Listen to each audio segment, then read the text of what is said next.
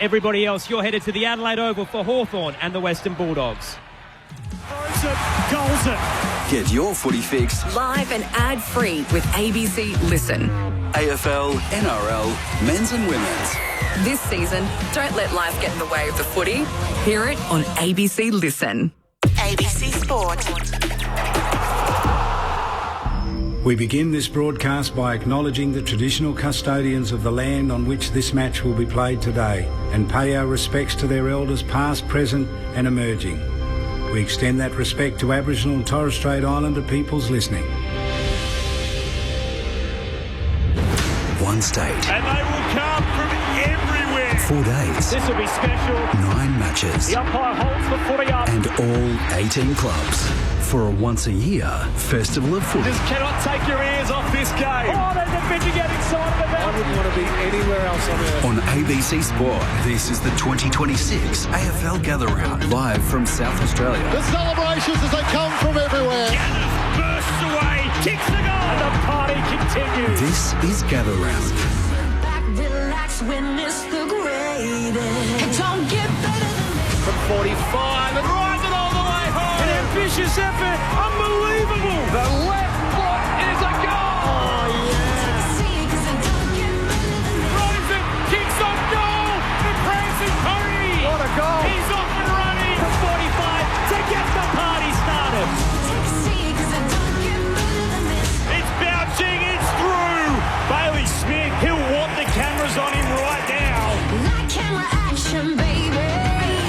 Countdown to contact. Spins around and buries it. Loads up from 55. That's a monster bomb. 40 metres out, snaps towards goal. What a beautiful finish. Bacon goal square, goes for glory. He eyes the goals and sends it home.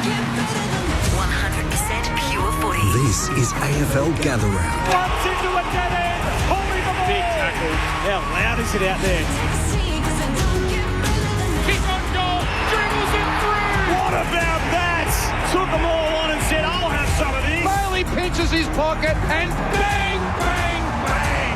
That's the price you pay against the Premier. Watson snaps. Oh, Watson puts it through. And the Wizard arrives precisely on time. He's built for the big stage. On his left boot, his kick is good. Inside 50, off a step, turns and goes bang. And snap. And goal. There's some bravery through the middle of the ground. How good is that? What a goal. He wastes no time. He whacks it through for another. It doesn't have to be your night, but it can be your moment. Hands it to Charlie Cameron. He can walk it in. Show him your tail lights, Charlie. Welcome to AFL Gather Round 2026 on ABC Sport. Runs the 50 out. What a way to finish. On radio ABC Sport Digital Radio. and ABC Listen. You take a seat, 'cause it don't get better than this. From 5 kilometres away east of the city at Norwood Oval, you make your way back to the Adelaide Oval for the 4th edition of Gather Round. It's the marquee event. The unbeaten Western Bulldogs on top of the table, taking on the Hawks, fresh off their 1-point victory over the Cats just 5 days ago. A thrilling victory for the Hawks, but now they get to put their test to the medal as they take on a Western Bulldogs side that will be without Tim English. Well, the good news is for Bulldogs fans, Ed Richards has been named to make his return. Great to have your company wherever you join us around the country from the Adelaide Oval. This is ABC Sport. Matt Clinch to call the action alongside Lauren Borden with you. Loz, we had 38,000 in today for the Bombers' upset victory over the Demons. What are we going to get tonight? Oh, Clinchy, it was a fantastic day, wasn't it? I came out a little earlier on. You walked to the Adelaide Oval and I'm thinking, I'm going to watch Essendon and Melbourne. There's so many jumpers and scarves of different colours that for a second I stopped and thought, have I got the fixturing wrong? But got here, sat in the sunshine, nearly got sunburnt, then sat in the rain. But, I mean, what a win there for Essendon today. And what an event that it is. There's a chance to walk around, enjoy the footy festival across the river. And just, I kind of enjoy walking around Adelaide is probably what's been the highlight for me of Gather Round. But you're right, I think we have got the match of the round. And I know everyone wants to say it. But you look at this and what these sides are coming off last weekend where the Western Bulldogs weren't at their best, but they got the job done against Essendon. and of course, Easter Monday in the thriller, that was that finish. And neither of these sides have won at Gather Round just yet either. So some good records here at Adelaide Oval recently. They've won their last encounters when they've played at this ground, but just not at Gather Round. So one of them will end that tonight and win. Yeah, no, it's a good point. So the Western Bulldogs have lost their Gather Round encounters against the Brisbane Lions, Geelong and Port Adelaide, so they're 0-3, while Hawthorn have had similar fate, losing to Port Adelaide, Collingwood and GWS. So for someone, it'll finally be a happy hunting ground, and the Hawks have won the last 4 occasions between these two sides, including a final, an elimination final a couple of years ago. We're in good company tonight. A man, of course, who was an All-Australian, 3-time Showdown medalist. He's now the coach of North Adelaide in the SANFL. Josh Franco, nice to have your company. Thanks for having us to your state. No, my pleasure, Clinchy and Lauren. Great to see you guys. Look, it's interesting when you talk about Gather Round, and it is such a great concept. It's fantastic for the state. You feel the buzz around the city. I don't live too far from the ground, and similar, Lauren, walking into the Oval tonight, you see the different Guernseys. It's quite a unique experience. But the only thing we haven't done here in Adelaide is turn the weather on for you. Yep. I reckon it was almost the clock ticked over to Thursday. The heavens opened up, the wet weather, the cold weather came. So too hot last year. It's been rainy this year. Next year, if it's back here, Goldilocks, it might be just right. Fingers crossed. So, yeah, we haven't actually turned the weather on for you, but you're right. Potentially the Gold Coast Sydney game was the fixture of the round, but I actually agree with you, Lauren. I think this is the game that you want to be at tonight. So a 32-point win for the Sydney Swans. They're 4 wins and 1 loss, while earlier it was the Bombers with an upset victory, a breakthrough victory, defeating the Demons here at the Adelaide Oval, or the Brisbane Lions. They're certainly back on the winners list. 2 losses to start the season, their 3rd straight win as they proved too strong for North Melbourne out at the Barossa. The Western Bulldogs have been one of those sides you're trying to believe in them since they won the premiership in 2016.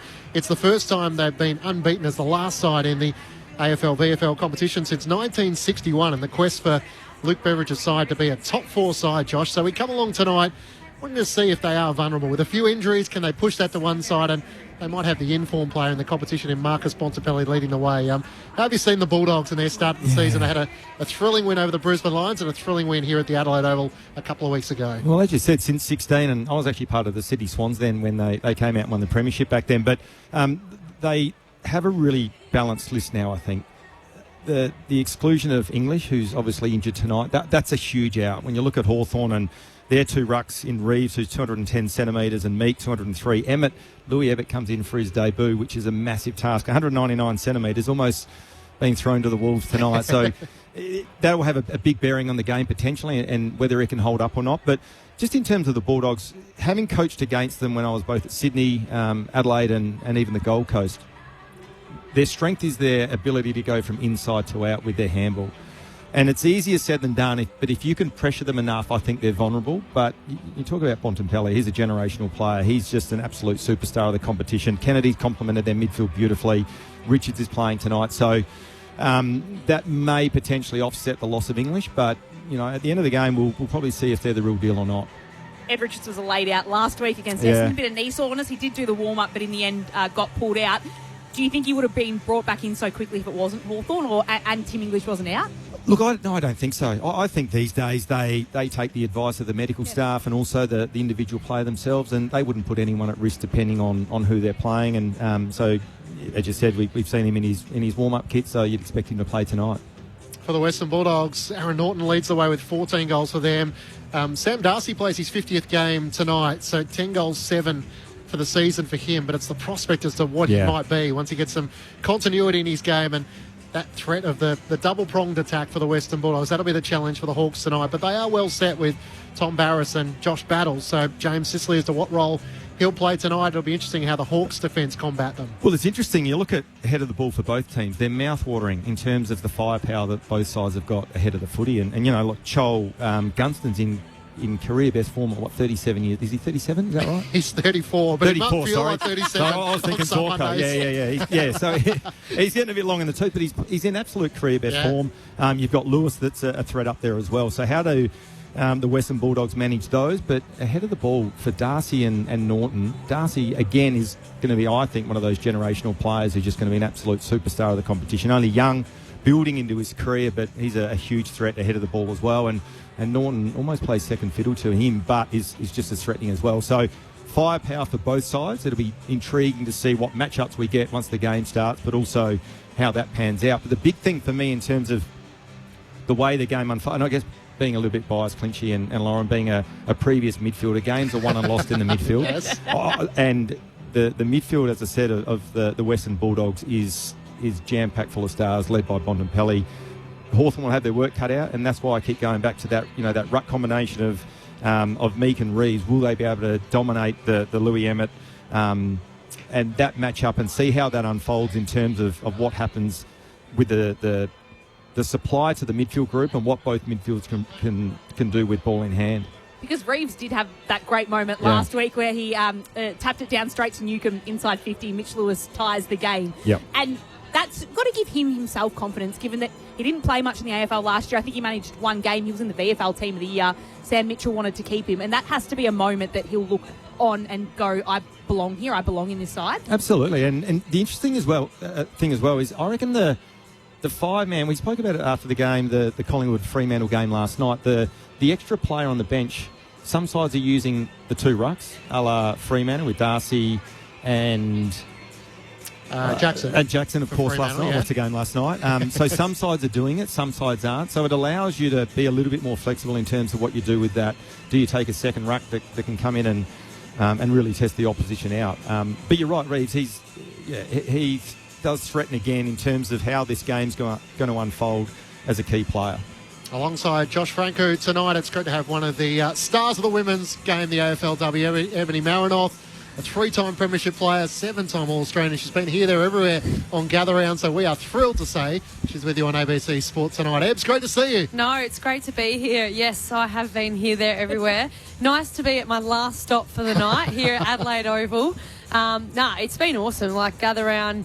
I feel like year on year it just gets bigger and better, and I think the best part when you ask people where they're from, you're continually getting people from other states, and that's just so cool being like a local girl. You're like, wow, people are really coming over and embracing this, and even though Adelaide hasn't brought the weather, I feel like everyone's embracing it, and it's just been an amazing a few days, and obviously even tomorrow we've got a big blockbuster. They go to the Barossa again, back to Norwood, back here, so I don't think we'll be footied out, but it has been a massive week, but one that we're very proud to have and hold here in South Australia. So I was chatting to a couple of footy fans last night, and their goal was to get to 6 games, 6 of the 9 games. Now, I don't know how many you're going to get to, but what was the Barossa like as a taste for earlier today? Oh, it was amazing. I went there last year just before Gather Round had opened, and they built the new facility out there, so it wasn't quite open when I went there.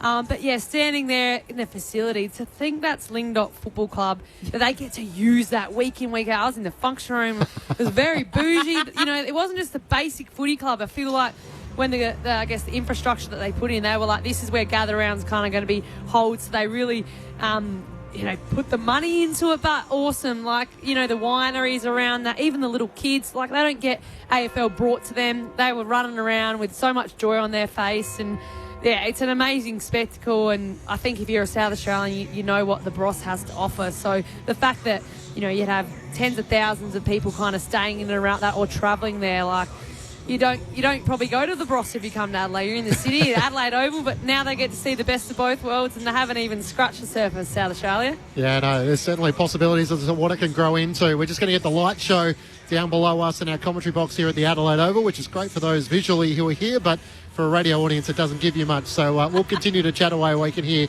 some background. Ebony Marinoff, Josh Franco, Matt Clinch and Lauren Borden alongside Steve Murphy down on the boundary tonight. So it's an interesting time, Ebony and Josh, as obviously Adelaide want to continue with this tradition, the 4th edition of Gather Round. Premier Malinauskas hasn't done too much wrong, so the possibility as to what this might become in future years, whether it's a 3-year deal or a 5-year deal. Do you have some strong ideas as to what you'd like to see this round evolve into? Yeah, it's a good question. I actually was at a luncheon yesterday and the Premier was there, and he kind of spoke about the ball's in their court now. I think as a government and as a state, 3 years ago it was just about getting Gather Round and I guess building it up, and now we're kind of almost in control because it's done so well. We're not going to lose it. Well, sit here, I might, eat my words, but they're in control. They're able to, negotiate some things within that deal. Whereas 3 years ago, it was all about just getting it, bringing it, And now you'd think it's here to stay. I mean, Perth's too far away. The northern states just won't do it as well because the NRL and things like that. I'm preaching. Do you work for the tourism department? Well, maybe get me a She job. could after tonight. I think they made a good point yesterday. The state stops for gather round. In Victoria, not that it's going to be, but I feel like South Australia are able to absorb the weekends, have other things going, but you almost sense the whole state stops for it. And you can feel that as a tourist, I reckon. So everyone just embraces it, throughout the whole tourism as well as cafes and things like that. I feel like people understand what's coming. They make sure that, they're able to, I guess, facilitate staff to make sure, the visitors that come here ensure it's a good one and they come back. So I think it will be here to stay. The Premier tells us yesterday that I don't know if they'll get a deal across the line over the weekend because why rush? Yeah. If you're the state government, why are you rushing into it? You want to make sure it's a deal and it's a long-term deal, so then you can put things in place. Maybe it's not Barossa Valley, but what footy club in the region is going to get that money? money? What I like about Gather Round as well, Josh, is that there's been investment that's being put out to clubs that, like you said, Lindoc's now got this amazing facility. Why not bring another club into that and then they get this beautiful ground you get to use year round? 100%, and that's what I think. That's what they're going to be negotiating. So, well, the other thing as well to that, Ebony, is even the spin-off with the local sample clubs, because all these AFL clubs and train it there and they put barbecue and sausage chisels on and they make $1 out of it as well. So the spin-off is not just the immediate sort of cafes and restaurant. It's the ripple effect's a lot broader than Doesn't that. fuss you having the week off? No, it doesn't. It's great. No, it's fantastic. It is they good. embrace it, the sample they do. clubs. Yeah. And if you're an AFL player, how cool is that you're in South Australia, you're at, Unley, North Adelaide, Glenelg, Yeah.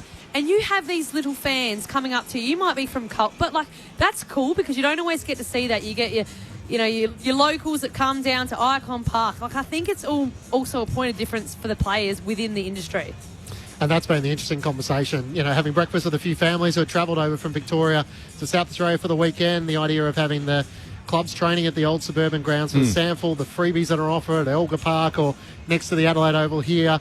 It's obviously tough in terms of cost of living at the moment, but the appeal from a family point of view, it's school holidays in Victoria. Yeah. It's the first week of school holidays in South Australia, so it's almost the perfect time to have it, and South Australia probably got the bargaining rights at the moment. So I think Peter Malinowskis is driving a hard bargain where they can get State of Origin footy here, what else they can get with maybe a long-term deal for Gather Round, we shall see. And the possibility that we'll see a Australia versus Ireland game in the AFLW, Ebony, what does that mean for someone like you? Would that be something that you'd be interested in doing off-season, or would it have to feature during your season? I was actually just down at a function and they were asking me this question. It was an interesting one just on the back of the men's State of Origin. We've been in speaks with the AFL for the last couple of years. I feel like it's a little bit of a missed opportunity not to do it at Gather Round. I can understand why, because they think that maybe the players in the AFLW aren't prepared. But at the end of the day, if you're told the dates, you get prepared. And I think if you're playing it, absolutely I want it and I hope it is. But just the June, July times, the season starts in August. So if there was we saw the impact of State of Origin. So, you want it to happen. I think it's an amazing spectacle. The players obviously were really on board with it. There's never a perfect time, but what an amazing, I don't know if you've seen the Irish, but they are ruthless. Australia v Ireland with... There'd be a lot of nervous Australians. Yeah, I feel like a few people said Australia would kill them. I'm thinking, have you seen the Irish kill the Australians?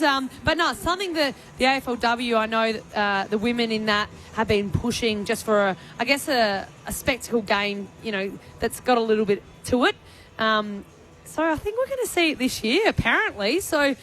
has it actually... It hasn't been announced as yet, other than the fact that the Players Association have been consulted. Everyone's agreeing, and then I think the Irish players are keen to be a part of it. So, to workshop it with us, Ebs, if you had it in that wildcard weekend before the AFLW season started, how many weeks of training? You'd be doing pre-season anyway, so it wouldn't be that much of a lead-in, but would you be happy to play it just before the AFLW season got underway? Oh, absolutely. Sort of similar to the men's State of Origin? I think, when you get those opportunities, you don't like to speak on behalf of everyone, but I've always said I wish I played an Olympic sport, because I know that happens every 4 years, but there'd be something about putting on that green and gold. And I think that's the same thing, whether it's your Western Australia, the Black Swan, the Big V, SA. I think if you ever said no to a rep, I don't know, how's your loyalty or your heart or your morals and your values? So, if I was asked, I'd be an absolute yes, no matter what time. Even if I was in the off-season, I'd give it a crack. I think we get Ebony on the hookup and we'd see more players say yes than they would say no. But I like the idea, Josh, that it's almost sort of gather round could have this sort of Olympics feel to it, that each of the teams could wear special jumpers, whether it could be an old school sort of historical jumper from 95 through to 2005, and the merchandise obviously would go nuts. But could you introduce all 18 teams, 19 teams when Tassie comes in, almost like an Olympics, and have an opening ceremony? Like, the possibilities as to what gather round could grow could be really unique as opposed to what the NRL do with Magic Round. Yeah, and that's a fair shout. And look, the other thing as well in terms of the gather round is once again the euphoria that it creates for the state is the shining light. And I don't know what they can do in terms of working out the dollar value that it brings to South Australia. I know that's impossible to do, but as I said, the ripple effect is the cafes and restaurants and bars and the hospitality within South Australia explodes during gather round. So to make it special, something like that, and I think I even read the other day they were thinking about doing like an 18-team parade, and I don't know where that would be, but if you could do something like that just to add a bit of an extra, special element to it, then absolutely. Well, even you saw the Collingwood Army go through. Yeah. Adelaide, like the CBD. I know they do that week in, week out at the MCG, but the fact that there's that many Maggie Army that come to South, how cool is that to see? You see that in Victoria, come down here for gather round, and they've all jumped ship to South Australia to watch. It was crazy. That's footy. I think the report was $60 million they hoped they would make last year, and they made $110 million. Wow. So that's how much it has brought to the state, and Peter Malinowskis is rightly selling South Australia as the place to be, and they don't want to dilute that by having opening round in the northern states where all 18 teams do feature. It's round 5 of the AFL. The Western Bulldogs are breaking through their banner below us in our commentary spot, and in a few moments' time, the Hawks will make their way out. So Matt Clinch and Lauren Borden to call the action. Ebony Marinoff and Josh Franco are your commentary team, with Steve Murphy down on the boundary. And for the Western Bulldogs, they're on top of the ladder, so 4 wins, yet to taste a loss. And they bring in the 4 players with Emmett, Richards, Hines and Gallagher in from their side that defeated the Bombers last week. And it wasn't an overall convincing performance, but they were able to get an important victory. So Ebony and Josh, as the Hawks are about to make their way up, where do you sort of see this game being decided? We spoke before you arrived, Eben, about the forward lines and the threat with both present, and realistically it's always decided in the midfield, so that'll be a crucial battle once more tonight. Yeah, absolutely. And I think having Tim English out, I'm just not quite sure how Western Bulldogs get it done. I think we could rattle off, by both teams, and they're so evenly matched and have star power against every line. But for me, it's going to be the ruck battle of, Tim English. He's been in enormous form, and I think even seen him in the last half last week. Yes, Western Bulldogs were able to capitalise and get on top in the last quarter, but I really think he's going to be massive out. He's huge out. And when we talk about Louis Emmett, as I said, he's been thrown to the wolves tonight. He's an 18-year-old who he's played two or three VFL games, and now he's from last year. Yeah, he's coming up in front of probably 40 to 45,000 people at Adelaide Oval, foreign territory, against a pretty handy ruck combination in Reeves and Meek. So massive job for him. It'd be interesting to see the dialogue and the meetings that they've had with the Western Bulldogs midfield crew, how they're going to attack this game. Do they set up a bit more defensively? Are they going to play their natural game? Because they've got the talent in there. If they can get their hands on the ball, the Western Bulldogs, they're going to be a real threat. But as I said, that ruck contest is going to be huge. I remember watching Hawthorn last year when they continued to go with the 2 ruck combination, and it's exceeded expectations again. Yeah. And I love what Reeves has been able to do. I read a little comment during the week just how being backed by Mitchell, and you can see the desire in Hunter. I did a couple of sessions with him in the Christmas. I was down training with Dangerfield and got to meet him, and it's just super cool when you see someone kind of have the ups and downs of AFL, but the way he's attacked it and grown in confidence, and now he's starting as the number 1 ruck with that partnership. It's going to be... Did you get a sense from him when you were training with him that he was set for a big year? Oh, absolutely. And Ward, because it happened that we were with a few of the Hawthorn players, and I remember Dane just said, wow, who's this Ward? He was doing Broncos. And I said, and then we had the argument of, should you know who every single player is on the list? And Danger told me, absolutely not. That's just silly. But Josh Ward, he looked like he was in immaculate condition. that's a really interesting question you ask, because you kind of look at someone in one session and you think, wow, I've watched him. Just lean, powerful, dedicated. That was their off 3-week period. So how do different people train in that period? I feel like not everyone's at the level. They come back, they get injured. But certainly saw with Ward, which I'm really excited to call this tonight, seeing his running patterns, because his ability, he probably would have done a 13 or so K session down at Anglesea. And you reap the rewards from a strong pre-season, and then even, you build that kind of respect from the coach and they back you in, a bit more midfield minutes. And, I think you love to see someone shine after a pre-season, because there's always a lot of hype around good pre-seasons, and then they come to fruition when you're in season. But Ward is certainly one. I remember that day thinking he's in for a big year. Yeah, he's having a career best season as well, averaging 25 disposals in season 2026. The Hawks have made their way out onto the Adelaide Oval. They're unveiling a special 2026 Gather Round jersey. It's been designed by member Mark Siemens, who mocked up the design on Facebook, and the Hawks inaugural retro jersey, which was from the mid-1980s to mid-1990s, affectionately known as the Flathead Hawk. So, as you have a look down below us, they've got the yellow hawk with the brown jumper and the brown shorts, and the Western Bulldogs are in the red, white and blue and the white shorts this afternoon. So, I don't know, what do you think about the retro jumpers, Ebony? Are you a fan of the Hawks jumper tonight? Oh, I think it's one of the best. I'm Tick biased. from you? I'm biased. I thought Adelaide Crows on the Thursday night was one of the best, but you can tell me otherwise. Was it good? I thought the Crows was good. I think it should be their permanent jumper. Oh, there you go. Yes, cool. no? Josh? I really liked it. It's interesting. I'm no fashion guru, but there's not a lot you can do with brown and gold, but I reckon they pulled it off.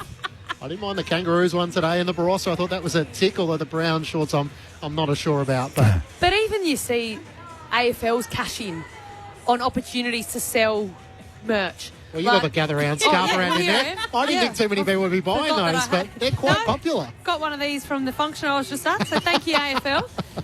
But it just, and that's exciting when you're a player and you pop on a new jumper and you have the photo shoot and it's new and it's fresh and it's fun. Yeah. So I think that's also, not only does it get the fans up and about, they can kind of buy into it, but for players, they're playing in a different Guernsey. A bit more pride on it because it's Gather Round. It means a little bit something different. But it makes it unique. I feel like this year was probably the most AFL teams got the Gather Round. I don't know what the requirements are to kind of get that across. I'm sure it's a soft cap, Yeah. It's I think we need more of it. Yeah. I think all 18 we're calling teams. 8. Well, there you go. We need everyone to have their own unique Gather Round jumper, and maybe that's something to do for next season. So I guess, Josh and Ebony, as we focus on some of the matchups, I mean, Marcus Bontempelli has been in such red-hot form, so you'd think Connor Nash might be the likely player who goes to him. And the Western Bulldogs forward line with Jordan Croft sort of featuring there alongside Norton and Sam Darcy. So the matchups are going to be so curious. Does Nick Watson spend more time in the midfield, as he has a little to start the season? And he's been in red-hot form with 10 goals as well, the small forward for the Hawks. And another one in red-hot form from the Western Bulldogs, Ed Richards. He was named during the week, 2 to 4 week injury, and he's playing tonight. Yeah. How does that miraculously turn into 0? Well, you tell me a tendon issue behind the knee. How are you able to play a week after that? Oh, that's, Good doctors down there, mate. I guess so, yeah. Yeah, well, yeah. But another, that's another one in form, and I feel like Nash is probably the one that goes to Bontempelli, but Richards is in almost career best form. I mean, we always talk about the likes of Bontempelli, but I certainly think he's the star power and his running and his ability to break lines with his left foot. But, yeah, what a miraculous recovery. Well, I tend to agree with you, Ebony. I think Bontempelli is one of those players. We talked about it earlier, that he's a generational player. He's almost untaggable. He's almost unstoppable. Connor Nash is probably the only one with the physical capabilities to go with him, but Richards is the one, I reckon, that gets under your guard. He's a quality player. He's a high possession player, and he does set up a lot of their entries inside their forward 50, so he is definitely the one to watch. And with Bont, and especially this year, I mean, he's still playing predominantly midfield, but he can make you hurt when he goes forward. So I think I'm going Richards if I'm a coach, but also when Bont can have 30 and kick 3, there's always worries because, he can do it all. But I think that's kind of what you get with Western Bulldogs when they're fit and firing. They're so hard to beat because of the depth they have. Well, that's the other thing, and I'm putting myself in the shoes of Sam Mitchell, and if I'm the coach of the midfield at Hawthorn, I'm thinking, how can we get it away from a Bontempelli, particularly with ruck dominance? Do they look to just hit the ball outside and put the Watsons inside? in the midfield crew for Hawthorn to give a bit of speed on the outside and get on that loose ball. So it'll be intriguing to watch what they do, because if they're trying to play it in tight, that'll play into the Western Bulldogs' hands. What about the emotional toll, Josh, of having backed up playing a thriller on Easter Monday? Sam Mitchell said it was probably a good distraction because they got over the Geelong victory and focused immediately on the Bulldogs. But for a couple of their sore players, James Sicily left the ground in the third quarter with a shoulder injury. Jack Gunson had that concern, which he thought was a hamstring injury, but he was able to return. So he thought maybe just some cramps at the high part of his sort of calf or the back of his leg, but they've both been selected for tonight's contest. So Hawthorn at full strength.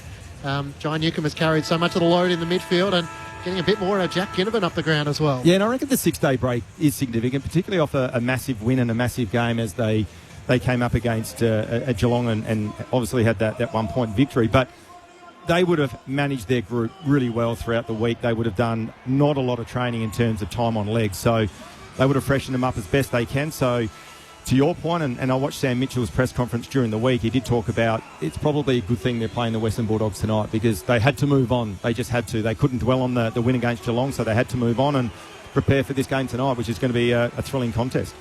So the teams are just lining up below us. We're only about 5 minutes away from this match getting underway between the Western Bulldogs and the Hawks. Earlier today, wins for the Brisbane Lions, their third straight victory, defeating North Melbourne. It was a good arm wrestle. The Lions were just 9 points up at the 19-minute mark of the fourth quarter, and then the Brisbane Lions booted the last 3 goals of the match through Draper, Rayner and Bailey. So Brisbane 13-14-92, defeating North Melbourne 9-12-66 in front of 10,613 fans at the Barossa. Lachie Neale got the 3 votes in the ABC Football of the Year for his 30 disposals and 10 clearances. While it's a record-breaking afternoon for the Bombers, 17 straight losses. They're in the red shorts this afternoon for the first time in 15 years, and they celebrated victory with a win over the Demons in front of 38,006 fans. They kicked 13 of the last 15 goals of the match after leading by 22 points at three-quarter time, where they kicked 6 goals to 1 in that third quarter. So the Demons are one of those sides that could have moved to 4-1. Instead, they're now 3-2, and they haven't won a game in the 4 editions of Gather Round. The Bombers 17-11-113 to Melbourne 10-8-68. With Archie Roberts 42 disposals and a goal, Isaac Kako 2 goals, and Jacob Farrow with 22 disposals. So the Bombers' first win since round 11 2025, where they defeated the Tigers by 23 points. And just before us, it was the Sydney Swans who were too strong for the Gold Coast Suns at the parade.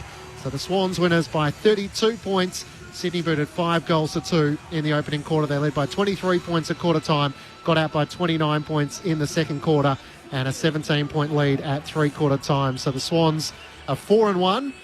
One of your old sides, Josh. Geez, what an impressive start they made to the season. I don't know if you watched any of the game today. They were outstanding early. I thought they almost could have put the game to bed at half-time. Just a few missed shots in front of goal and a bit of inaccuracy, but they were outstanding today, the Swannies.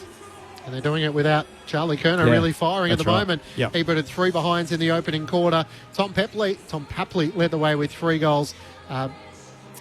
Ben Long kicked 3 and 2 for Ben King. So, the Suns going down to the Sydney Swans, and all of a sudden a couple of losses for them after Melbourne last week and Sydney today. Clinchy, I just had a look at the hill. It is absolutely jam-packed. So cool. Talk about an advertisement for Gather Round. Get a photo of that. This is 2 neutral teams coming to Adelaide, and the hill is shoulder to shoulder. Yep. That's awesome. Just gives you goosebumps. Unbelievable, isn't it? And even we had a few people down here. They're all in Freo. There's about 8 Freo scarves. But that's what Gather Round brings to you. It does. All weekend, there's multiple scarves, and you do get goosebumps thinking about it, because you just think about 18 teams coming together in one state, and SA lives and breathes their footy. You go down to SANFL games, there's diehard SANFL supporters, they've been supporting their team for 30 odd years, and then you come here and you bring it, and all these AFL supporters get to just come and watch footy. Hopefully it's a bit higher scoring than last night. Last night, absolutely. Please. Would you watch in front of the old scoreboard, Ebbs? Too many people for me. Josh? Yeah, absolutely, I would. Loz? I've done it once. Never again. I can't see. I'm not tall enough. I agree. Yeah, not for love or money. Once you've experienced a test match down there, it's a unique crowd. That's where I'm referring to You're as either well, with them or Fletchy. you're against them. Many moons ago. Steve Murphy is the final member of our team tonight. Steve, thankfully a bit of the rain has eased and the two captains have just had the coin toss. Yes, you're right, Cletchy. As Lauren mentioned earlier, I managed to get sunburnt today as well, going to the state game at Glenelg, and then I get to the car park tonight and get rained on, so I don't know how that works. But it looks like it has cleared. I'm no expert, but I don't think we'll see any more. A low of 13 expected tonight. It's 15 at the moment. And can I just quickly say, you mentioned the multiple scarves. The scarves I can't find are Western Bulldogs fans. They're all Hawthorn fans or gather round scarf that I can see at the moment. Yeah. And in that state game, back-to-back victories for Victoria over South Australia this afternoon. Yes, South Australia lost, unfortunately. No, yes, they lost by 5 points, but the girls did win. So The girls won. Yes. Yeah, thinking the girls got up. Good to have Steve Murphy on the boundary line for us tonight. Josh Franco, Matt Clinch, Lauren Borden and Ebony Marinoff, your commentary team. As we're all in readiness, the Bulldogs looking to keep their perfect season intact, while the Hawks are looking to make a statement here at the Adelaide Oval. It's first taking on sixth in Gather Round on ABC Sport. Here's Lauren Borden.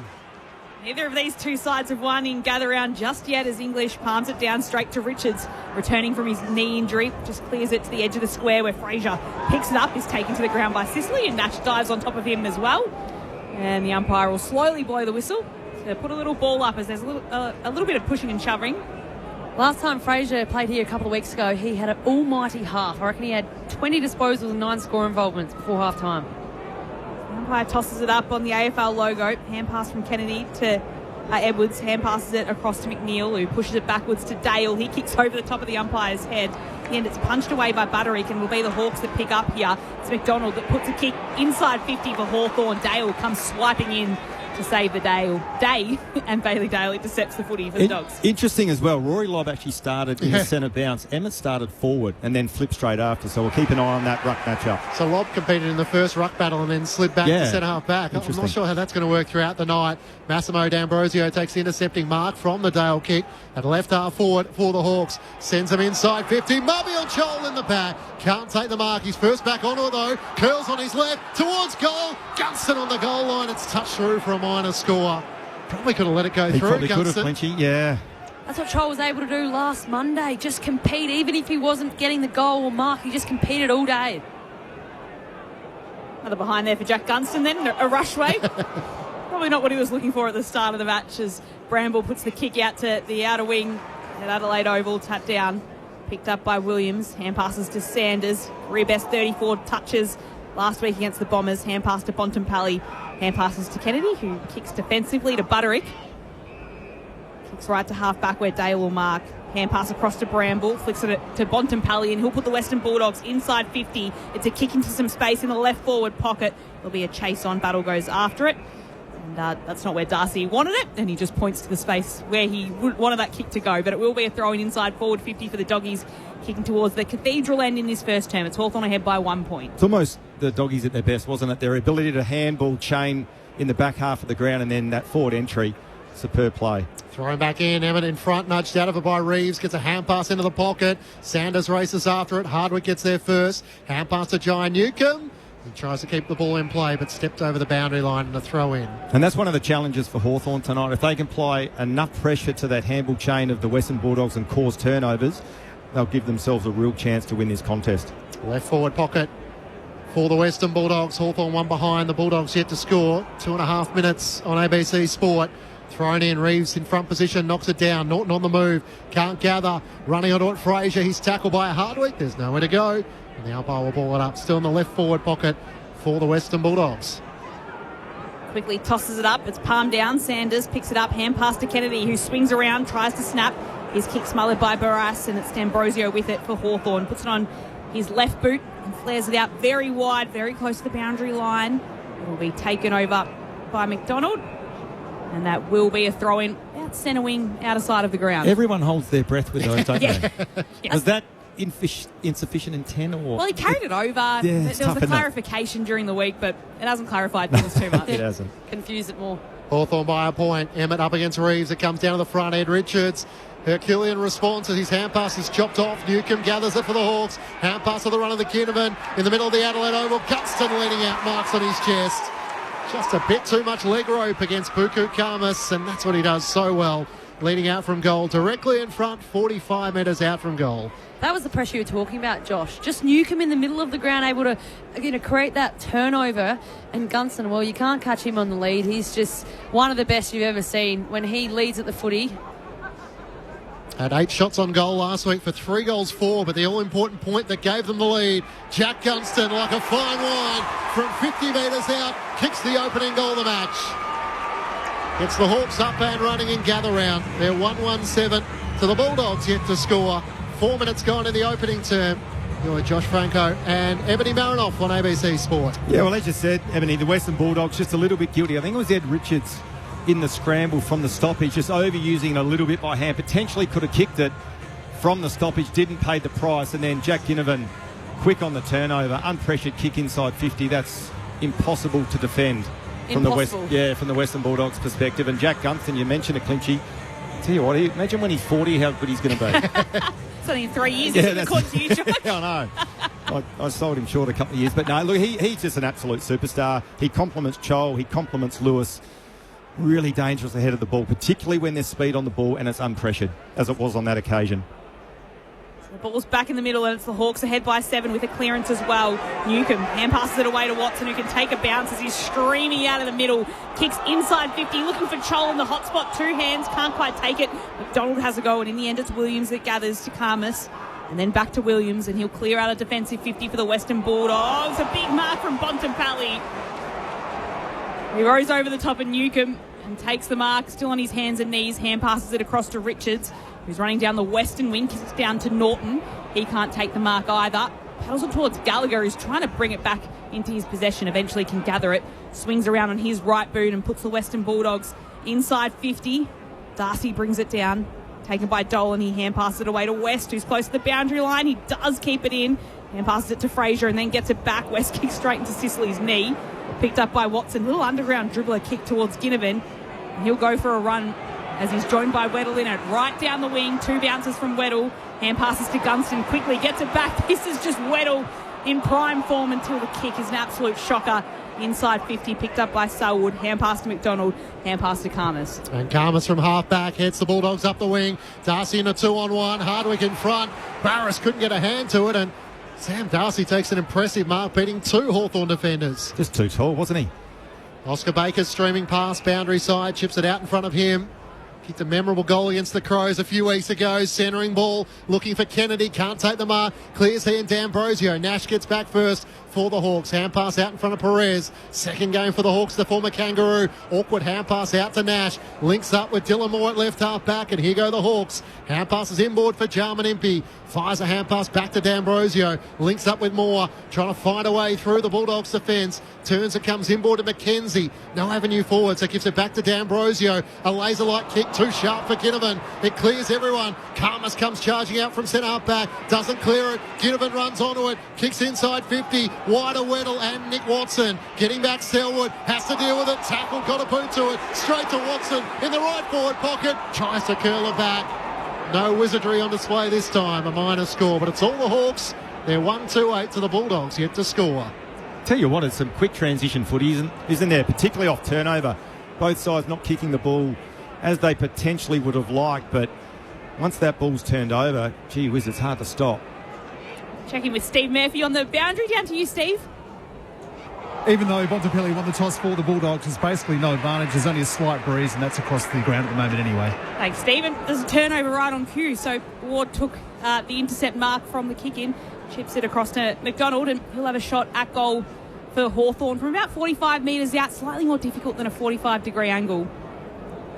Already inside 50s, Hawthorn 7-3, particularly prevalent in the early stages of this game, and off the back of some pretty ordinary kicking there from the Western Bulldogs. Connor McDonald got top coaches' votes in the Easter Monday win just a few days ago. This one is beautiful and straight through the middle for Hawthorn. They've got too early to put a little bit of pressure on the undefeated Western Bulldogs outfit. 2-2-14 Hawthorn. The Western Bulldogs yet to score. 8.5 minutes played at Adelaide Oval. It's Hawthorn ahead by 14. And Ebony, just to highlight that as well, just looking at some of the kicking efficiency, Western Bulldogs at the moment are running at 44%. Hawthorn are running at 50%. So potentially indicative of a bit of pressure in the game, but just not using the ball by foot anywhere near to the level they would like. When they're zinging it around, the pressure that they're able to absorb, but they're not able to absorb it. But we talk about the likes of Bontempelli, Richards, and how they're going to go with the Hawthorn. McDonald's won. This year, his ability to hit the scoreboard but also win the contested footy and kind of slip forward, he's going to be one to watch tonight.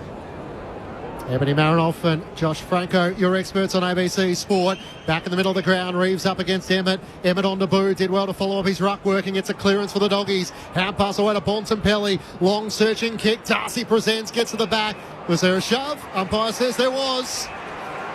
And that is the problem when you're 208 centimetres. Isn't that a great matchup, though? A veteran in Barras, who is experienced as they come, and Darcy, who's going to be a generational talent. Like, if you're a footy fan watching that matchup, very exciting. Oh, there wasn't a lot in it. Maybe a left arm across the shoulder for Tom Barras, who pleads his case with the umpire only momentarily. And Sam Darcy playing his 50th game for the Bulldogs. What a prospect he looms. A goal in every game so far. Directly in front, 35 metres out for the first for the Dogs. He steers it through. And the Bulldogs have something to build on after Hawthorn kicked the opening 2 goals of the match. The Hawks 2-2-14 to the Bulldogs 1 straight 6. This is Gather Round on ABC Sport. 10 minutes gone, opening turn. Well, interesting as well. Emmett actually started the centre bounce there and did a pretty good job in terms of the ruck contest. And what a luxury for the Western Bulldogs to have Darcy and Norton ahead of the ball. So from a Hawthorn's perspective, they can't allow them to have full face of goal from centre bounce, because if they get those deep entries, they're putting their defenders under the pump. And we saw on that occasion, even though there wasn't a lot in it. I was going to say, is that a free kick? No, look, it's not. But what it does, it puts defenders under pressure, and generally or inadvertently they do either push in the back or give away something untoward and pay a free kick against us, as they did on that occasion. So terrific play there from the Western Bulldogs. We Emmett back in the ruck now for the doggies. Taps it down. Sharked by Ward, who just skies the kick up into the air. Sanders waits for the bounce and then taps it away. It's pushed towards Reeves, who can hand pass it back to Ward. A little messy, although it's picked up by Baker in the end of the Dogs. Hand passes back to Williams, who sidesteps around Hardwick. A long kick right down the eastern wing. Will form for a pack. Darcy goes over the top, just falls over the top of everyone in the end. The ball looked to have gone over the boundary line, was just kept in. Hardwick takes it. And the Hawks will move it down the outer wing. Mark taken by Gittivan. He started well, Gittivan. Lively.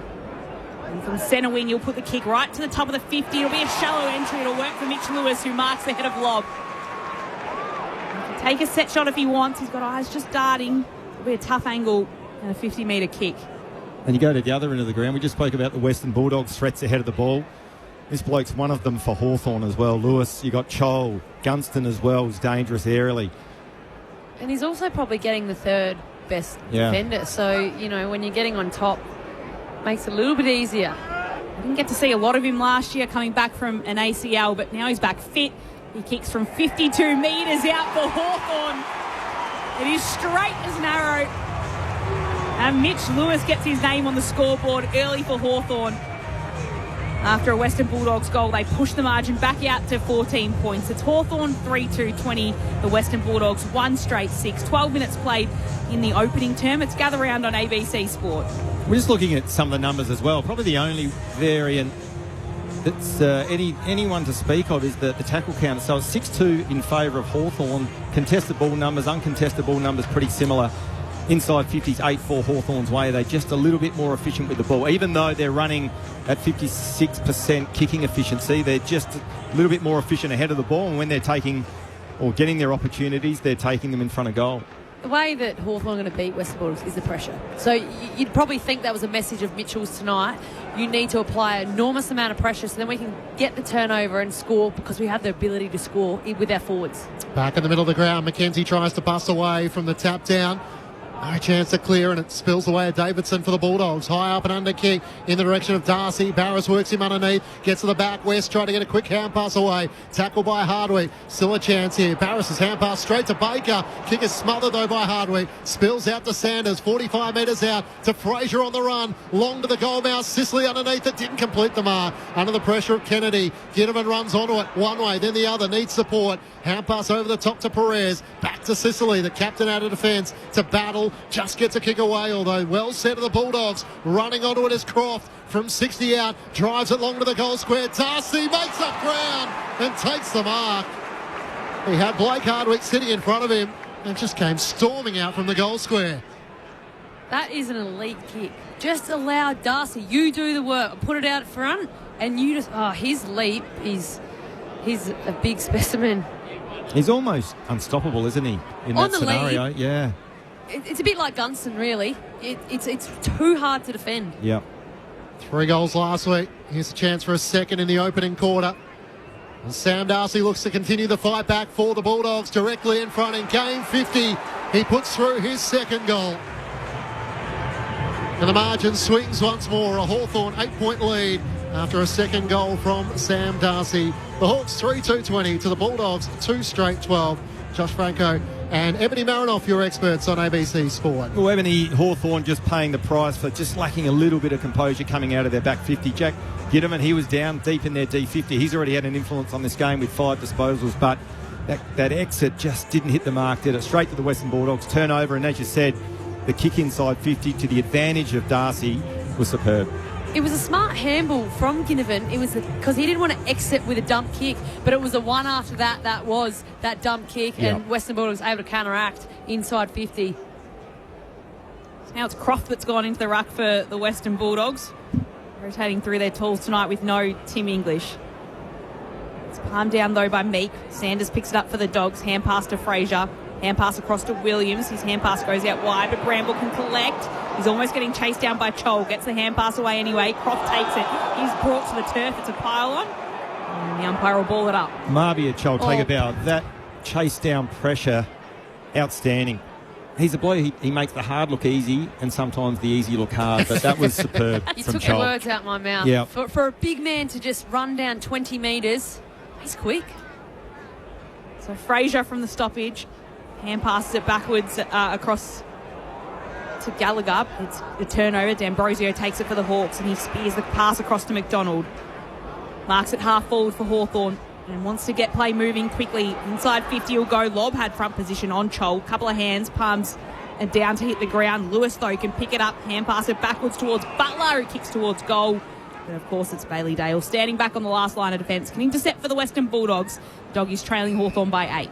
A 2-time All-Australian looks for an avenue out of defence. Kicks it out wide where the mark is taken by Selwood.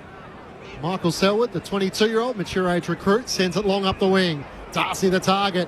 Whistle from the umpire. Free kick going. It's the Bulldogs' way and Sam Darcy's going to take it. He's had 13 free kicks so far through the opening 5 rounds of footy. As they work it back inboard, Riley West down low to Davidson. He's still 2 kicks out from goal at the Cathedral end. As he looks long to the pocket, Crofts the target, can't take the mark, Gitterman got back, Newcomb spinning out of traffic, tackled by Bontempelli, McKenzie gets the hand pass away, Carl Lamont on his return, sends it long up the wing, Dylan Moore tried to use his moddy, unsuccessful, and the intercepting mark is taken by Bailey Dale. Sends it to Dolan at half forward. The Dogs into attack. The kick into the pocket. Croft the target. Spoiled away from him. Trying to keep it in Bailey Williams, but he's over the boundary line. And a throw in the left forward pocket with the Hawks leading by 8 points. See what a fast pace at the moment, isn't it? Not a lot of kick mark going on here. Hawthorn 8 marks. Western Bulldogs 13 halfway through this third quarter, but there's some quick turnover play here. It's high octane. Ball will be tossed in front of it. An absolutely packed hill down the Cathedral end. Meek just takes it out of the ruck himself, kicks it away. Ginnivan will collect, dabs a pass forward, and it's an intercepting mark to O'Donnell. A little flat pass from Ginnivan. Tried to weave through some traffic. A lot of turnovers, but indicative of the pressure as well. And O'Donnell now will be the man to put the Western Bulldogs inside 50. This is a direct turnover as well, as Meek takes the mark and just chips it out wide towards D'Ambrosio. Worries me when ruckmen try to hit short little lateral kicks. Just go long down the line. D'Ambrosio made it, but he was made to work for it. He was, wasn't he? And then it's D'Ambrosio, though, who'll put the kick right down the line. It falls to the back of a pack and it'll bobble its way out in front of Moore for a boundary throwing just under the Jack Odie stand. It is Hawthorn ahead by 8 points. 3-2-20 playing the Western Bulldogs. 2 straight 12, only 18 minutes played on this opening term on ABC Sport. D'Ambrosio and Ginnivan with 6 disposals. Sanders and Dale for the Western Bulldogs. Thrown back in front Meek wins down the tap against Croft and then tries to follow up by breaking clear. Croft hangs on for dear life, trying to make sure he can't get a hand pass clear, and the umpire will ball it up. On the outer side at the Adelaide Oval, the Hawks by 8 points. Thrown up, Meek just tries to hold Croft away at bay, taps it down to McKenzie, tackle by Sanders, hand pass back to Carl Amon. Bontempelli pressures him and sees the ball out of play. Bont's gone with the black boots again after an enormous game last weekend. You don't usually see him in the black boots. That's where I'd like to see Hawthorn with Meek in the ruck against Croft. He's got dominance, maybe just belt the ball forward and get a little bit of momentum towards goal. Tap out comes away of Newcomb. He's going in after it. He gets a free kick. Fraser just with a slight push there. Jai Newcomb wins the footy for Hawthorn. He'll kick right to the top of the 50. Not bounce in. It'll stay there as Moore picks it up, hand passes it away. It'll be stolen by the Western Bulldogs here as Butterick takes it, hand passes it to Lobb. He's brought to the turf and it'll be a ball up right at the top of 50 for Hawthorn. Just that pressure Hawthorn applying to Western Bulldogs around the source. Again, just pulled out of the ruck by Meek, who hand passes it backwards to McKenzie. He puts the kick forward looking for Chol. Ball spills to ground. Tell you what, you don't have a lot of time with ball in hand, do you? Even that example there, yeah, it was a great crumb, but just onto him straight away. 5 scoring shots of 2 the way of the Hawks. Meek tries to tap it down. McKenzie tackled, dispossessed. Butler at his bootlaces tries to squeeze the kick forward. Bontempelli for the Bulldogs. Hand pass into the pocket. It's wide of Bramble and goes out of play. So the crowd has built throughout the evening. Only an hour or so ago, it was probably half full, but the fans have rolled in. We can see the difference in the brown and gold and the blue and white and red supporters tonight, but a lot of neutral fans coming in tonight knowing it's first versus sixth. And the stakes are so high for both sides. Lobb doing the ruck work. Palms it down. It's gathered, though, by more of the Hawks. Hand pass away to Connor McDonald. Now away to Perez. A centering ball, and Jack Ginman marks just outside 50. Tries to pinpoint a pass. Is that 15 to Mitch Lewis? It's paid. Maybe marginally. A good vice-like grip to hold on the mark, leading out at full pelt. Just looking at some of the D50 stoppages as well here for the Western Bulldogs. Hawthorn are actually sending their ruckman into the forward stoppage, which a lot of sides don't do. They normally sit their ruck out, a kick behind the play, but Lobb as the defender is actually going into the ruck. So there's a fair few moving parts to what's happening in terms of the ruck contest here tonight. 8 goals, 3 last season for Mitch Lewis. It was a slow burn, featured in just the 8 games, trying to get back to his best for 2 goals in the opening quarter. Mitch Lewis sends it straight through. And the Hawks find some tempo here ahead of quarter time, leading by 14 points once more. 4-2-26 for the Western Bulldogs, 2 straight 12. Mitch Lewis with a couple of goals and Sam Darcy at the other end with a couple. Well, when Ginnivan's up and about, Hawthorn are as well. And when he starts the game well, he usually ends the game well. So good news for Hawthorn fans. Pretty much half of what he's touched have gone into goals or score involvement. He's had the 3 ground balls as well. So he's not only just... He's moving up the ground. He saw him on the wing as well, but he's off to a hot start with the 7 disposals, 4 contested possessions, and also the 3 inside 50s to go with as well. And we spoke about Big Darcy for the Western Bulldogs looking really dangerous ahead of the ball. Lewis, the same, already 2 goals, and aerially he's having a real presence. Back in the middle, it's Reeves against Croft. A good jump from Reeves means he can push it down towards Newcomb. Just pushes it forward to Nash, who can't get a boot to it. Under pressure from Richards. In the end, it's McDonald that gathers for the Hawks and can just push them to half forward. It'll be a battle, and Lewis gets in front of O'Donnell, wins it, hand passes it to Newcomb. He's taken in a tackle and just get a little hand pass away to Hardwick, who now can kick into the arc for Hawthorn. Shallow entry at the back is Lobb. Picks it up, hand pass to Karmas. His kick, though, is smothered by Moore, who can hand pass it back to Chol. He's taken in a tackle, can't get the kick away. And it'll be a ball up inside forward 50, or a free kick in the end to the Western Bulldogs, to Butterick, who plays on. He's run himself into a little bit of trouble. In the end, just has to hand pass it to Selwood, who's taken in a tackle, can just get a hand pass away. McDonald takes it, then spills it. Selwood can collect. Hand pass to O'Donnell. Hand passes to Dolan. He flicks it to Kennedy. And the Western Bulldogs are moving it with pace to centre wing, where the kick comes out to West, and that's where it'll mark. That's a new rule. If you try, and even if it's not a correct disposal, the game keeps alive. West towards Norton, couldn't take the mark, but Dolan was slick. Hand pass to Davidson, who curls on his right-hand side and just misses to the left-hand side. So the Hawks leading by 13 points, 23 minutes gone in the opening term as they waste no time, and Carl Amon He's kicked wide for Mitch Lewis, and this will be a last touch. No, he just got a hand to it before it crossed the boundary line, so not a lasso free kick there. You happy with that? Oh, sorry. I was just going to say, looking at some of the numbers, the ball up to the throw-in, so stoppages around the ground. At the moment, Hawthorn 7-1. So they're creating a few headaches around the stoppage situation, and at the moment, Hawthorn are dominating that and dominating field position. Little tap out from Reeves again to Newcomb. Shares it with Nash. Tries to go back to Reeves. Croft takes the footy. And take it a little high as well. So it'll be a free kick to the Western Bulldogs. A couple of kicks from home. Trailing by 13 points. And further to that, the hit-outs around the ground are 7-3 Hawthorn's way, so getting a bit of dominance in the ruck. Off with a high kick. Doesn't quite sit for Norton. There's a whistle on the play. It's a push in the back. And a free kick going the way of the Western Bulldogs. A bit of shoving as well. Sicily involved. Surprise. No prizes for guessing that. Davidson in there as well for the Western Bulldogs, but it's Norton that wins the free kick. I missed it. Was it there? Haven't seen the replay yet, but there's a second goal coming up for the Bulldogs through a free kick. So the first one probably touch and go as well, the Darcy call, but... So Norton now from almost directly in front will ease this one towards goal, and he hits the post. Missed it.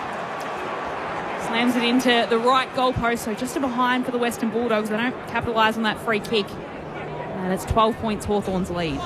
Footy karma, is that what they say when Possibly. the free kick's not there? Well, Darcy wasn't it, and that was a goal, so they're owed one. Carl Amon brings the Hawks back into play. To battle in the back pocket, sends it long up the wing. Reeves is in the pack, brought down by Buku Karmas, running onto it. D'Ambrosio kicks up towards Lobb and Chol. It clears the two of them. Getting back Bailey Dale for the Bulldogs. He turns and looks back defensively.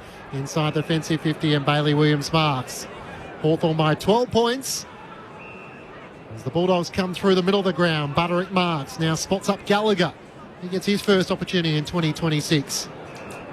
As Gallagher looks for short options into the middle of the ground. Barely 15 as he links up with Butterick. Bailey Williams had to wear the contact. He was tackled by Perez, got it away to Ed Richards. Nice sidestep as he kicks back out to the far side, and the mark is taken by O'Donnell. Can chip it over the top to the run of Kennedy. He marks between wing and half forward for the Bulldogs. Back inboard to Richards, and this is the uncontested game the Bulldogs love. Richards turns and burns, drives it inside 50. Davidson is the deepest target, spoiled away by Hardwick. Baker tries to keep it in. Hand pass missed Gallagher and Hines, and now lays the tackle on Dylan Moore. Spills out Jarman Impey's way, a free kick in the back, and Hawthorn want to take the advantage. And D'Ambrosio's away at half back. Everyone stopped, but D'Ambrosio just wanted to keep running. And now he's got a kick inside and open forward 50. Chol running onto it. He's got Lobb chasing after him and O'Donnell as well. Lobb gets there first. Works Chol off the footy. And kicks out towards Bramble, who marks it right half back. Wants to play on quickly. He hand passes it across to Butterick. Just flicks it forward towards Fraser. Hand passes to Richards. In some trouble, but can hand pass it away to Hayes. And he'll chip it down to Dolan. Marks centre half forward for the Western Bulldogs. Moves it on quickly. Chips it into the pocket. He was looking for Davidson. The kick goes over the top of his head. And instead of a mark, there'll be a stoppage inside 50 for the Western Bulldogs. Hawthorn ahead by 12. Tell you what, little Connor Butterick dodged a bullet there. That little left foot kick back into the middle. Fraser was brilliant below his knees, but then they just butchered it going inside 50. A missed opportunity there for the Bulldogs. Hawks by 12 points. Bulldogs deep in attack. Reeves in front of Emmett. Gets it down to McKenzie. Hand pass back to Hardwick. The long relieving kick around his body up towards half-back. Lobb's wrestling with, in the end, Mitch Lewis. And Rory Lobb did well. Gathered the footy long towards the goal mouth. Out the back. Almost grabbled by West. Off balance. He jags it across his body. And misses to the left-hand side. Hawthorn by 11 points. 27 minutes gone in the opening term. Gather round on ABC Sport. Western Bulldogs, the last three scores of the match, all behinds. Impey chips it across to Hardwick, runs past him and gets it back. Might be Chol coming off the field as well. It was a little bit injured from that contest with Lobb in the forward 50 a few moments ago, so we'll keep a watch on that. As Dale's tackled out over the boundary line on the outer side of the ground for a throw-in. He was in the hands of the physio by the looks of it, or the doctor actually, so yeah, we'll have to keep an eye on what's happening with Chol. Looks like he's going down into the rooms. It was that run back into the attacking 50 where he went at full tilt. When they took the advantage when they probably shouldn't have, and Western Bulldogs were able to counteract on the turnover. Steve Murphy to keep an eye on that down on the boundary as it is Hawthorn from the throw-in. McKenzie grabs it and kicks it to left half forward. Lobb's there, bashes it away towards Gallagher. who runs over and sees it over the line just in front of the Foster Williams stand. It is Hawthorn ahead by 11 points, got out to as much as 14 a little earlier on in this quarter. Just looking at the kicking efficiency as well. So Hawthorn is still only running at 57%, normally a good kicking team as well. Again, indicative of the pressure, but not using the ball well by foot and paying the price for it.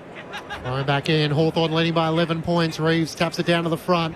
Hawks are dominating the ruck battle, as Josh has told you. Nash tackled, dispossessed by Kennedy. Gallagher onto it, can't break away from Newcomb. Just got a hand pass away at the last moment. Nash gathers off balance, kicks towards the 50. Richards back courageously, bounces into Butler. Ball spills out boundary side, and Gallagher takes it out of play for a throw-in. What about the courage of Richards there? No backward steps taken there. Richards just down, No stretching fear at all. his knee out. Yeah. Just kept his eyes on the foot. He didn't know what was coming, but courageous act. And he missed last week, Ed Richards, with that tendonitis behind the tendon. Given the all clear to return tonight. Ginnivan gathers from the stoppage. Hand pass away to Carl Lamont. To McKenzie around his body. Awkward bouncing ball for Bramble of the Dogs. O'Donnell races after it, but the boundary line wins out. Left forward pocket for the Hawks. Hawthorn by 11, Josh. So stoppage is now 11-2. Clearances in favour of Hawthorn. So, again, that ruck match-up with Emmett v. The Hawthorn rucks is really hurting them at the moment. Pushed down in the end by Reeves. Newcomb was there. McDonald takes it and passes it backwards towards McKenzie. He spins around, does a whole 360 and then puts it into the forward pocket. Ginnivan there at the drop, got a little hand to it. Had to go back for it, and he's taken to the turf, and we'll have a ball up inside forward 50 for Hawthorn. Adelaide Oval's a ground too that you need to win stoppage clearance to get field position. In his first term, still a chance for Hawthorn as Butterick takes it, hand passes it away to Hayes, and he's brought to turf. That'll be another ball up, side forward 50 for Hawthorn. They've got an 11-point lead late in this opening term, the Adelaide Oval and gather round. So Lobb doing the ruck work in the back line, up against Reeves here. Reeves goes down, ball stuck underneath Connor Nash. He's dumped in a tackle by Kennedy. The umpire says no prior opportunity. So the Bulldogs have tried Emmett, Lobb and Croft all at various times against the Hawks' two rucks, and you wouldn't say any of them have been all that successful for them as the siren sounds for quarter time. And Hawthorn hold an 11-point lead. The Bulldogs have been dominant in opening quarters. They've put 17 goals so far in the first 4 rounds. But it's the Hawks who lead by 11 points at quarter time. 4-2-26 to the Western Bulldogs, 2-3-15. For the Hawks, 2 goals to Mitch Lewis, individuals to Jack Gunston and Connor McDonald, while for the Western Bulldogs, 2 goals to Sam Darcy. Earlier today, it was the Gold Coast Suns who went down to the Sydney Swans. The Swans prevailing by 32 points to move to 4 wins and 1 loss, while the Bombers broke their 17-game losing streak. Too good for the Demons this afternoon, prevailing by 19 points. 17-11, 113 to the Demons, 10-8, 68. While the Brisbane Lions recorded their 3rd straight win, they defeated North Melbourne in the Barossa, prevailing. They led by 9 points at the 19-minute mark of the final term before they kicked the last 3 goals of the match to win 13-14, 92 to the Kangaroos, 9-12, 66. In just a moment, the thoughts of Josh Franco and Ebony Marinoff. This is Gather Round on ABC Sport. Anne Edmonds, Kitty Flanagan, Magda Zabansky, and so many more. Good morning, everyone. No one cares. In comedy gems like Fisk, Kath and Kim, and Bad Company. This fun. No, thank you. Comedy that leaves an impression. ABC iView. On ABC Sport, this is the 2026 AFL Gather Round, live from South Australia. Newcomb gathers it for the Hawks. Hand pass to the run of the Ginnivan. In the middle of the Adelaide Oval, Gunston leading out, marks on his chest. And 8 shots on goal last week for 3 goals for, but the all-important point that gave them the lead. Jack Gunston, like a fine wine, from 50 metres out, kicks the opening goal of the match. Hand pass away to Bontempelli. Long searching kick. Darcy presents, gets to the back. Was there a shove? Umpire says there was. Directly in front, 35 metres out for the first for the Dogs. He steers it through. The Hawks will move it down the outer wing. Mark taken by Ginnivan. He started well, Ginnivan. From centre wing, he'll put the kick right to the top of the 50. It'll be a shallow entry. It'll work for Mitch Lewis, who marks the head of Lobb. Kicks from 52 metres out for Hawthorn. It is straight as an arrow. Running onto it is Croft from 60 out. Drives it long to the goal square. Darcy makes up ground and takes the mark. Sam Darcy looks to continue the fight back for the Bulldogs directly in front in game 50 He puts through his second goal to Perez, a centering ball, and Jack Gimmer marks just outside 50. Tries to pinpoint a pass. It's at 15 to Mitch Lewis. It's paid for 2 goals in the opening corner. Mitch Lewis sends it straight through. The 2026 AFL Gather Round. On your radio. ABC Sport Digital and ABC Listen. The highlights of the opening term in which Hawthorn lead by 11 points over the Western Bulldogs. 4-2-26 to the Dogs, 2-3-15. The Bulldogs yet to taste defeat so far in season 2026. Matt Clinch and Lauren Borden calling the action. Steve Murphy is down on the boundary. The thoughts of our experts, Josh Franco and Ebony Marinoff. Well, Ebony, just having a look at some of the numbers at quarter time, the things that really stand out. So at the moment, the Western Bulldogs have had 103 disposals, 56 kicks and 47 handballs. Hawthorn have had 94. They're running at 47 and 47 kicks to handballs. So they are trying to use the ball by hand. But the glaring outlier there for Hawthorn is their kicking efficiency at the moment is only 53%. The other area where they're paying the price from the Western Bulldogs perspective is the clearance. We spoke about it during that first quarter. So to quarter time, it's 12-2 clearances around the ground, 13-5 first possession. So in a nutshell, what's happening is that Meek and Reeves are getting first hand and first look at it in the ruck. They're dominating that ruck duel and that ruck contest and giving their midfielders first look at the footy. And off the back of that, they're getting field position and looking quite dangerous ahead of the ball, with Lewis looking really dangerous in the air as well. But they're probably the areas. Now, Lob, as we said, started in the centre bounce and then went straight back. So they're trying to manufacture it so that they're limiting Emmett's time in the ruck contest, but at the moment it's not working. It might get to a point where Luke Beveridge has to pull the lever and just go, Lob, you're going to be in the ruck, and try to shuffle their back six. But at the moment, the scoreboard's still manageable for the Western Bulldogs, but the contest around the stoppage scenario and the clearance scenario is hurting the Bulldogs at the moment. Yeah, well, we had exactly the same thing. Well, I think it's the clearance battle. Western Bulldogs, Emmett is the only one to register multiple clearances. So that's a worrying sign, especially in a game like this where the contest is so crucial. When the Bontempellis and the Richards aren't in multiple figures, in the clearance, and you're coming up against the likes of Newcombe with the 5 clearances for 1 quarter. I certainly think they need to tighten it up, but we touched on it at the start of the game. That ruck battle and that ruck drill was always going to be an interesting one. Beveridge has gone with Emmett, the debutant, tonight. I'm not sure who else they would have had if you're having to take Lob. I'm not quite sure if he's your pure ruck, but maybe they're out of options. And this is what happens when you have injuries. You don't think Tim English is going to go down for a period of time, and I guess it makes the coaching staff and the teams balance. What do you do and what's it going to look like for the rest of the game, because that clearance differential is 7 and it's quarter time. So, Hawks with a 14, Western Bulldogs with a 7. But I certainly think the Hawthorn midfield, even Ginnivan going up and McDonald, they're on top. Absolutely. As Western Bulldogs, multiple players tried to get the handball game going, Hawthorn applied all the pressure, as well as going back and forth. I think it was a very hot in the contest when both teams wanted to get their ball movement happening. It didn't happen at times. It slowed it up. But offensively, Hawthorn's midfield certainly was on top in that first quarter. Absolutely. When you look at some of the numbers, Bontempelli just the 5 disposals, Kennedy just the 6. So you're right, they're not enough of their prime movers getting enough of the ball. Ed Richards has had 7. Had a little bit of impact, but only running at 50% kicking efficiency. So their prime movers not really influencing this contest at the minute. And Louis Emmett will start in the ruck for this second quarter. Pick 27 in last year's draft. His brother Gus made the trip from LA to be here tonight. We're underway in the second quarter, and it's the Bulldogs who get the chance to clear first. Bontempelli off the deck, out to the wing, where an attack from Bailey Williams on the footy at the very bottom of the pack. It was Butler who was tackled, and the umpire will ball it up. Hawthorn leading by 11 points. Thrown in the air. Meek just shoves Emmett out of the way and slaps it forward a good 15 metres. A bouncing ball that Selwood will run onto. Kicks around his body to Sanders. Barely 15. Hand pass to the runner, Bailey Williams. He drives it up towards centre half forward. Darcy presents. Barris makes the spoil from behind. Another free kick. We're on to this now, Ebony. It's a hard one because Barras is playing in back shoulder because Darcy always leads up. And like he's touched on, it's that little moment of worry and stress that the umpires pick on. But we'll have to see the replay for this one. He's up to 14 free kicks for the season. So now I need to check who's second. But I looked at how many free kicks he'd had, and he's been on the receiving end of quite a few, which when you're 208 centimetres, you ask the the question of the umpire, whether you are impeded. And Sam Darcy shooting for a third.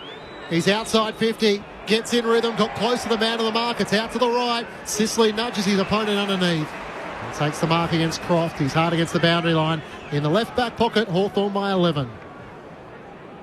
He's leading close. Sicily will instead just shove it on his boot and get it out of the danger zone. Lob's lurking for the Western Bulldogs. Newcombe came in from stage left, couldn't take the mark. It's Bontempelli that cleans up, clears and puts the kick back inside forward 50. And again, there's Sicily there stopping to take the intercept mark.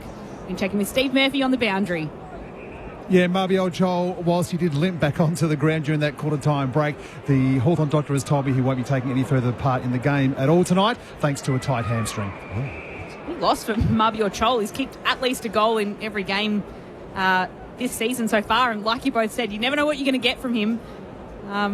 It's a massive loss, though, yeah. in terms of what this game has on it. Yeah, he competes, he might not... Yeah, wow. It's about midway through the first quarter, he went off. And just repeating, Mabior Joel out of the game for Hawthorn as the ball is tossed in. The umpire's blown his whistle, and it'll be a free kick going the way of Hawthorn and Jai Newcombe. I think it was the umpire off the ball, actually, that spotted that free kick. So it is Jai Newcombe that wins it. Hand passes it to Impey, hand pass to Nash.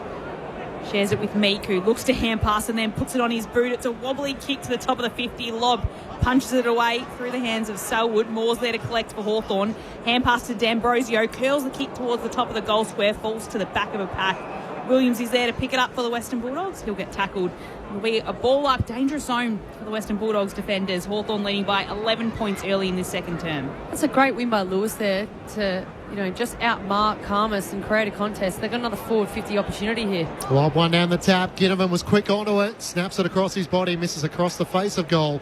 Through for a minor score. Hawthorn leading by 12 points. The risk of sounding like a broken record, that the ruck contest is actually really hurting the Western Bulldogs at the minute. That tap there down to Ginnivan was brilliant. Set play, dominated the ruck and hit it to his advantage. Just didn't finish the goal. Now Bramble with the kicking, who was delisted when he was a Hawk by Sam Mitchell, picked up by the Western Bulldogs and turns this kick over to his opposing team as it's put down the line from Battle. He goes inside forward 50. Good mark taken. Gunston coming through the pack. There are about 12 people in that pack, and Gunston chimed in and held on to the mark for the Hawks. You can see the Hawthorn players getting around Battle, just an impressive mark, and then just able to hit up Gunston. He leads so well, but God, he shows you what he can do in a contested mark as well. And just Bramble paid the price there for not getting any body on Gunston, didn't he? He's always going to fly for that foot. He just had to get a little bit of body to take him off his line. It's hard to believe he played for two other clubs, Jack Gunston, as he puts this kick towards goal. That was offline. That was very unlike Jack Gunston. Just a point for him. The margin, Hawthorn's lead out to 13 points, 4 minutes played. It's gatherround.abc Sport. Bailey Dale quickly into Rory Lobb, tries to transition to the outer wing. Darcy in from the side, makes the spoil. It rolls out in front of Butler for a boundary throw in. So the Hawks leading by 13 points, 4-4-28 to the Bulldogs, 2-3-15. The Hawks kicked the opening goal of the game through Jack Gunston, got out by 14 points on a couple of occasions in that opening term, and the Bulldogs have struggled to make inroads since. Thrown in, Emmett caught behind Lloyd Meek. This time wins the footy, but he's tackled by Meek. Spills out Sanders' way. Meek over the top. And the umpire circles and will ball it up. Clinchy, I get shivers watching the stoppages when I look at Bontempelli and Connor Nash standing next to each other. Yes. One's 196 and one's 195 centimetres. It's a scary proposition as to what the centre half forwards used to be back in the day. Yeah. Kennedy off hands, kicks up to half forward. Croft flies and takes an impressive mark. He's right on 50. Tom Barris is having one of those nights. He thought he wrestled a bit of the footy laid out of his hands and has to give it back to the young Bulldog forward. And now Darcy on the move. Juggles the mark, not paid. Has to try and get a hand pass away. Kennedy tries to wrestle it away from Ward, and the two hit the turf with the ball stuck between them. Can only assume it was touched off the boot. A ball up with Hawthorn leading by 13 points. Pushed away by Meek, but it's straight down to Bontempelli, who from 45 metres out will have a go towards goal. It's just touched on the line and goes through for a minor score for the Western Bulldogs. I think he fumbled it and then his direct opponent touched the ball, so it was play on, but that's uncharacteristic of Sam Darcy. Normally would swallow them. will get a free kick if history of tonight has been any example. But 3 bites of the cherry, he normally takes them. Jai Newcombe in the back pocket, sends Hawthorn up to the wing. This time Lewis is being held by Rory Lobb. And a free kick will go Hawthorn's way. Mitch Lewis with 2 goals in the opening quarter. Hand pass to Carl Amon. The kick is wide of Weddle with one arm. He can't reel it in. And a lasso free kick will go the way of the Bulldogs. And Selwood will take it. The Hawks 4-4-28 to the Bulldogs 2-4-16. Matt Clinch and Lauren Borden calling the action. Steve Murphy telling you Marbiel Chol's out for the game with a hamstring injury. The kick in the middle of the ground, dropped by Jarman Impey. Got the hand pass back from Ward. His hand pass a turnover. Sanders gathered to Emmett, to Richard, crashed into. Got a hand pass to West. Kicks up towards Norton at half forward. Big fly on the back of Battle. Can't come down with a footy. Barras puts his head over the top and Norton lays the tackle. Careful not to catch him high. Although the non-officiating umpire has said he did. That's a duck. Yeah, that's one a mark for the frustrating defenders. one. Yeah, I was almost going to say that's holding the ball because he ducked his head and that's prior. Yep. It's Ward with the kick right down the wing. It'll be a turnover here. Bale for the Western Bulldogs just spins it round and puts it right back the Western wing to where it came. Barras at the back. Looked like a little shove. Nope. He gets paid the mark. And chips it into the centre to Mackenzie, who flares it out wide and completes the switch by moving it out to Battle. A little chip back to Hardwick, centre half back for the Hawks. A little chip across to Awen. Probably haven't seen them go this slowly at all yet tonight, Hawthorn, as the chip then comes out to Sicily, who's got a defensive side of the AFL logo at centre wing. And chips back to Barras. They've definitely changed their mode of play, haven't they? Normally it's handball receive, speed on the ball, but now it's more kick mark. They only had 13 marks in the first quarter, the Hawks. The option was with Battle. That's where Barras went, and then he gets it back from Battle. Well, they've had about 13 marks in the last 30 seconds. Chips it across to Nash, who's running past the benches. And then he moves it across to Ward, who'll go to the very top of the 50 for Hawthorn. And it works. Lewis is there at the back of the pack. Plunks the mark for the Hawks. So it's smart play, though. Yeah, their ability to just kick mark, be patient. And then you got a tall target in Lewis, who's been impressive this game. And it's going to be more important for him to keep presenting with Chol out of the game as well. But smart, composed footy by Hawthorn, you'd say. Just waiting for the right lead to present itself has worked for Hawthorn here. A slow approach ends with a shot at goal for Mitch Lewis. He'll kick from 51 metres out towards the Cathedral end. It barely make the distance. It does. It's out of bounds. On the full, though, no change to the score. And Mitch Lewis doesn't add to his 2 goals tonight. Hawthorn ahead by 12 points. 8 minutes played in the second term.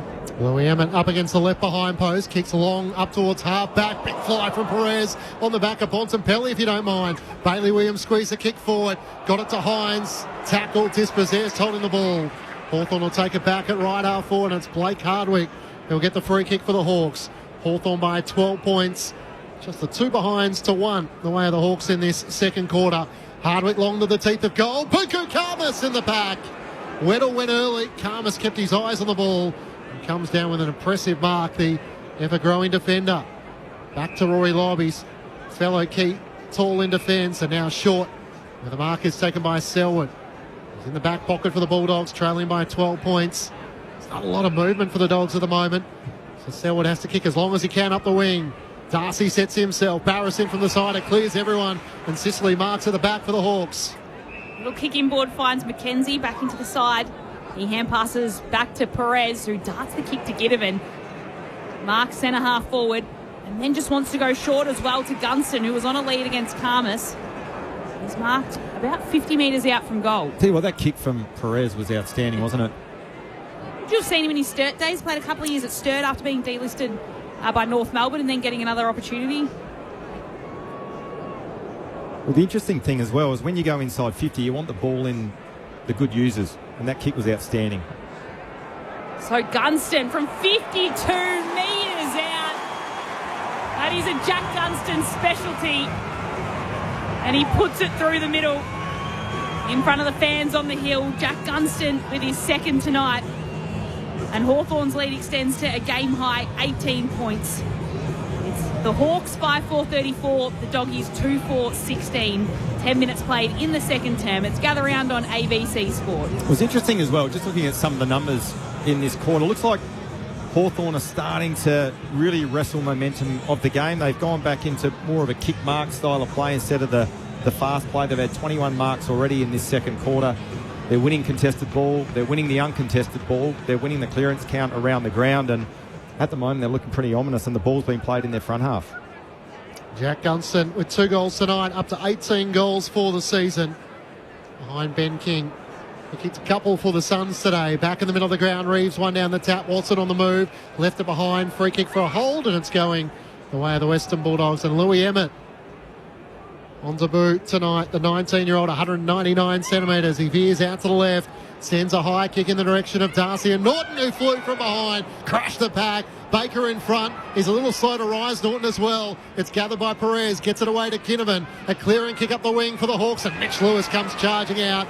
Aaron Norton still hasn't got to his feet. That was a kick and a half from Ginnivan then, under pressure to find Lewis. Now, again, more composure with the ball. They're not going to go quick, although that kick wasn't great. So bounces once, Lewis's kick before hitting Sicily. It's to dodge around Darcy, who nearly grabs him. Then Sicily takes a bounce as he's running out of defensive 50, moves it on to Hardwick. A little time to steady, and he chips it across to Sicily. Some hard running, and he'll mark just in front of his Hawthorn bench. Norton staying out on the field. Sicily chips it down towards Awen. This will be interesting to watch, Lars, though, whether the arc says he has to come off. Didn't really brace for landing, so I think his head did hit the turf. Awen centre wing. Right to the top of the 50. Weddle goes up. Can't take the mark. Falls to the ground. McDonald's chasing after it. Almost leads a pack of 3 dogs, but in the end it's Bontempelli that wins out.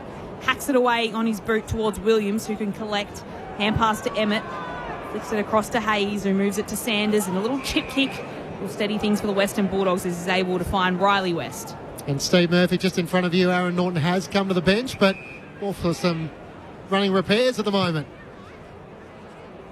Looks like they're just working on the hammies at this point, and nothing major from what I can see.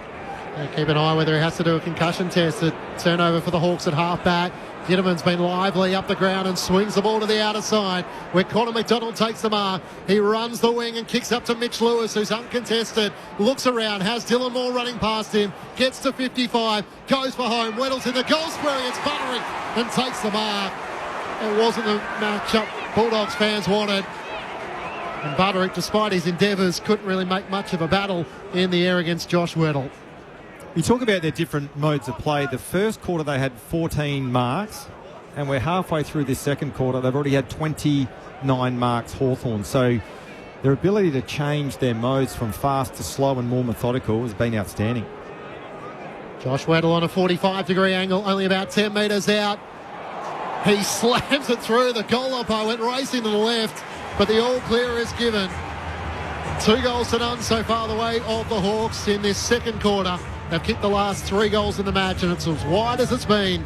A 24-point lead Hawthorn's way. 6-4-40 to the Bulldogs, 2-4-16. So, and even in that build-up of play there, to go from the fat side of the ground to the skinny side of the ground or the open side of the ground and spread Western Bulldogs' defence to then open up targets inside the corridor, and then the advantage kick inside forward 50 to Weddle, that was probably Hawthorn at their best. Well, Moore's kick went central. It went, they actually had Gunston on the right of screen. He was able to potentially hit the pocket. But they're going in and out using the width of the ground, but they're really trying to centralise it when they go inside forward 50. It's a little bit more, higher percentage to goal rather than going to the pocket. But they're certainly in top in this second quarter. Reeves with the tap out against Croft. Kennedy tries to push it forward. Comes out to Cooper Hines, who's taken in a tackle and pulled to ground. And there'll be another ball up inside the centre square of Adelaide Oval. 4th year of gather round. Neither of these sides have won when they've been playing in Adelaide for this competition, or for this special round, I should say, across the season. As the kick comes down to Dale, he intercepts it and holds on to it for the Western Bulldogs. Just defensive side of centre wing. Dogs' last goal came at the 13-minute mark of the first quarter. Sam Darcy has both for the Western Bulldogs. Dale's kick out towards Williams in front of the interchange gate. Again, he's going slow. A little unsure of where he wants to place his kick. And he'll drop it into the forward 50, hoping for a mark. Sicily had 2 hands to it, couldn't pull it down. It allows an in for the Western Bulldogs. Little dinky kick from Ed Richards works beautifully. He can pop it into the right forward pocket. where Dolan can mark. Well, he certainly was on his left, Richards there. So to be able to just find a mark inside 50 is very smart. Well to work it into the forward pocket where Josh Dolan will now take his kick from a tight angle about 35 metres out. I say that's a skill that you can't teach from Richards. Just the composure, traffic, people are trying to tackle him and get at him, and just to find a mark inside 50, that was brilliant. Here comes Josh Dolan looking for some consistency this year. It's a tough kick. This one almost bends back. Not quite. And it's just a minor score for the Western Bulldogs. Hawthorn lead cut back to 23 points. Steve Murphy on the boundary. Just keeping an eye on Aaron Norton after that rub down. They just put him on the bench, but no sign of a concussion test yet, so you'd assume that's not going to happen. Thanks, Steve. Sicily through the middle of the ground. He turns it over. Kennedy takes the mark for the Bulldogs. Looks up inside 50. What a great kick looking for Dolan, and Hardwick was courageous. Came charging out and takes the intercepting mark. And goes straight through the middle where Cam McKenzie is on his own. One of two inclusions tonight for the Hawks. Then out to Dylan Moore. Using the 45-degree kick to Connor Nash, who marks in the centre square. Just keep shifting the angle of the kick, aren't they? Keep shifting the defence of the Western Bulldogs. Hard to defend.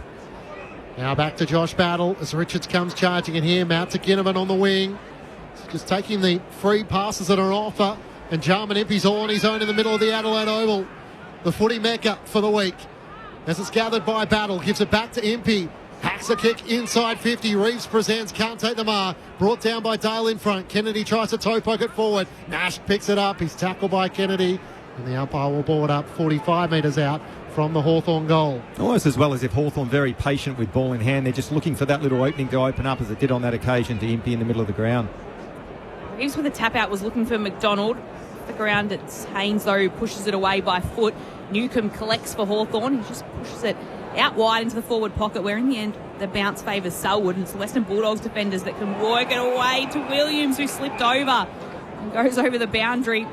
So that means it'll be a throw-in the end at the top of Hawthorn's attacking 50. And it continues to be an issue for the Hawks. 17-4 clearance count to this point in the game. Forgetting about centre bounce, 17-4. That's huge. 17-5 now. Top down. The tap down comes to McDonald. He'll try and go all the way to goal. It looks like it's gone through. That's surely an all clear from the umpire. They'll gather and they'll have a conversation here, but that looked like it went through over the line and should be another goal for the Hawks. Yeah, agreed, Lauren. Not to the naked eye, it looked like it was through. Obviously, they're going to do the review. By the looks of Gunston, I'm not quite sure he's sold on the goal. His body language tells otherwise. Oh, actually. No, Karmas Minor got a hand on that. From our angle, it looked like it did. It was low, almost like they were looking whether it bounced before it went over the line. Yeah, I just watched Gunston as soon as that ball was kicked, and you could sense that he saw Karmas actually touch it on the line. So he's actually set up for a kick out. But again, it was from a stoppage. Yeah. And just dominating 26 on the hit fly. out 7. Yeah, it's starting to get away from the Bulldogs in terms of that phase of the game. Jai Newcomb's had 8 clearances as Dale out of defence. It's a pinpoint pass that finds Davidson. Sam Davidson at right half back, but the Bulldogs needing some of their key movers to get involved. As Davidson looks into the middle of the ground, sends it long towards Norton and Croft. And a juggling effort from Croft unsuccessful. Cam McKenzie slides in. Hand punch pinched by Norton though. Gives it away to Richards. Long kick for Gallagher. He's 1-on-2 in the pocket. He runs onto it first. Ginnivan tries to corral him. Gallagher centres it to Bontempelli, who takes the mark slightly left of centre. 45 metres out. And how the Doggies need their main man right now. Well, he's only had the 9 disposals for the game, and he's running at 33% efficiency. Nash has run with him. It doesn't look like it's a tight tag, but at some stoppages he's gone to him. But you'd think that Bontempelli needs a little bit more influence on this game if Western Bulldogs have any chance. He looks at the big screen as the shot clock is counting down. Still 10 seconds to go, so takes his time to compose himself. The Bulldogs captain from right on 50 comes in, fires on goal and hits the very top of the left goal post. It's still shaking at the Riverbank stand end, and he cannot believe it. Shake of his head. It's just not clicking for the Bulldogs tonight. A 23-point lead Hawthorn's way. 20 minutes gone, second quarter. Al Amon bringing in the footy, takes a bounce and then shares it with Jarman Impey, who kicks it outside of defensive 50. Long down to a contest. It's well barked by Meek, who just got in front of other taller players in the pack. Lobb was there. Louis Emmett on debut as well. And it is Meek that marks in his 9th season. Chips backwards towards Amon. Kick back defensively to Sicily, who should mark as Croft was closing on him. Sicily marks and then can kick it out towards Hardwick. And they've shifted the footy across to the eastern wing of Adelaide Oval. Interesting if they decide preconceived idea to go kick mark like they are now. They've had 41 uncontested marks this quarter. They've taken the zing off the game. They have, haven't they? It was so frantic in the first quarter. They've shared it one way. They've switched it back to the western wing where the balls fell into Butler's lap. And they'll just chip it across to D'Ambrosio. So just a string of kick and marks for Hawthorn to now hold the footy in front of the interchange gates. They're ahead by 23. I wonder if it's a coaching directive or they're just deciding that they're going to do it on their own. I think the Bombers did a bit of this last week in the second half against the Bulldogs, and maybe it's a ploy against the top of the table Bulldogs. Butler takes the mark. Got it from Connor McDonald. Now it's a congested forward 50, so he veers out to the right, trying to get it to Lloyd Meek. It's a shallow kick, and O'Donnell takes the mark, hugging it to his chest. So the Hawks by 23 points. The Bulldogs yet to score a goal so far in this second quarter. There's O'Donnell long out of defence. Norton's the target. He's wrestling with Tom Barras, and Barras takes the mark. I'll tell you what Hawthorn are doing as well. They're denying the Western Bulldogs the ability to hit targets. They've only had 14 marks for the quarter. They're forced long down the line and paying the price. Barras long towards Gunston, presents against Lobb. Butler's front and centre, kicks off the outside of the boot. Awkward ball for Gallagher, didn't take it cleanly. Weddle through traffic, cuts past two, onto his right. Barely got any distance as it's marked by Gallagher. It only went 8 metres. Hand pass back to O'Donnell, hemmed in against the boundary line. A clearing kick, Ponson, barely courageous as Sicily came late and may have got him high in the process. He's charging in there, James Sicily. Tell you what, Weddle would like that opportunity again, wouldn't And he? he's only had the 3 disposal, and Ginnivan was out on the Yep. pocket. Bit selfish play, trying to get yourself in the game. You just got to do the team thing there.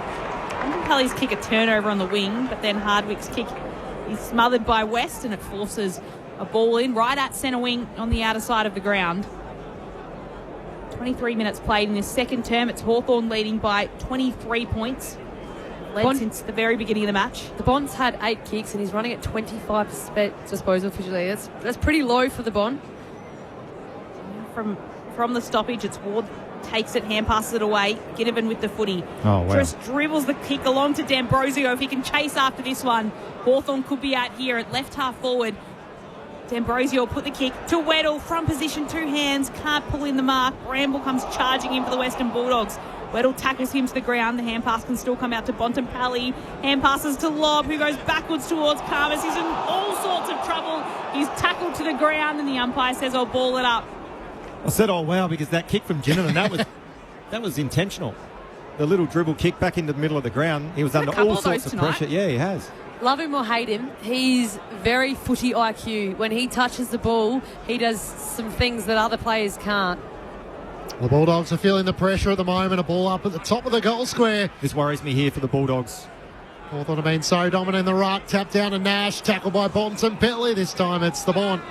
There becomes the tagger and lays a tackle. And the Hawks have got just so much confidence to fly through the stoppage because they know where the ball's going. That's Emmett a free kick, went third man up. Wow. And he's given away a free kick here, not knowing Rory Lobb was doing the ruck work.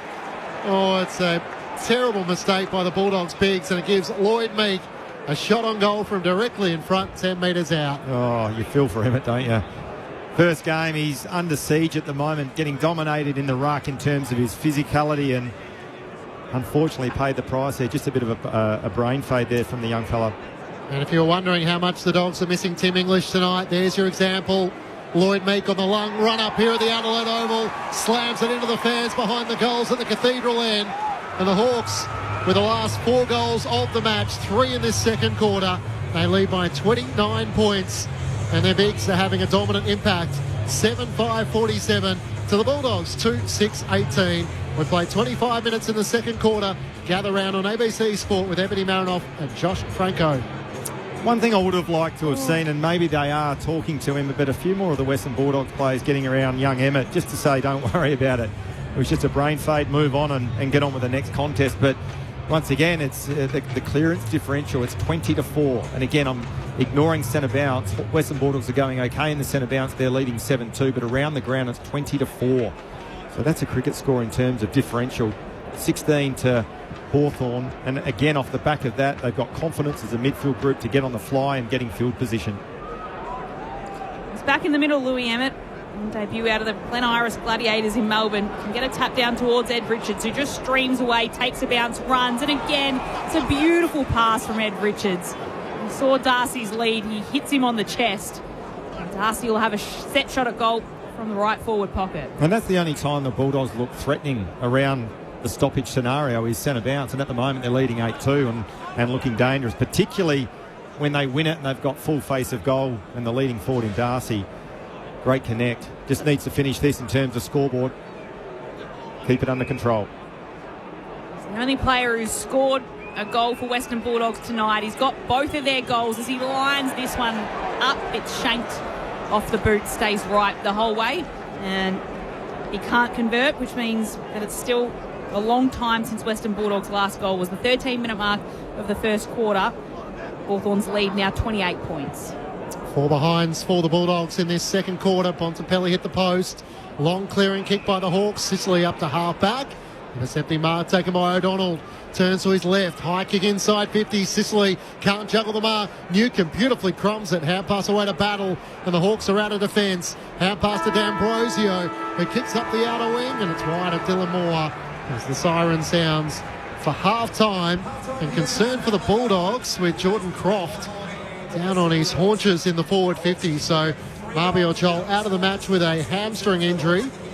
And some concern there for the Bulldogs young tall, as he'll get a word or two from the trainers. And Aaron Norton also had a concussion concern in that second quarter, but he was okay to return to the field. The Hawks by 28 points against the undefeated Dogs at half-time. 7-5-47 to the Bulldogs, 2-7-19. For the Hawks, 2 goals to Mitch Lewis and to Jack Gunston. Individuals to McDonald and to Meek. While for the Bulldogs, 2 goals to Sam Darcy. Of course, of Ebony Marinoff and Josh Franco, your experts on ABC Sport. Well, Hawthorn's ability just to completely change the tempo of the game. I know you spoke about it a little bit throughout that second quarter, but it was because it was so significant. Their ability to, I guess, kick mark, and just be patient with the ball allowed them to really break open the game, but not by anything pretty as such, but just being calm and composed. Well, the interesting thing as well with that, Ebony, if we're looking purely at numbers, so in the first quarter, Hawthorn had 14 marks, so they were run and gun. There were a lot of turnovers. Their kicking efficiency, the Hawks, was only running at 53%, and almost like they flick the switch. And they go, I don't know whether it's a coaching directive or the players just go, you know what, bugger this, whether they need to defend more with the ball or save a few petrol tickets. They go into this kick mark game. They had 47 marks in that second quarter. Multiply that by 4, you're pushing to 200 uncontested, 200 marks for the game, which is huge. So their ability to be able to change modes fast to slow, or I wouldn't say slow, but more methodical, is outstanding to watch. And even watching and listening to Sam Mitchell's press conference post the Geelong game, he did talk about how they were able to do that against the Cats, and we're seeing it again tonight. Well, you talk about it not being slow. It's not, because they might do 4 or so kick marks and then they pull one off in the corridor, and then they're calm and composed, and they've got brilliant forwards that keep presenting or creating opportunities for their small forwards. But really smart play for them to just control the game. You almost felt in the first quarter, as much as Hawthorn were on top, no one really controlled the game. It was a bit chaotic, wasn't it? Yeah. Frantic, fast-paced, turnovers, pressure. But Hawthorn's ability to just grab and own that second quarter is wild. That, you know, they're 4 or so goals up in front. And just Western Bulldogs, they can't find the footy in clear space. And when they do, it's the finishing touch on that exit kick that is just becoming a turnover. And then Hawthorn are rebounding inside 50 and scoring. Or if they're not scoring, they're creating another forward 50 stoppage. Well, and the other thing as well, and I know I've been harping on it throughout the first half, is the discrepancy in the clearance count. So, and I must say, I haven't seen numbers like this for a long time. So, again, forgetting centre bounce, because the Western Bulldogs have actually been pretty good in centre bounce. They're currently leading that 8-2. So they're +6 in the centre bounce. But ball ups and throw-ins around the ground, when it becomes more of a physical battle in the ruck, the clearance differential is 20-4. So I'd have to go back through the history books. I'm not sure whether a side is... No, that's a shellacking. Yeah, that's an absolute shellacking. So playing on a ground like Adelaide Oval, where field position's so important, contest and clearance numbers are so important, Luke Beveridge would be scratching his head what he does. He's tried Rory Lobb in the ruck, obviously young Emmett. And this, please, for the listeners, I'm not having a crack at Emma here. He's coming up against two beasts.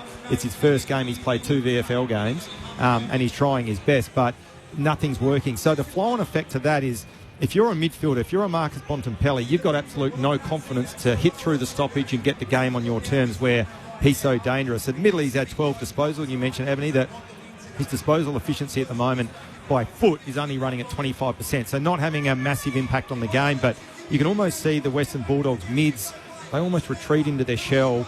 They're playing more defensive, they're reactive, whereas conversely, the Hawthorn mids have got confidence to get on the move because they know where the ball's going. So you talk about how the game's unfolding, the match-up in terms of the ruck contest, but also the midfield battle. As we said, pre-game is going to go a large way to determining the outcome of this contest, and at the moment, Hawthorn are torching them in there. Well, on that, Meeks had 6 first possessions alone. Yeah. So not only is he bullying him in the contest and in the ruck battle, he's able to actually use his experience and body to follow up and actually create opportunities for Hawthorn's midfield. I mean, 6 first possessions for a big ruckman is huge in a number of differential at half time. So not only is he getting done in the hit-outs, it's actually that follow-up work and that ability to win clearance and things like that. So it's going to be interesting to see what they do and how they navigate that in the second half, because I can't see Western Bulldogs getting on top with Emmett consistently staying in the ruck. And you touched on it, when we've all played footy, seen footy, when you're having to rely on Oppo's ruck, shark, think what you're going to do, that creates no forward momentum. You're almost you're being reactive. So, and that's hurting them. We spoke about it in the pre-match. We almost feel like, but it was always going to be the case. Tim English, over the last 2 years, has been one of the premium rucks in the competition. And it's going to really hurt them. So Tim English had played the last 39 consecutive games for the Bulldogs, so they hadn't really had a look as to what would happen if he does get injured. You just wonder whether Luke Beveridge maybe just makes the call and says, you know what, Rory Lobb, you play in the ruck. Louis Emmett has played in the VFL across half-back. They've now lost Marbiel Chol, so Hawthorn are one key forward down, so they take that risk and say, you know what, we'll run the risk that maybe one of the forwards will get off the chain, but you know what, we're giving our midfield no chance. And just the fatigue maybe for the Bulldogs of having played against Brisbane in opening round, having played against Adelaide in a thrilling win, and as you rattled off those stats, Josh, sort of scratching your head, 38 more disposals for the Hawks in that quarter and just 17 marks for the Bulldogs. So 47 marks to 17. That uncontested game, the Hawks were really able to control. Absolutely, they were. And then the other thing, go back to the lob, I think you've got to pull that lever. I think they'd be talking about it now. Do we just pull the lever and get Lob inside? I guess the luxury they've got at the moment is because there's now 5 on the bench, they're not impacted as much as they would have potentially if there was only 4 on the bench. So they can limit Emmett's game time. Can they put him forward? I don't know what he's like as a forward. Is he a threat ahead of the ball? Who knows? But they're just not going to make that move on Sam Darcy, are they? They're not going to expose him into the ruck with what he can be throughout his career. No, you wouldn't go down that path. Absolutely not. But if you're Luke Beveridge, it's an interesting one. You know, Western Bulldogs, this as much as it's important to win, but how long is Tim English out for? Is he going to keep Emmett in the ruck? Because this isn't just a one game. Tim English could miss 2 to 6 weeks. You know, you just never know with that type of injury. So it's going to be an interesting one for, I guess, viewers and listeners, what Beveridge actually does, because this isn't just a fix overnight. They're going to be without English short term, but does he stick with it and challenge Emmett to stick out this game and compete against, 2 of the rucks that do go in combo? But maybe. It's not going to win them the game, that decision, I don't think. I can't see Western Bulldogs getting on top. But if we see Emmett finish this game in the ruck, is Beveridge thinking that this is actually what we're going to look and how we're going to feel from the midfield's point of view for the next month or so? It's a good point, Emily, because they've got to get something out of the second half. Their next 3 weeks, a big month. Hawthorn, Geelong down at Cardinia Park next Friday night, Sydney and the Dockers. So the Bulldogs have made a promising start. 4 wins to start their season, but the next 4 games might be equally as tough. The Hawks leading by 28 points here at halftime. Earlier today, wins for the Sydney Swans over the Gold Coast Suns. The Bombers with a breakthrough win over the Demons, and the Brisbane Lions with their 3rd straight win over North Melbourne. We'll tell you all about that after we get the latest from the ABC Newsroom.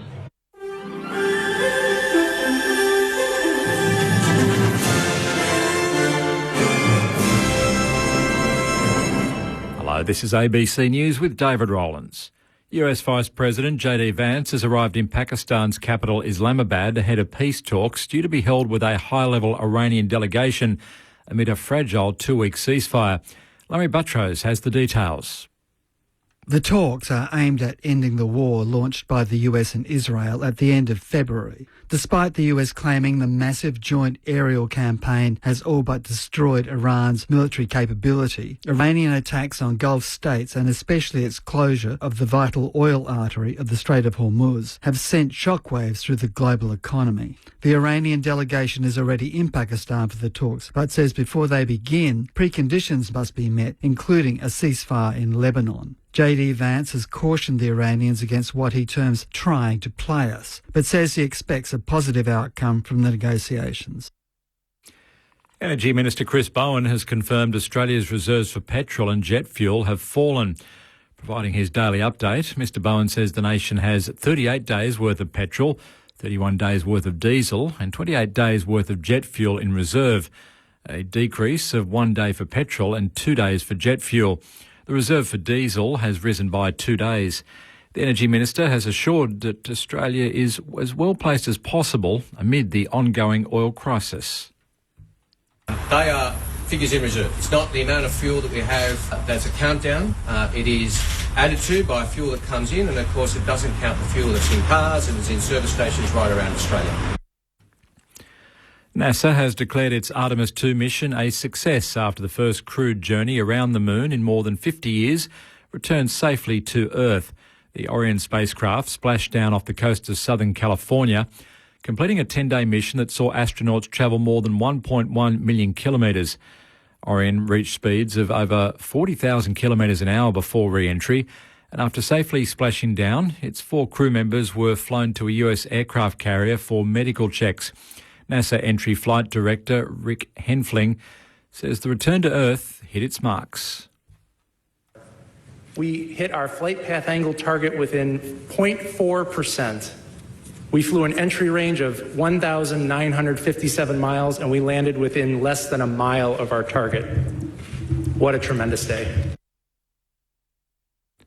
Police are investigating what they describe as the vicious killing of a 65-year-old farmer found shot dead on his property in far northwestern Victoria. Shannon Schubert reports. 65-year-old Oyen man Rick Wills was last seen leaving his Hughes Street home at 8 a.m. on Easter Sunday to go to work on his farm on the Mallee Highway. When he failed to return home for lunch, his wife raised the alarm. Police say he was shot and dragged behind a vehicle. They found his body in a shallow grave on the farm last Tuesday. Wife Donna Wills says she can't understand why anyone would hurt him. He was one to help anyone. Why would they want to do it to him? Police are urging anyone with information to come forward.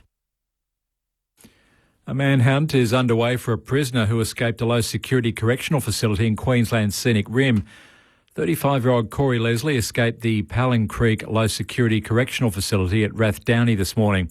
He's currently serving a 1-year sentence for non-aggravated burglary of a non-residential building. The Australian dairy industry is pushing for higher supermarket pricing as farmers struggle with soaring fertiliser prices and crippling fuel costs as a result of the conflict in the Middle East. Some farmers are already slowing production in an effort to minimise losses. Dairy Australia statistics show Australia's milk output has been declining for years, with production now sitting at around 8 billion litres annually. The New South Wales mid-north coast town of Coffs Harbour went bananas this morning, with hundreds of locals gathering at Jetty Beach to form a giant human banana in a vibrant show of community spirit. Claire Simmons filed this appealing story from the scene. The beach is pretty deserted now, but not long ago, people were all bunched together and they were trying to create the world's largest formation of a human banana. And of course, they were all wearing yellow. Now, this is because Coffs Harbour's claim to fame is being the home of the big banana, one of Australia's oldest big things. It was built in 1964. To celebrate those banana plantations, generations of motorists have seen lining the Pacific Highway. Voting opened last night in the Top Tourism Town Awards, and Coffs Harbour wants to be the top banana. ABC News. Get your footy fix with ABC AFL Daily Podcast. Corbin Middlemass and Ben Cameron are joined by a cast of AFL legends to pull apart the biggest stories in Aussie rules. Search for the ABC AFL Daily Podcast on ABC Listen. On ABC Sport, this is the 2026 AFL Gather Round, live from South Australia. He hand passes back to Perez, who darts the kick to Giddevan. Mark centre half forward. And just wants to go short as well to Gunston, who was on a lead against Thomas. So Gunston from 52 metres out. That is a Jack Gunston specialty. Looks around, has Dylan Moore running past him, gets to 55, goes for home, Weddle's in the goal square against Buttering and takes the mark. Josh Weddle on a 45-degree angle, only about 10 metres out. He slams it through. The goalie went racing to the left. That's a free kick. Went third man up, and he's given away a free kick here, not knowing Rory Lobb was doing the ruck work. Oh, it's a terrible mistake by the Bulldogs Pigs, and it gives Lloyd Meek a shot on goal from directly in front, 10 metres out. Oh, you feel for him, don't you? First game, he's under siege at the moment, getting dominated in the ruck in terms of his physicality, and unfortunately paid the price there. Just a bit of a brain fade there from the young fella. If you're wondering how much the Dogs are missing Tim English tonight, there's your example. Lloyd Meek on the long run up here at the Adelaide Oval, slams it into the fans behind the goals at the Cathedral end. The 2026 AFL Gather Round. On your radio. ABC Sport Digital and ABC Listen. Gather Round in full swing, 3 venues across 9 matches. And AFL fans absolutely loving having their weekend and their week in the city of Adelaide. Great to have your company on ABC Sport. At halftime, it's the Hawks who lead by 28 points. 7-5-47 to the Bulldogs, 2-7-19. Matt Lynch and Lauren Borden call the action. Steve Murphy down on the boundary. Josh Franco and Ebony Marinoff are your experts on ABC Sport. And bringing you across the details of the day, it was the Sydney Swans who recorded a 32-point victory over the Gold Coast Suns from Norwood before us. The Swans 14-10-100 to the Suns 9-14-68. Sydney with 5 goals to 2 in the first quarter got out by 23 points, and the Swans now sitting with 4 wins and 1 loss to start the season. But the big news today was the Bombers, after an equal record worth 17 straight losses. They tasted victory. The drought is over. A 45-point win over the Demons, 17-11-113 to the Demons 10-8-68. For Bombers fans, here was the full-time siren. After 17 consecutive losses, the Bombers in Gather Round will defeat the D's. And Essendon defeat the streak.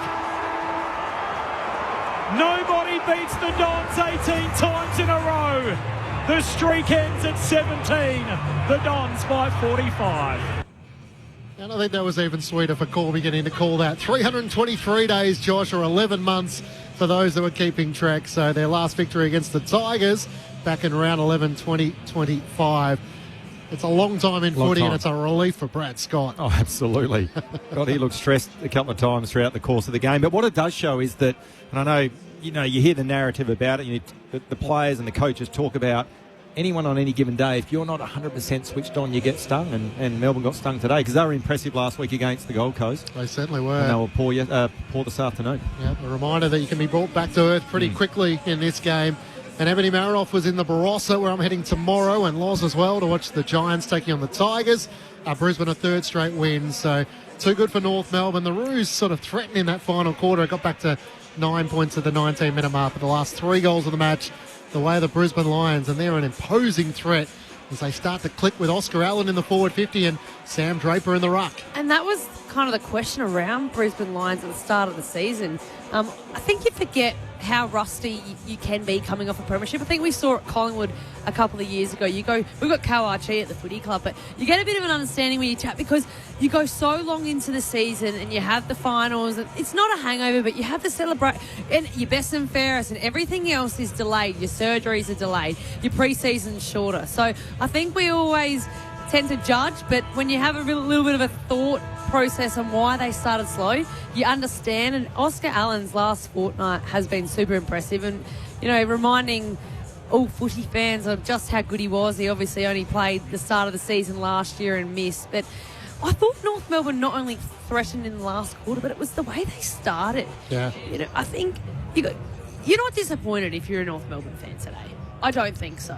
They were with them for, a good part of that game, and I think you talk about the Brisbane Lions and the experience and the talent that they have. I thought Simpkins' role on Will Ashcroft, as much as, he impacted deep into the game, like, he's able to, I guess, play that role and keep North Melbourne in the game. But North Melbourne, haven't they come on this year? It was always everyone talks about the pre-season and, I guess, the changes in their mental, listing Nick Larkley as their captain and the way he talks and his passion and how the boys love him. I think that's a massive shift in leadership and just how they get around him. And when you have a leader that you're playing for, I think Clarkson's coaching as well as he has at North Melbourne, they're on the rise, and it's enjoyable to watch from a footy fan, because you don't want a team to struggle like that for as long as they did.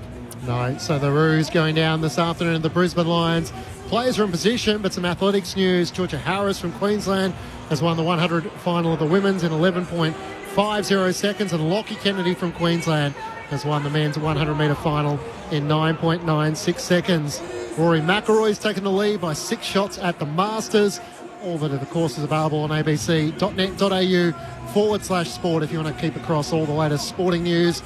The NRL in full swing, and 3 games tomorrow as Gather Round continues. We kick off with the West Coast Eagles and Geelong from Norwood. The Giants taking on Richmond from the Barossa, and Port Adelaide and St Kilda to bring it all home from the Adelaide Oval. Gather Round in full swing. Footy fans loving it. It's the Hawks who lead by 28 points. Here's Lauren Borden. Reeves with a little tap out straight to Newcomb. Shrugs off any tackle from Emmett. And will put Hawthorn inside 50. Little bounces. Watson goes chasing after it as it bounces out of the arc. Hand pass goes back to Butler. He shows it to Davidson, then hand passes back to Newcomb. Shrugs off a tackle from Bontempelli. Just gets a hand pass away. Might have been a throw in the end. It was. Free kick to the Western Bulldogs. They'll play on quickly. Sanders hand passes it to West as they stream down the Western wing. Little chip down to Norton. And he'll just put it on his boot. He'll kick it to the top of the goal square. Wants a mark to come. It was Darcy who came in. Takes it. Might not have been paid the mark. Hand passes it across to Hines, who kicks towards goal. And it's a behind. A little counter-attack from the Western Bulldogs there after Hawthorn won the centre bounce clearance, but just a behind. Hawthorn's lead cut back to 27 points early in this third term. It was a good passage of play, wasn't it? Just didn't get the finish they wanted, the Western Bulldogs. It would have been the perfect start for the Dogs. Jarman Empey chips it to Battle, still inside the defensive 50, and now to Carl Lamon, who marks at left half back. The one player that's escaped me, and I forgot he was playing, is Nick Watson. Yep. He's only had the 3 first half disposals and hasn't had an impact on the game at all.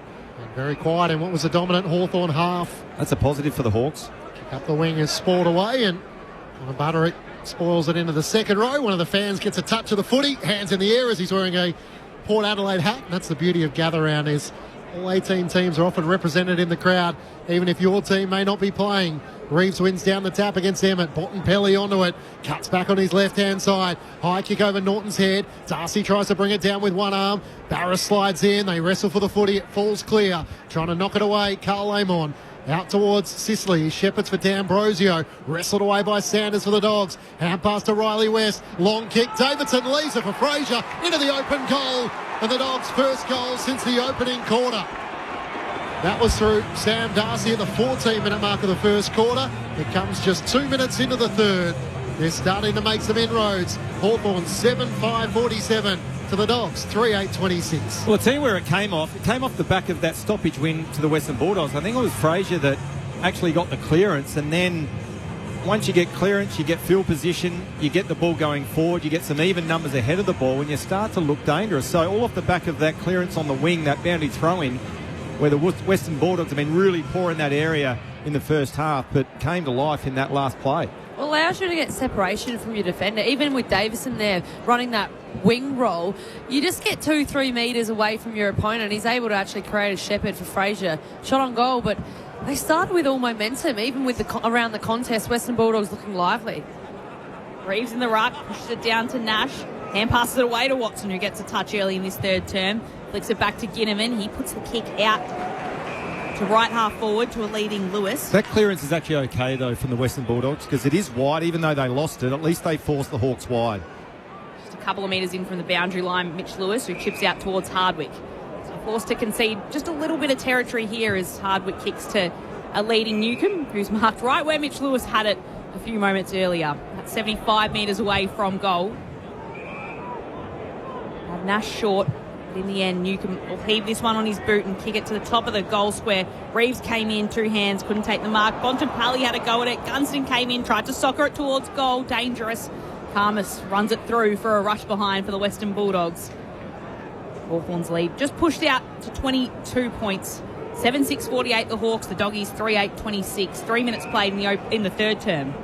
Bontempelli gets it from Bailey Dale, kicks out to Ed Richards. He marks it left half back, running the boundary line, got bucked by Newcombe as he sends it up the wing. Darcy competes against Hardwick. Davidson can't bust his way through as Ginnivan lays the tackle and ball up in front of the 2 benches. Hawthorn by 22 points. Ed Richards had that knee concern missing last week. Big bump there from Jai Newcombe. Look at that. From the stoppage. Ward, hand pass away to Newcombe, kicks up the wing. Weddle lays the tackle. O'Donnell can't get it clear. I watched Reeves running into that stoppage. He communicated with his mids then and said he was going to hit it outside, and he did. Really smart football from the Hawks there. And despite the hamstring injury to Marby or Chol, they've really just stayed with the 2 rucks, with Reeves or Meek rotating on the ruck from the bench. Connor McDonald long towards Gunston, wrestling with Buku Karmas. Karmas did well at ground level. O'Donnell didn't clear it. Weddle's hand pass to Moore. Slapped away by Bramble. Close to the boundary line. Socket off the deck by Bontempelli. That'll be a Lasso free kick. And the Hawks will take it at right half forward, leading by 22 points. Sicily running in at the same time as Ginnivan to take the free pass. And I think Sicily just wins out there as the co-captain against Ginnivan.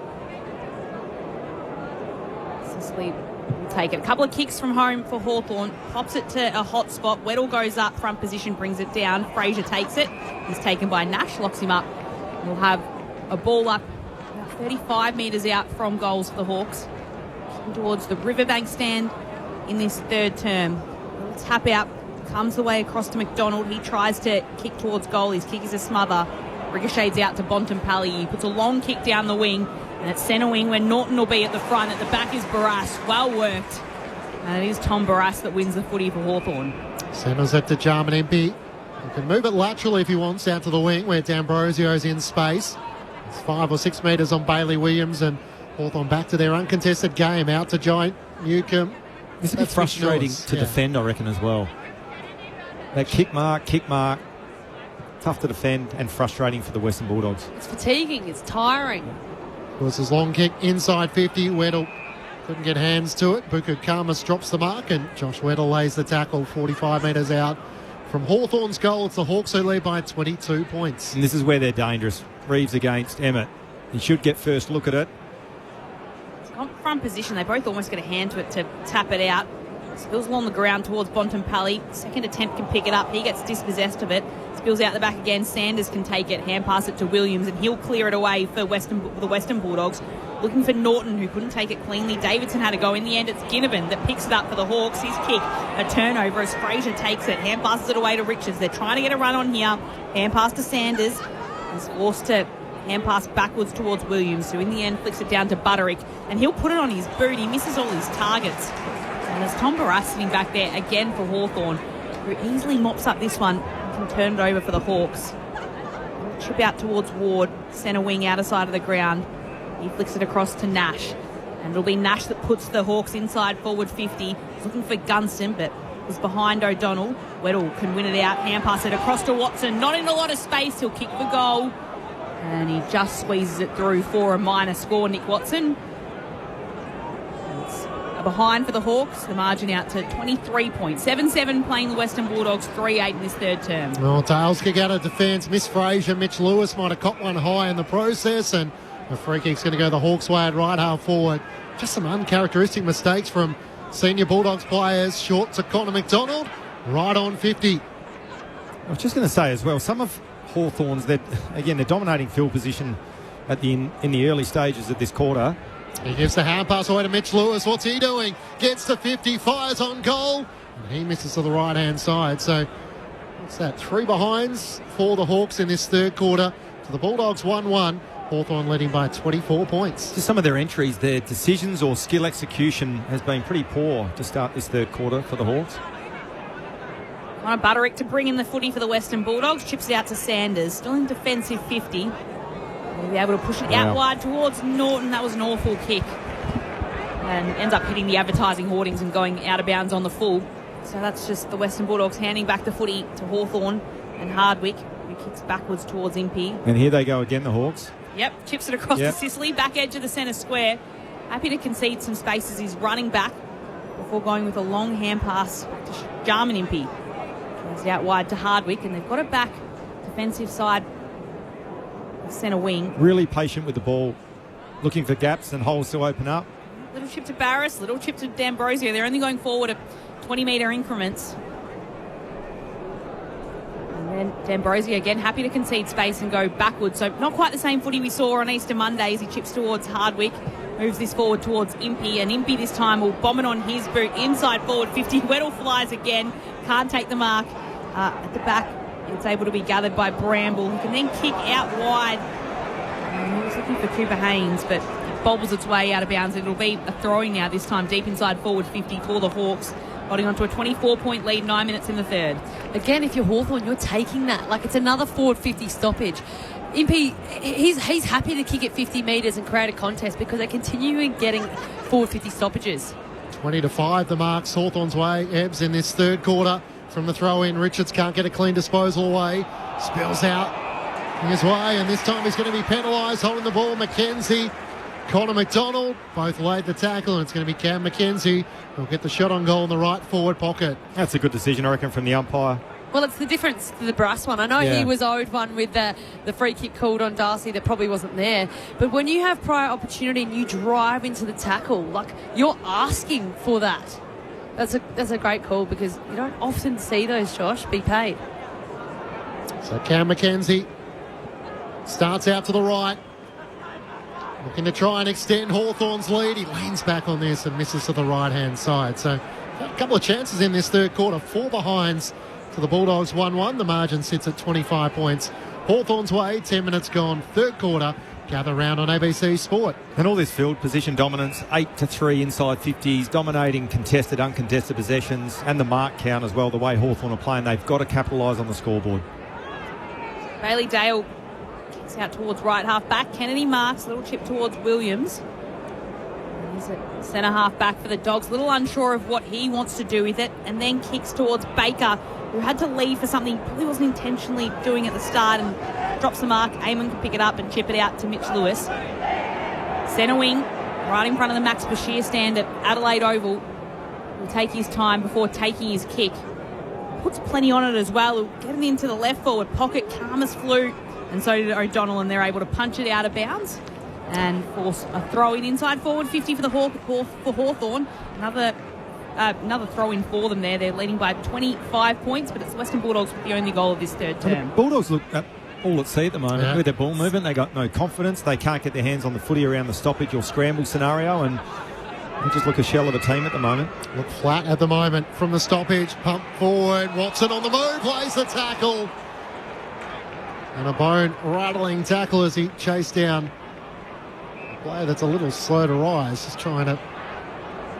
That might even be O'Donnell, who was thumped into the turf in that tackle from Nick Watson. It's a little ginger as well, so the trainer might have to come out for him. To stay out there for the moment. Left forward pocket for the Hawks. Meek up against Lobb. Spills out towards Darcy Moore. No room to move. And a boundary throw-in, so... These are probably more dangerous as well, the throw-ins compared to the ball-ups. More numbers around and more density around the ball-ups, but these boundary throw-ins, there's space to move and get on the fly for the Hawks. James O'Donnell's taking some deep breaths as Lobb taps it down. Here's Watson on the move. Out pass away to Dylan Moore. The perfect team assist. And Dylan Moore doesn't let him down, screwing it over his shoulder for the Hawks' first goal this third quarter. It's a 31-point lead Hawthorn's way, as wide as it's been. 8-9-57 to the Bulldogs, 3-8-26. While Nick Watson may not have had a lot of the footy tonight, he was the perfect goal assist there for Dylan Moore. Josh Franco and Ebony Marinoff, your experts on ABC Sport.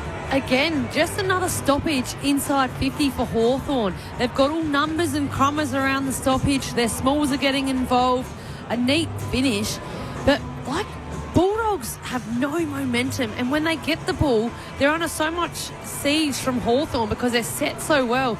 Even when they're trying to kick it out, Western Bulldogs haven't even shifted over, and Hawthorn are able to set their shape, and they just keep getting momentum, and it's going to get a little bit embarrassing with Western Bulldogs, I reckon, if they continue to just not have any confidence in their ball movement. When they're going, they're lively, they're hot, fast. Tap out from Reeves, straight to Nash. It'll be another inside 50 here. Coming the way of the Hawks, stops by Lewis and trapped. And then it's cleared away by Selwood, who puts it out to centre wing. It's into some space, and Sicily was in a tangle with West there, and I think it'll be a free kick going the way of Sicily, who's being held on to. Even then, being reactive because a dump kick. He was under pressure there. Ends up tugging the jumper as Sicily shares it with Battle and switches on. So he flicks it across to Amon, who goes slightly ahead of him towards Newcombe. Has to take it on the half volley. Can get the hand pass away to McDonald, who flicks it back to Amon, who's called his name, running down the outer wing of Adelaide Oval, takes a bounce, and then flicks it off to D'Ambrosio. He'll put it on his boot this time. There'll be a pack of players that form at the drop of this. At the back was Selwood. 2 bites, couldn't take the mark. He's dived on top of, and it'll be a throw-up just in front of Hawthorn's goal. They've got a 31-point advantage here, 14 minutes played in this third term. And again, Hawthorn going central to their forward 50. Here's Watson on cue, dribbling it through in exactly the right place. The Wizard makes something happen. Having previously given the last goal to Dylan Moore, this time he does it all himself, and it is getting ugly if you're a Western Bulldogs fan. Hawthorn by 37 points. They've kicked the last 2 goals of the match in a couple of minutes. 9-9-63 to the Bulldogs, 3-8-26. Gather round on ABC Sport. Hawthorn continue to go to that hot spot just outside the forward 50 square. Repeat stoppages, they're hard to defend. If you're a defender and you're under siege under continuing forward stoppages, that drains you, that wears you down. And when you've got Watson on the feet as a small forward, you're nervous always. But I really like the way that Hawthorn are just centralising whenever they go inside 50. It is going boundary sometimes, but yeah, I feel like they're going central a lot more often than not. Mubby or Chol either, after he went off with a hamstring injury in the first quarter and out for the match for Hawthorn, but it hasn't stopped them so far in this game, as we'll have another ball up just outside the 2 centre circles. Meek in a tangle with Lobb. Palm down, comes to Newcombe. He shrugs off the tackle. 2 of them, in fact, puts it inside forward 50 for Hawthorn. Weddle's at the back trying to gather it. Has to go at it for two times, picks it up, hand passes it to Moore, who kicks inside forward 50. Lewis was at the back, almost takes the mark, hand passes it to Ginnivan. Everything's going right for the Hawks at the moment. Jack Ginnivan with the snap, and this one's fired through for another goal for the Hawks. And they're looking dangerous tonight after against a Western Bulldogs outfit that hasn't lost so far this season. Hawthorn has pushed out its lead to 43 points off the back of that Ginnivan goal. 10-9-69, Western Bulldogs 3-8-26. 16 minutes played in the third term. Your experts on ABC Sport, Ed Marinoff and Josh Franco. Well, it's interesting as well, and we spoke about it at half-time, the dominance of the Hawks around the stoppages in the ruck. Their midfielders are proactive, they're winning the clearances, they're getting field position off the back of that, but they didn't really cash in on the scoreboard. They only kicked 3 first-half goals from stoppage. They've already kicked 3 this quarter and are only halfway through the third. So the damn walls, you can almost sense starting to break here for the Western Bulldogs, and Hawthorn looking threatening every time there's a held ball in a stoppage scenario. There's gather round for you, Ebony. Jack Ginnivan high-fiving a fan, leaning over the front row of the fence, and why wouldn't you? 3 goals in 3 minutes for the Hawks. And Connor McDonald may not be done with yet. Gets the clearance away to Ward. Dodging and weaving around Kennedy. Kicks out to McDonald, who stream forward. On the bounce, he has space at half forward. Hand pass to Perez. Looks up to the leader, Mitch Lewis. Can't take the mark. Spoiled by O'Donnell. Lewis comes charging through. Connor McDonald dumped in a tackle by O'Donnell, and this time he gets rewarded. So I reckon the Western Bulldogs now have to take some risks with the ball. Look to either switch, hit a 45, because at the moment, if they're going long down the line, it's not working for them. Steve Murphy on the boundary. Interesting to see Nick Watson when he came off a few moments ago after kicking that goal. Had an interesting chat, shall we say, with the interchange guy for the Western Bulldogs. Looked pretty heated to me. I'm not a lip reader, but didn't look great. Good insight, Steve. I was going to say interesting myself there. We're on par, Lauren. Not happy being pulled after the goal and an assist, but had to be taken off. That was the Western Bulldogs. I think he was giving them a reference to the score, probably. Yeah. Interesting. That's a very good pickup. So Baker now with the clearance goes down and finds Sicily. Oh, well, he wasn't searching for Sicily, but Sicily was there. Taps it down. Hardwick's there as well. He tries to pull it in. In the end, West is doing his best for the Western Bulldogs. And he's taken and he's holding the ball. And too good, the Hawks. Another bad moment for the Dogs. Tackles 15-5, contested ball 23-12, uncontested 44-20, clearances 10-4. Hawthorn smashing them at the moment. Even West there, he looks depleted. Trying to do something, fending off, create an opportunity, and Hawks too good. Inside 50s 12-3. Hardwick up the wing. Lloyd Meek trying to get a hand pass down low. Got it to Connor McDonald inside 50. Weddle caught behind. Clears Mitch Lewis and Puku Kama. Racing back as Davidson gets there first for the Bulldogs. Cuts back corridor. Hacks a kick to Gallagher on the bounce. Impey tries to lay the tackle. Hand pass to Selwood. To Fraser across halfback. Now to Puku Kama. Can the Dogs build something here? Bontempelli's all on his own on the wing. The kick is over his head.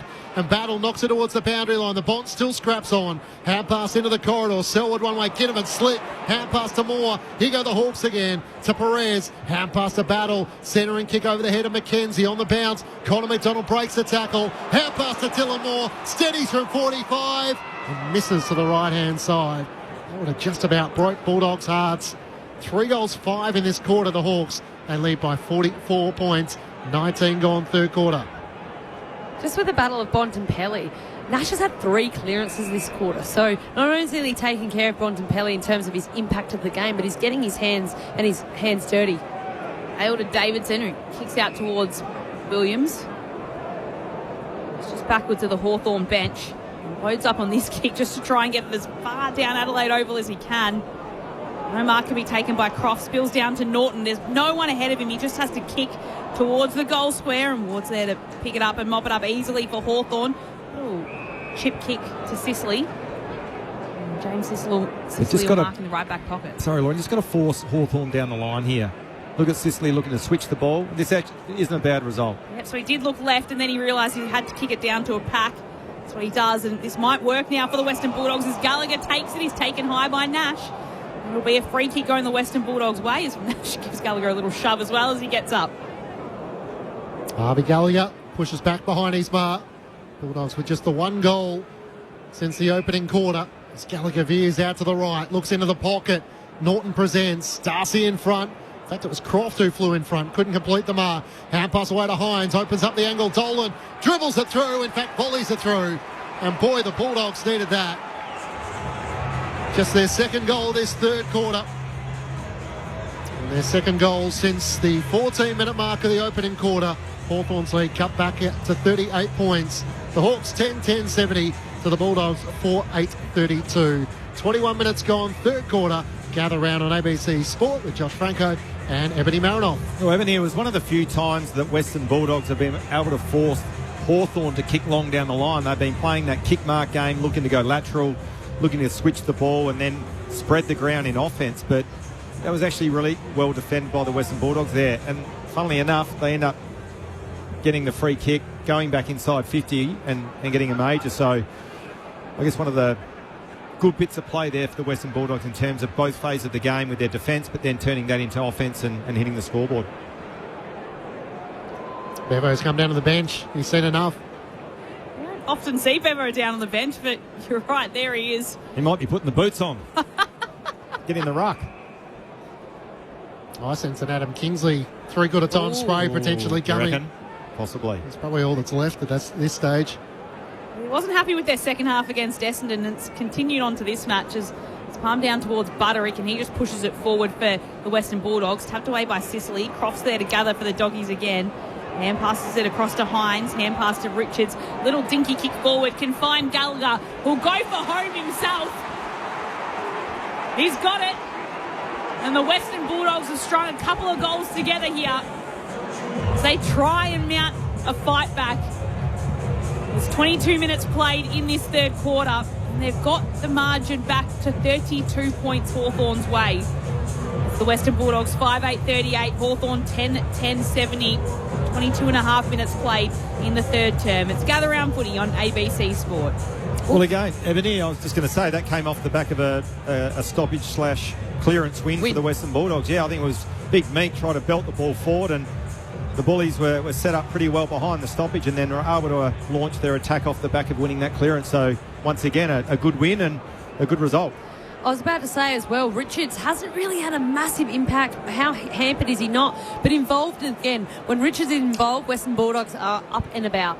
The Bulldogs with 2 goals in 2 minutes. Lob in the ruck up against Reeves. It spills down. The way of Kennedy almost lost his footing. Hand pass to Sanders. Hand pass to the runner Bailey Dale at half-back. Kicks through the middle of the ground. Richards marks. Swings onto that left. Long kick looking for Norton. Wrestling with Paris. It clears the 2. Foot races on. Norton gets a boot to it. Misses to the right-hand side.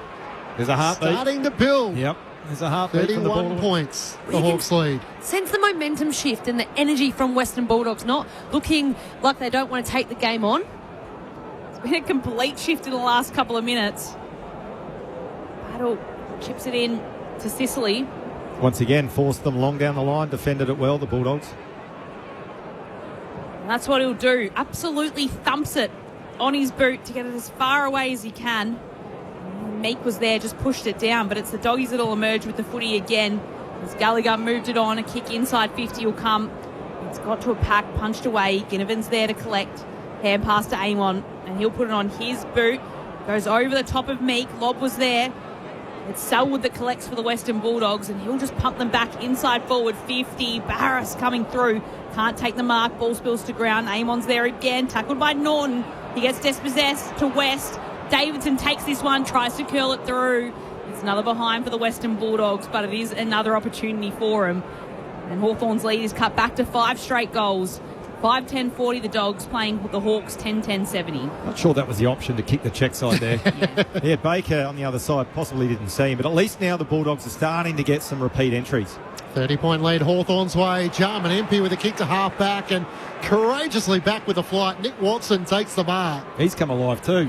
Hasn't he? He gave him that comment at half-time. Hadn't had a lot of the footy. He's found a spark. From half-back, sends it up the wing. Buku Kama spalls it away from Gunston. Moore and Meek contest for it. Moore gives it to, got it from Meek now. Gives a hand pass back to Ginnivan. He's going to retreat back. Kick missed the intended target of Carl Amon. And the mark's taken by Croft. Hand pass to the runner Davidson. They're out here, up towards West. He's got Norton one-on-one with Barris. Norton now leads to the pocket, goes for him on the bounce. He tries to work back towards the goal line. He can't do so as it runs out of play. A boundary throw out in front of the old scoreboard lit up tonight. It's the Hawks leading by 30 points through 26 minutes of the third term. Looks good, doesn't it? With the cathedral then further in the background lit up as well towards that hill end. You just can't help but think if he just had to hit Norton there. If they get back in this game, they're the opportunities they got to take. Austin Reeves almost tries to grab it out of the ruck himself. In the end, West picks it up, Crumbs kicks towards goal. He's not happy the moment it comes off his boot because it's just another behind for the Western Bulldogs. That's 3 in a row now. 2 consecutive goals, then 3 behinds in a row. Hawthorn's lead cut back to 29.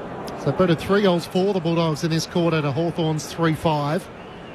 As Carl Amon brings the Hawks back into play, hugs the boundary line with a kick.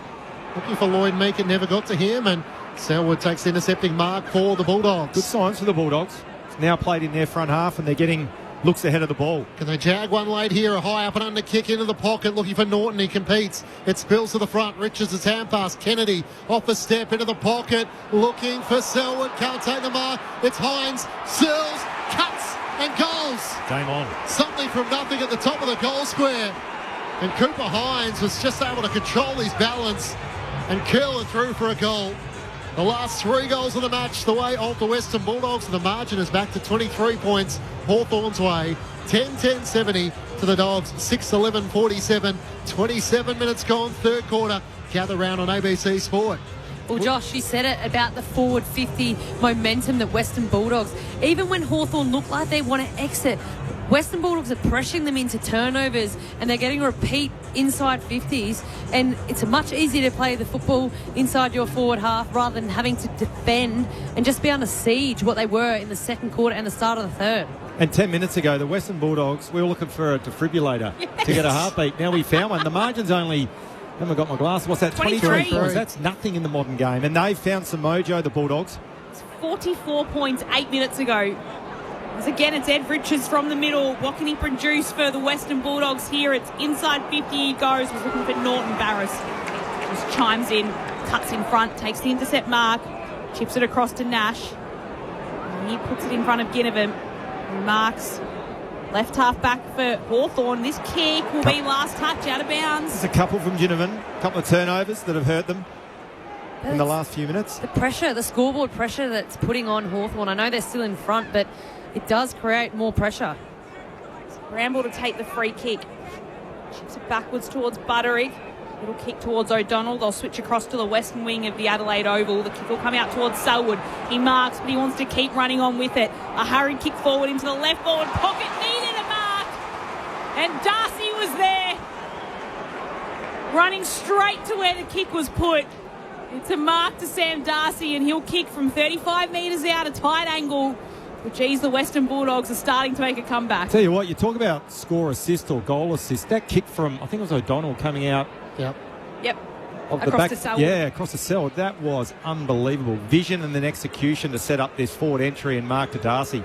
Sam Darcy will snap towards goal. He keeps it to the near side. I just feel like that play for Mark deserved a goal, but it's just a minor score. It's another one for the Western Bulldogs. 22 points Hawthorn's lead. The Doggies 6-12-48. The Hawks 10-10-70. 29 minutes played in this third term. At the last 7 scores of the match, the Western Bulldogs, the last 10 inside 50s. There's a long clearing kick for the Hawks. Up towards half back. Mitch Lewis flies. Comes off the hands of Jack Ginnivan. And out from the kick from Carl Lamon. Well, the game's changed, hasn't it? It's flipped on its head. It'll be interesting now to see what Hawthorn do, whether they keep persisting with the kick mark, if they can get possession, or do they go quick again. Sanders with 7 disposals. Richards with 7 in this third quarter. Lobb doing the ruck work. Gathers. His kick is smothered. Spills to Sanders. Hand pass to Kennedy. Kicks into the pocket. Darcy came late. Crushed the pack. Norton at ground level. Slaps it away. Fraser against the boundary line. Centering kick. Finds Croft. Sliding in down low. He takes the mark. Just never panicked, the Dogs, and had the options at ground level. Now Hawthorn look like they're scrambling. They're scrambling in defence. They can't get it out of their back half.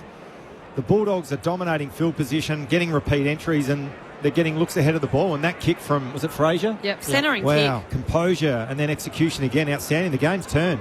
Kicks this, I'm telling you what, this is game on. Hawks led by 43 points at the 16-minute mark of the third quarter. Jordan Croft to continue the Bulldogs surge. He misses to the right-hand side, and that's been part of their story. 4 goals, 6 in this quarter. It could have been a lot closer. Hawthorn by 21 points. What have the Hawks got in them now? As Eamon brings in the footy and again forced to kick out long to a pack where Lewis punches it away, and it'll be a throw-in on the outer side of the ground below the Jack Odie stand. Looks like Lobb's doing a little bit more ruck work as well. Emmett sitting on the bench, Lobb in the ruck. 2 number 7s, Lobb and Reeves, next to each other in the ruck. Push down, it's the Western Bulldogs that win it via Sanders. He kicks hurriedly to the top of the 50, slips through the hands of Impey. This allows an in now for West to have a shot towards goal. It won't go the distance. Darcy will be able to keep it in. He comes in, hits Watson as well high. The umpire saw that. Watson's gone down. It's McDonald rather. Oh, he did clip his head. McDonald got clipped. At least he was going for the ball, so he'd be safe in terms of the tribunal, but poor technique, push forward. Yeah.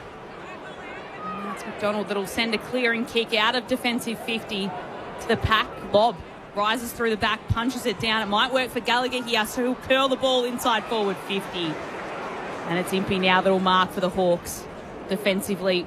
Perhaps stop a late score for the Dogs. So we said a half-time ball ups and throw-ins around the ground was 20-4 Hawthorn's way. It's now 8-6 in favour of the Bulldogs. So they flipped in terms of contest and stoppage. They've turned the tide.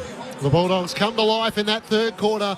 They put it 4 goals, 6 after Hawthorn got out by 43 points midway through the third quarter. And the margin at three-quarter time is 21 points the Hawks' way. 10-10-70 to the Bulldogs, 6-13-49. After the Hawks led by 11 points at quarter time and 28 points at half time. For the Hawks, 2 goals to Mitch Lewis and to Jack Gunston. Individuals to Watson, Moore, Connor McDonald, Meek, Weddle and Ginnivan.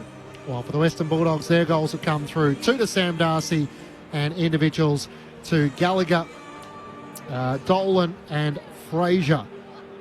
6 goals for the Western Bulldogs, 10 goals for the Hawks, and it's a 21-point lead Hawthorn's way at three-quarter time. Earlier today, it was the Sydney Swans who defeated the Gold Coast Suns by 32 points. The Bombers with a breakthrough win by 45 points over the Demons, their first win since round 11 2025. And the Brisbane Lions, a third straight victory in season 2026 over North Melbourne, prevailing in the end by a 26-point margin. Great to have your company wherever you're listening to us around the country or around the world on ABC Listen. This is Gather Round on ABC Sport. Are there any winners in the cost of living crisis? What's causing the algal bloom? Questions. They've never been more important. So the one thing we'll never question is our duty to keep asking. ABC News. Keep asking. On ABC Sport, this is the 2026 AFL Gather Round, live from South Australia. Wrestled away by Sanders for the Dogs. Hand pass to Riley West. Long kick. Davidson leaves it for Fraser into the open goal. For the Dogs' first goal since the opening quarter. So Donald's taking some deep breaths as Lobb taps it down. Here's Watson on the move. Hand pass away to Dylan Moore. The perfect team assist. And Dylan Moore doesn't let him down. Screwing it over his shoulder. Here's Watson on cue. Dribbling it through. In exactly the right place. The Wizard makes something happen. Moore, who kicks inside forward 50. Lewis was at the back, almost takes the mark. Hand passes it to Ginnivan. Everything's going right for the Hawks at the moment. Jack Ginnivan with the snap. Gallagher veers out to the right, looks into the pocket. Norton presents. Darcy in front. I thought it was Croft who flew in front. Couldn't complete the mark. Hand pass away to Hines. Opens up the angle. Dolan dribbles it through. In fact, volleys it through. And boy, the Bulldogs needed that. Hand passes it across to Hines. Hand pass to Richards. Little dinky kick forward. Can find Gallagher. Will go for home himself. He's got it. And the Western Bulldogs have strung a couple of goals together here. Looking for Selwood. Can't take the mark. It's Hines. Sills. Cuts. And goals. Game on. Something from nothing at the top of the goal square. The 2026 AFL Gather Round. On your radio. ABC Sport Digital and ABC Listen. Three-quarter time at the Adelaide Oval, and it's the Hawks who lead by 21 points, but that margin was cut back with the last three goals the way of the Western Bulldogs. Hawthorn 10-10-70 to the Dogs 6-13-49. Matt Clinch and Lauren Borden call the action. Steve Murphy down on the boundary. The thoughts of our experts on ABC Sport, Josh Franco and Ebony Marinoff. Well, the tale of that quarter was the midfield. Sanders was able to really surge in that last 10 minutes. He finished the quarter with 9 disposals and 4 score involvements. They weren't going in the first half. Ed Richards had the 7 as well, while West was a little bit inaccurate. But when you have the small movers like those in the Western Bulldogs, you're able to gain more territory. And like Josh said, they played a lot more footy inside their 50 in that last 10 minutes. So really good change in, I guess, momentum. But it was around the contest. I really thought Lobb was able to have an impact in that last 5 to 7 minutes. And even his ability to get back and counteract when Hawthorn, he wasn't in the ruck and Hawthorn were trying to exit. Lobb was actually higher up the ground to actually have the ability to spoil. He's one of the best spoils in the game. But that was the real momentum shift. And that was with Bontempelli not really touching it in the last 10 minutes. They were able to get the game back on their terms. And Hawthorn just looked absolutely flustered. Well, Clinchy, you mentioned it was halfway through that quarter, Luke Beveridge came down to the ground and we said he might be preparing for a spray. Yes. I reckon he had to change his tune because they're right in this contest at the moment. And they, as I said, they've turned the tide. They've flipped the game on its head. And talk about missed opportunities. I know the Western Bulldogs missed some late, but Hawthorn still kicked 3-5 in that quarter. They dominated the first half of the quarter. They couldn't capitalise on the scoreboard. Even said the dam was about to break. And then all of a sudden, the Western Bulldogs found a spark. And to your point, Ebony, absolutely spot on. They started to win the clearances. They had 4 clearance wins in the first half. And by clearances, again, I'm talking about the ball ups and boundary throw-ins. Nothing to do with centre bounce. That quarter, they led it 8-6. So they started to get their hands on the ball around the stoppage and around the scramble scenario. They started to get their handball game going. And they started to play the game in their front half. But a few of those opportunities in front of goal, I'm sure they'd like their time again. And 10 minutes into that quarter, we were talking about Western Bulldogs being off their feet, no momentum, looking really down in the dumps, no energy. And that was a complete shift. They come into this last quarter in a position where they can win the game. So the momentum shift of just that last 10 minutes, a couple of goals that create scoreboard pressure, this changes the game completely. And the irony is as well is that even though Hawthorn have dominated for 2.5 quarters, the scoreboard it was about to get away from the Bulldogs, but it never really got away to them. They kicked some goals late. It's now manageable. It's still, 21 points the margin to start this last quarter. Big centre bounce coming up. Rory Lobb in the ruck. I reckon he's spending more time in there, which has changed the dynamic of what they look like in the middle of the ground for the Western Bulldogs. And again, it'll be interesting to see how the Hawthorn Footy Club approach this last quarter in terms of their ball movement. Do they go kick mark, or do they go back to Q1 and play a bit more aggressive and fast-flowing footy? So the Dogs finished with the last 3 goals of the quarter. Hawthorn led by 43 points midway through that third quarter. The Dogs will have to kick 4 goals on the bounce to take the lead. Into the final term we go. The Bulldogs trying to keep their unbeaten track intact. Lobb studying in the ruck, does the tap work. It's gathered though by Jai Newcomb of Hawthorn around his body. Kicks to the outer side. Weddle in a tangle with Gallagher. Happy to let the ball hit the ground. Running onto it, Bailey Williams. Hand pass to Frazier. Chips it back. O'Donnell takes the mark. Is it left half back for the Western Bulldogs? Looks into the corridor, looking for Bramble. Spoil made by Watson. Ricochets into the middle of the ground. Nash gathers. Hand pass to Newcomb. To Ward. Tackled and brought down by Frazier. Spills out to Jarman MP. To Meek. Hand pass to Newcomb. Trying to fend off the Dolan tackle. Turns on his right side to Ginnivan, who's all on his own at centre half forward. And quickly gets to his feet. Weddle wanted it short. Ginnivan's not that interested in that. He's now in 2 minds as he's called to play on. Bontempelli comes running at him. Kicks it out to Jarman Impey, who marks it right half forward. Jarman Impey holding on to the footy. He just goes short towards Newcomb. Concedes a couple of metres as Newcomb spins the footy around in his hands. And then darts the kick inside forward, 50, and in the end it goes straight to Williams. Doesn't pop it up to a hot spot, but went flat, and Williams was there to collect for the Western Bulldogs. A little chip across to Karmas. So they work it along the western, or to the western wing. Karmas chips it out to Bramble, and he'll kick right down the wing to the AFL gather round logo through the hands of Croft. Spills out the back. Chasing after it is Moore. He takes it. Ed Richards takes him to the turf and locks up the footy. And we'll have a ball up in the centre of the ground. Hawthorn leading by 21 points, just the early stages of this fourth quarter, but the Doggies making a comeback late in the third. Yeah, Bulldogs' pressure's been pretty good to start this last quarter again. We don't get the pressure rating, but it's definitely lifted. Nash alongside Bontempelli. Lobb starting in the ruck in this final term up against Meek. Newcomb is the last to rise. Just denying the Hawks time and space when they got the ball, and a few little errors by hand creeping into the Hawthorn game. Newcomb alongside Richards as Meek wins down the tap. Newcomb tells Connor Nash, get out of my way. Feeds a hand pass around Richards, looking for D'Ambrosio. Didn't take it cleanly. Cuts back from Davidson. Dribbles the kick up towards Connor McDonald. Bramble gathers for the Bulldogs. Hand pass to Sanders. Chips it up the wing. Taken by Richards. Gives it back to Sanders. Under pressure. Almost run down by Watson. Forces a turnover. Sicily the loose across half-back gathers. Hand pass to McKenzie. Tries to dink a kick into the middle of the ground. Coming out O'Donnell. Can't arc against Lewis. D'Ambrosio has it hugged to his chest. As Sanders lays the tackle. It's the Hawks by 21 points. 3 minutes gone in the final term. Gather round on ABC Sport. Tossed up, Meek just grabs it out, hand passes it back to D'Ambrosio. He curls the kick on his left boot inside 50. Butterick got there first, brought it to ground, and then it's picked up again by Butterick. He kicks it across to Bontempelli, who goes right down the middle of Adelaide Oval, and it's a one-handed mark taken by Battle.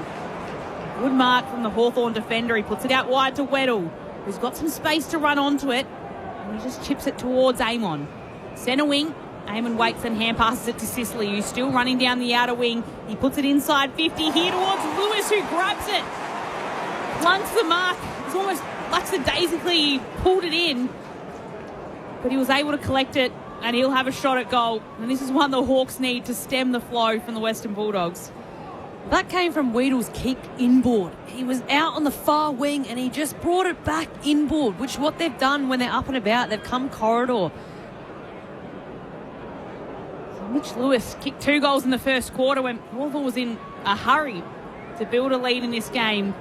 Now he'll kick from 45 metres out, and he hits the right goal post. It's the third poster we've had tonight. And it means Hawthorn's lead extends, but only by 1. They're up by 22 points, 4 minutes played in this final term on ABC Sport. And that was the fast mode of play from Hawthorn, wasn't it? The handball received to Sicily to get speed on the ball as opposed to kick mark. Josh Franco on ABC Sport as Bailey Dale's kick out towards half-back. It's off hands as Kennedy can't gather, and Josh Battle sees it out of play. Hawthorn 10-11-71, the Bulldogs 6-13-49, the Hawks by 22 points.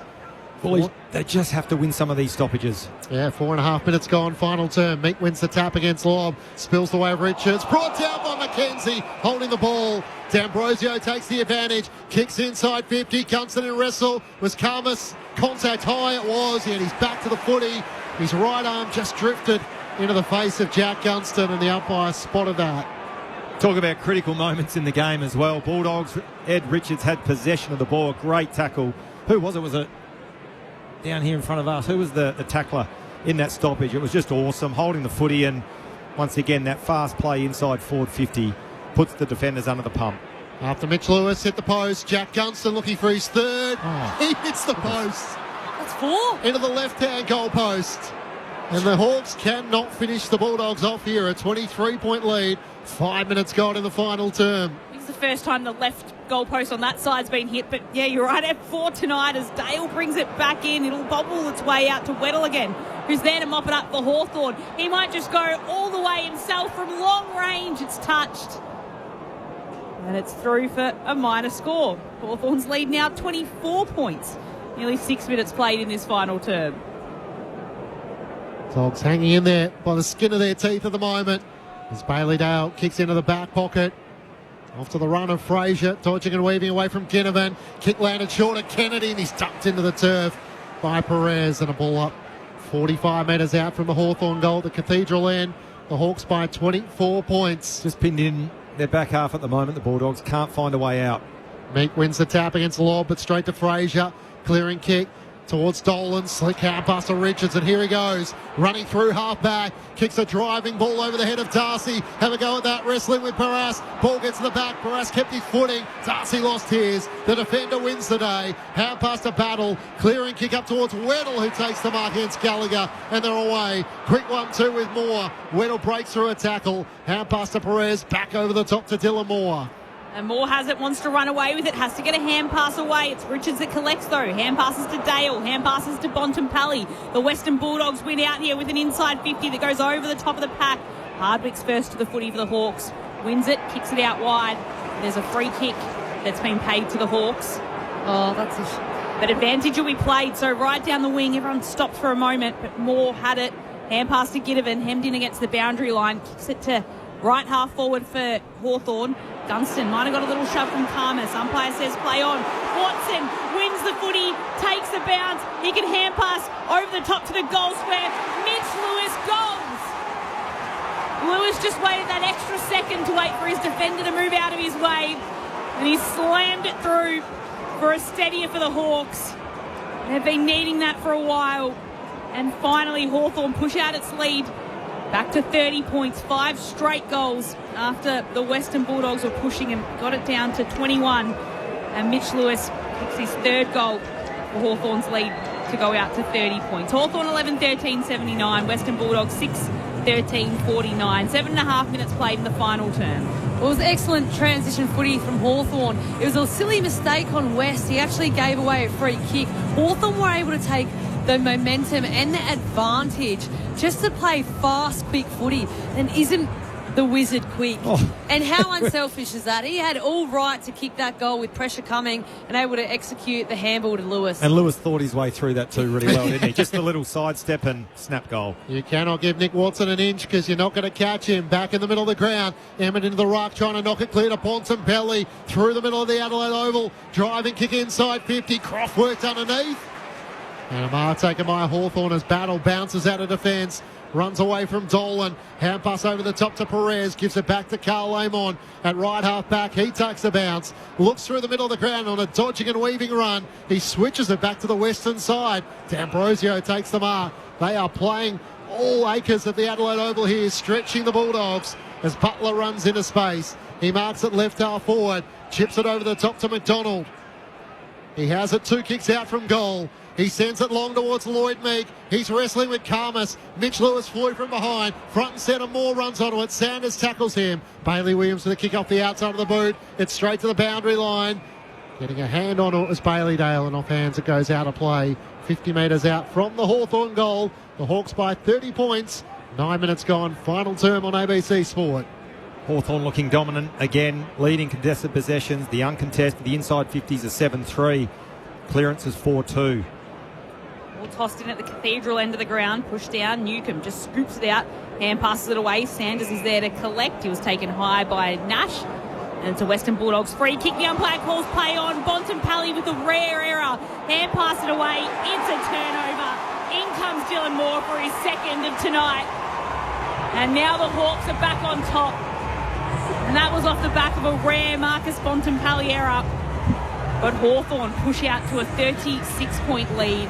The Hawks 12-13-85. The Doggies 6-13-49. 36 points, Hawthorn to the good. 10 minutes played in the final term. It's Gather Round Footy on ABC Sport. Your experts, Ed Marinoff and Josh Franco. That's the difference between the turnovers. Bontempelli took the advantage. They were a little bit more central and through the corridor, so Bontempelli had nothing ahead of the ball. Whereas on the previous one where Hawthorn were able to take the advantage, they were able to go boundary side.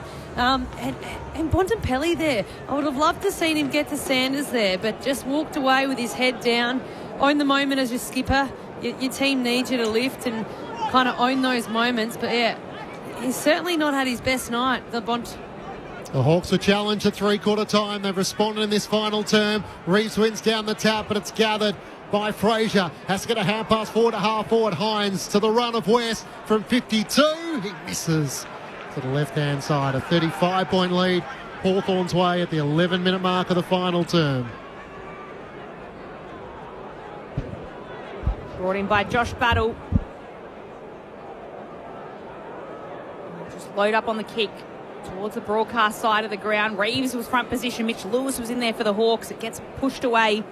And it's, in the end, picking it up is Kennedy. He can just dribble it forward. Sicily picks it up and almost scoops it away towards West. Tackles him, holds on to him. The umpire says play on. Western Bulldogs still in a dangerous position. Fraser has to hand pass it away. Darcy pushes it from his opponent, but it's Watson that picks up. Hand passes it to Sicily. Hand pass to D'Ambrosio is taken out of bounds. And it'll be a throw-in about 55 metres out from the Western Bulldogs goal. They're now trailing by 35 points after making a late comeback in that third term to have it sitting at 21 points at the three-quarter time break. The voice of Warren Borden alongside Matt Clinch calling the action. Steve Murphy down on the boundary. Ebony Marinoff, Josh Franco with you on ABC Sport. It's volleyed forward by Connor McDonald. It may work. Selwood over around the footy. Moore brought down. As Mitch Lewis is shoved over the boundary line by Connor Butterick, and a boundary throw in front of the two benches. We'll say, Clinchy, though, you talked about momentum against against Hawthorn late in that third quarter. They've done well to wrestle it back, the Hawks. Yeah.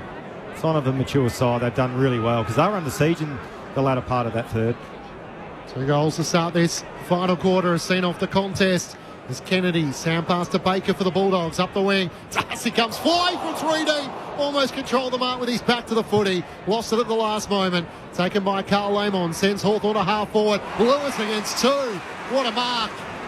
Frustration there from O'Donnell, and he dances around him. Mitch Lewis cuts to the boundary line looking for Gunston. Karmas went early, got a hand to it. Gunston gathers. Karmas lays the tackle. Gunston trying to hand pass back to Watson against the boundary line. It goes out of play. The Hawks by 35 points. 12 minutes, 13 minutes now gone in the final term. Big blokes like Lewis that can take those contested marks are worth their weight in gold. Just diffuse the pressure. Super mark. Palm down from Reeves towards Newcomb. There's a whistle on play and it's a free kick. Go to Hawthorn. Well, it's John Newcomb, and he's been enormous tonight. He's had the 12 clearances. So talking about the contested battle, the ruck battle, 12 clearances for Newcomb. Started the game with 5, but certainly been the in and under player, and now deserves a free kick with a high tackle. John Newcomb now has done it all tonight, except put a goal on the scoreboard. He'll have a set shot from 45 metres out on a 45-degree angle as well, to really quell this comeback that the Western Bulldogs started. He runs over the paint of 50, kicks this one towards the sticks. It never looked like missing.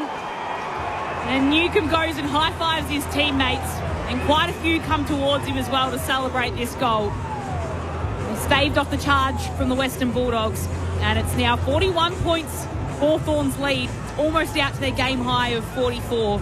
14 minutes played in the final term. Hawthorn ahead by 41. 13-13-91. The Doggies 6-14-50. That was probably just another example in that stoppage scenario of the dominance that the Hawks had in there. Dominance in the ruck, dominance in the hit-out. Midfielders having the ability to get on the fly because they got confidence, they know where the ball's going, and then drew the free kick. Similar to when you kick the ball in quick and deep when it's a one-on-one via defender, it puts them under the pump. So really well done from Newcombe. As you said, Evan, he's had a terrific game. 25 disposals, 13 clearances is huge. Huge now game. the co-captain, Jai Newcombe, alongside James Sicily, and he's still working in the middle of the ground. Hand pass to Connor Nash. Clearing kick coming from charging backwards Watson. Can't take the mark. Off hands. Reeves tries to slide in. His big frame over the footy. And over the top of O'Donnell, and the umpire will ball it up. 35 metres out from the Hawthorn goal. Got out by 43 points in the third quarter. They may still eclipse that in this last. Connor McDonald couldn't gather West in the defensive half. His kick doesn't clear the congestion. At the bottom of the pack is O'Donnell once more, and the umpire will ball it up.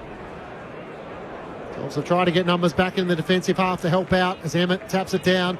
West off balance. Jags it across his body. Gallagher out position. Perez juggled the mark, dropped it at the last moment. Impey gets a hand pass away to Sicily. Back to Ginnivan. Back to the captain, James Sicily, who in the long sleeves cuts it around his body into the pocket. Nothing but Bulldogs there. And O'Donnell lunging forward, hugs it to his chest. O'Donnell will kick it across to Karmas, who's running onto it. Still 40 metres out from defensive goal. Chip kick to Kennedy. Hand passes it away to Butterick. And he'll chip it forward towards Bontempelli in some space. Can move the footy on quickly by hand passing it to Bramble. Hand pass to Davidson. He'll jog his way inside forward 50 and put this kick towards Norton, who marks at the top of the goal square. The approach will end with a set shot at goal for the Western Bulldogs, but it might all be coming a little too late for them. And Aaron Norton will kick from directly in front for the Western Bulldogs. I haven't really seen him a lot today. He just eases this one through and puts it into the second tier of Adelaide Oval. A late goal for the Western Bulldogs. As the game's just got a little bit beyond their reach. 35 points now, Hawthorn's lead. It's the Western Bulldogs 7-14-56, Hawthorn 13-13-91. Aaron Norton with his first goal for tonight. Well, Battle's been on him tonight. Yeah. I mean, we see the likes of Barris and Darcy, and what a matchup that's been. You've seen a couple of huge contests, but Battle's done extremely well for Norton. Usually even you see him fly at things and really compete, but it almost seems that Battle's blanking him for the majority of the game. I mean, a little bit more fast ball movement from Western Bulldogs there by Davidson to able to hit the top of the square. But, Norton certainly hasn't had his presence because he started the season on fire. Well, he's only had the 6 disposals, 5 kicks, 1 handball, running at 40% kicking efficiency, 1 goal, 2. But good moment for him then, but not enough throughout the course of the game. Dogs' first goal of the final quarter coming at the 17-minute mark. A 35-point lead Hawthorn's way. Richards works hard in the middle of the ground. They get a clearing kick up towards Hines. Worked out of it by Ginnivan. Impey brushes through. A tackle from Richards. Got a hand pass forward. Working back Croft for the Dogs. Hand pass to Kennedy. Up and under kick towards Bontempelli. Tries to protect the Lansing zone in front of Sicily and then race back onto it. Could have got Ginnivan high. Newcombe working in the defensive half. Gets a hand pass to Ward. Blazes into the middle of the ground. Intercepting mark taken by Bailey Dale. Looks out to half forward. Sanders takes the mark. Riley Sanders can come inboard to Selwood. He's wide half forward, and the umpire has just asked, what are we spotting here, Ebony? Richards, I think. And he looks in a lot of discomfort. We know he can't put any weight on his right knee, and this is really concerning for Dogs fans on what has been a dirty night. Ed Richards' play is being stopped, and a trainer on either side is going to escort him from the field. So the immediate question is going to come is that the same knee that he missed last week with? He looks in real discomfort there, not able to put any weight on it. This is the worst sign for Bulldogs fans. He's throwing his head back in agony here. Cannot put any weight on his right knee. Have to find the injury report, Lauren. What is it, left or right foot? It hasn't been named by the Western Bulldogs, so I'll keep looking. I don't even really... We didn't see a contest where he went down, so hopefully they show a replay soon. But we've spoken all night about the battle without Tim English. you lose Ed Richards. I know he hasn't fired tonight, but that next month is worrying for the Dogs. Luckily, they got off to a good start because, yeah, that's 2 big outs if so. Luke Beveridge on the bench as Ed Richards comes off. The long kick inside 50 from Selwyn, and the intercepting mark is taken by Josh Battle. So no Tom Liberatore still. The Bulldogs all of a sudden suffering some injuries with Tim English going to be out for a little while. Back from Battle as well over the head of Jarman Impey. Out of bounds on the full, and Bontempelli will take it at right half forward. The Bont looks into the pocket. Darcy offers the lead. He rises. Battle makes, Barras makes the spoil. And out of play, a throw in. He's been huge tonight, Barras. Darcy's one of the best, key full forwards in the competition, and the way he's spoiled tonight and even marked or outmarked Darcy has been super impressive. So ball's tossed in, just taken by Meek. Hand passes it to Hardwick. He can't get a kick away cleanly. So it stays locked in the Western Bulldogs forward 50. Kennedy across to West. Hand passes out of defensive 50 towards Williams. He's being tackled, and it's Weddle that picks up for Hawthorn. Hand passes across to Newcomb. He's all in sorts of trouble next to the boundary line. Sanders was closing in on him. Can get the ball across to Impey, who just shoves it on his boot and lobs there to clean up the footy for the Western Bulldogs. Wants to play on as he runs down the wing and goes inside 50 for the Western Bulldogs. Sicily just sitting back there easily to take the mark. Just on Ed Richards, it looks like that knee tendon issue he had was on his left knee last week, and he's limped off with his right knee tonight. Good work, Loz. By 35 points. Sorry, Clint, you talk about the work of Barras. Even in that marking contest, just did enough to screen out Darcy so that they could take almost an uncontested mark, the Hawks. Battle out of defence, up towards Perez, takes it on the second bite, kicks to Ginnivan on the eastern wing. They're on the overlap here. Hand pass to Dylan Moore over the top to D'Ambrosio. Gets to 50, Lob tries to corral him, chips a kick into the pocket, never got to Gunston. Gathered away by Bailey Williams. Links up with Buku Karmas. His kick is a turnover. That's straight to Hardwick. Panic kick there. That's the pressure that Hawthorn are able to pop on. And those exit kicks, when Western Bulldogs were going on top, they had no pressure at them, but Hawthorn have really lifted their intensity around the ball and the pressure towards the Western Bulldogs this quarter. Hardwick short pass to Josh Weddle, who's thinking goals. He's out to the left, about 50 metres out from home. With that famous 23 on his back of Hawthorn greats. He wants to join the growing list of goal kickers. He veers out to the right and gave it everything he's got, but misses the left-hand side. Has one goal tonight, Josh Weddle, and the Hawks lead by 36 points. 22 minutes gone in the final term. Only chink in his game is his kick, isn't it? Yeah. His work rate tonight, I just looked, he's only had the 13 disposals, but his work rate up and down that wing is probably a reason why Hawthorn are challenging a top four side. He's gained plenty of distance with just his run along that wing, as Western Bulldogs with the footy at centre wing share it around with a string of hand passes until it comes to Fraser. He spins around in a full 360, doesn't know where to go, hand passes it to Sanders. He takes the tackle and he'll be penalised for it.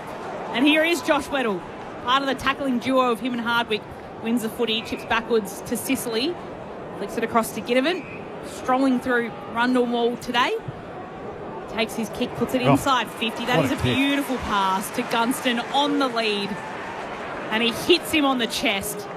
And this is a chance for Jack Gunston to get one late for the Hawks. Well, when you talk about Weddle as well, he probably creates a few headaches for the coaching staff. Where's he best suited? He can play anywhere, can't he? Wing, mid, back, forward.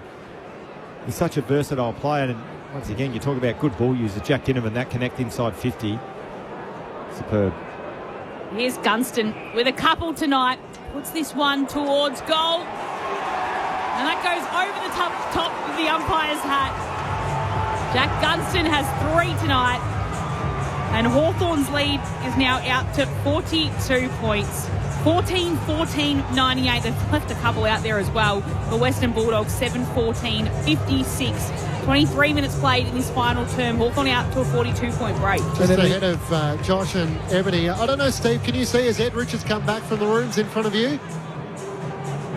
And he appears to be walking okay. Obviously still not totally comfortable, but a lot better than what he was a few minutes ago when he walked off. All right, yell out if you think he's going to come back on the field. You wouldn't have thought there's anything to be gained here, but maybe you'd put him news? on ice. Who knows? You'd put him on ice, you'd think. But back to that Gunston goal, like that's a precision kick, and his ability to finish is so impressive. I really like the quote from when he went up to Brisbane Lions. It wasn't a wasted year. He learned how to look after his body, and now he's playing some of his best footy of his career. Meek wins the tap in the middle of the ground against Lobb, gets it down to Nash, hand pass forward, Butler tackled, holding the ball.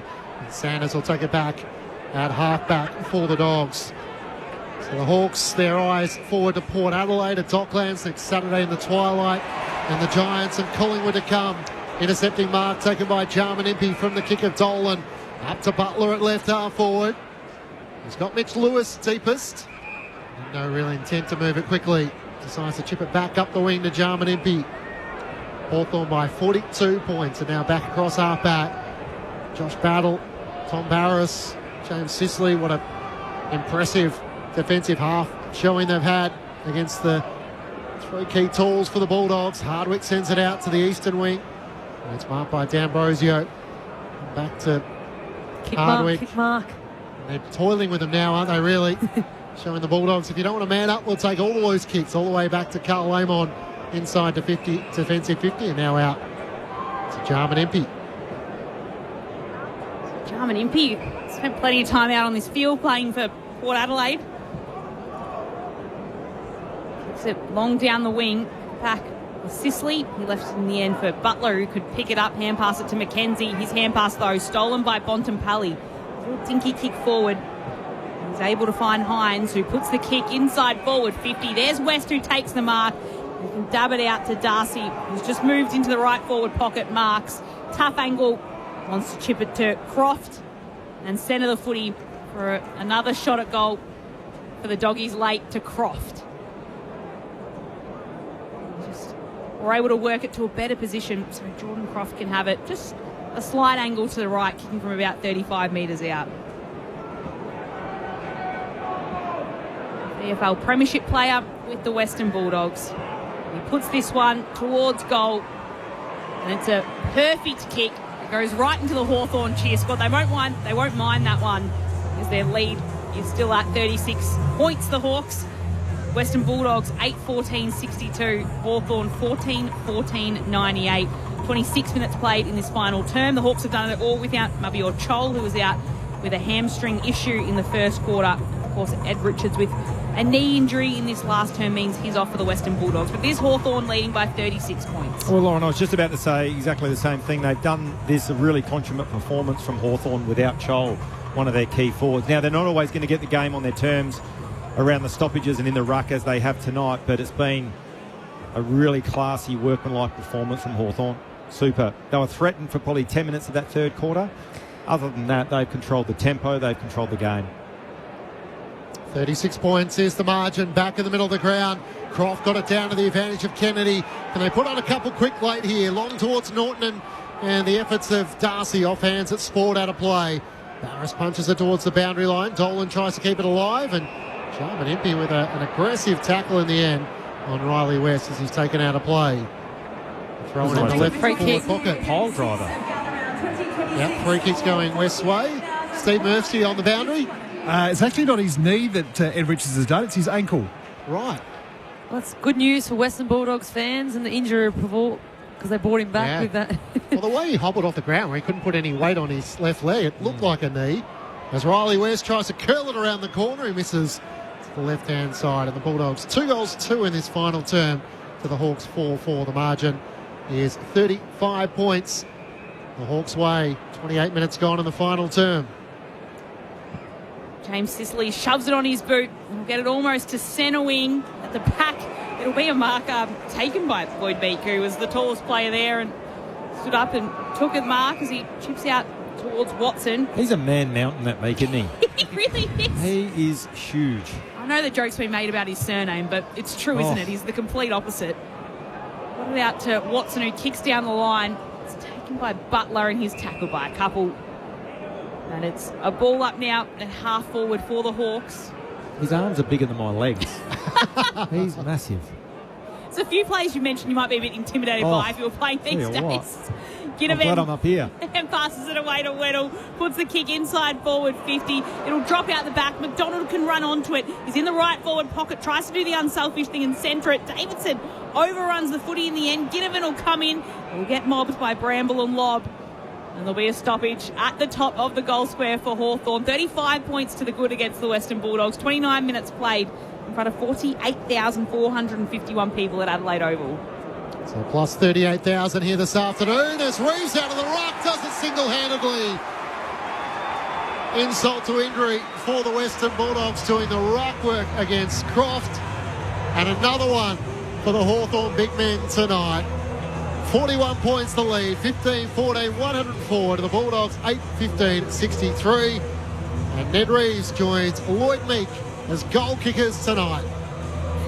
Well, that's taking full advantage of no ruck for Western Bulldogs. I mean, Emmett's tried throughout the night. I feel like they've gone with Love for the later part of the game just to have a little bit more of an impact and probably even like a thicker body. He's an 18-year-old kid. Like, comparing that up against the two tools in Hawthorn. But if you walked into this night, you would have... Mitchell has every right to challenge those rucks to really change the game and impact the game. And I feel like as much as Reeves hasn't touched the ball, they've both certainly taken this game with their hands. And I know it's a turnover game and the narrative around that, but tonight they've kicked 8 goals, 4 from stoppage. Hawthorn. Big number. That's huge. Western Bulldogs trying for one later. Sanders hand passes it away to Davidson. He'll kick inside 50. West was at the front. Norton was at the back, came flying as he so often does. And Aaron Norton's not giving up late. He'll mark and have a very late shot at goal for the Western Bulldogs. After taking a brilliant pack mark, bounced off his face, came into his arms as he fell to the ground. But he marks and will have a shot from directly in front for the Western Bulldogs, 45 metres out. Was that mark of the year? Not many who propelled their body like that. From right in front, he kicks this one towards goal. It's offline. But there's the siren. He decides the margin and Hawthorn win. The Hawks' first win at Adelaide's Gather Round in the 4th edition of this event. And for the Western Bulldogs, their unbeaten run to start the season ends. It's Hawthorn by 40 points. Riding the bumps with a grin and Hawthorn. Come what may, you'll find us striving. Teamwork is the thing that talks. One for all and all for one, the way we play at Hawthorn. We are the mighty, mighty Hawks. The Hawks got out to an 11-point lead at quarter time despite Mabior Chol going down with a hamstring injury, leaving them one short in the forward line. They pushed out in the second term to a 28-point lead and things were starting to look ugly for the Western Bulldogs. In the third term, again, it was the Hawks that pushed early until the Western Bulldogs staged a comeback. Things got out to as much as 44 points to the advantage of Hawthorn before the Western Bulldogs were able to pull it back to 21 points at three-quarter time. But again, it was the Hawks that pushed out in the final term and they ended up winning by 40 points.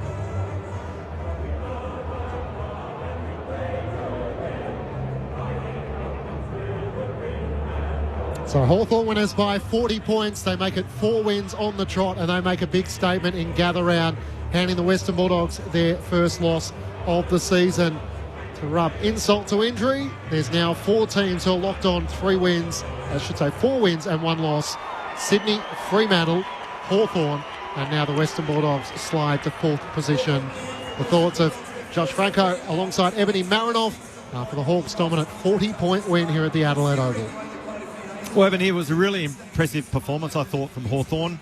If you break it down almost quarter by quarter, they started the game playing a fast brand of footy. They weren't playing that kick mark game, which we saw come into the contest in the second. But their ability to change modes, change methods in the way that they wanted to move the ball was quite impressive. Probably all but 10 minutes of that third quarter when the Western Bulldogs challenged Hawthorn, they had complete control of the contest. And it all came off the back of stoppages. And without running the risk of boring our listeners, I'll just read you some of the numbers. So in terms of stoppages around the ground, again, forgetting about centre bounce, these are a huge number. So the hit-outs were 41-13. The hit-outs to advantage were 14-3. The clearances were 34-16. The effective clearances were 27-10, all in favour of Hawthorn. And this is probably the kicker. The scores from stoppages, 8 goals, 4. 52 points from stoppages. Western Bulldogs only able to manage 1 goal, 4. So the damage was done there. We talked about it pre-game And coming into this contest, that was going to be a real concern for the Western Bulldogs, regardless of the quality they had in the midfield. And full credit to Hawthorn, they were able to cash in and take advantage in that phase of the game and get field position off the back of that and really control the tempo of the game for 3.5 quarters. Have Hawthorn exposed one of the Bulldogs' biggest issues without Tim English for the immediate future? As you've run through those numbers, I mean, it's been a ruck and a clearance masterclass, really. The only thing I would say is that when you look throughout the competition, they are extremely big, dominant ruckmen. So Meek's a massive man and Reeves is 210 centimetres. You're not going to come up against a combination like that.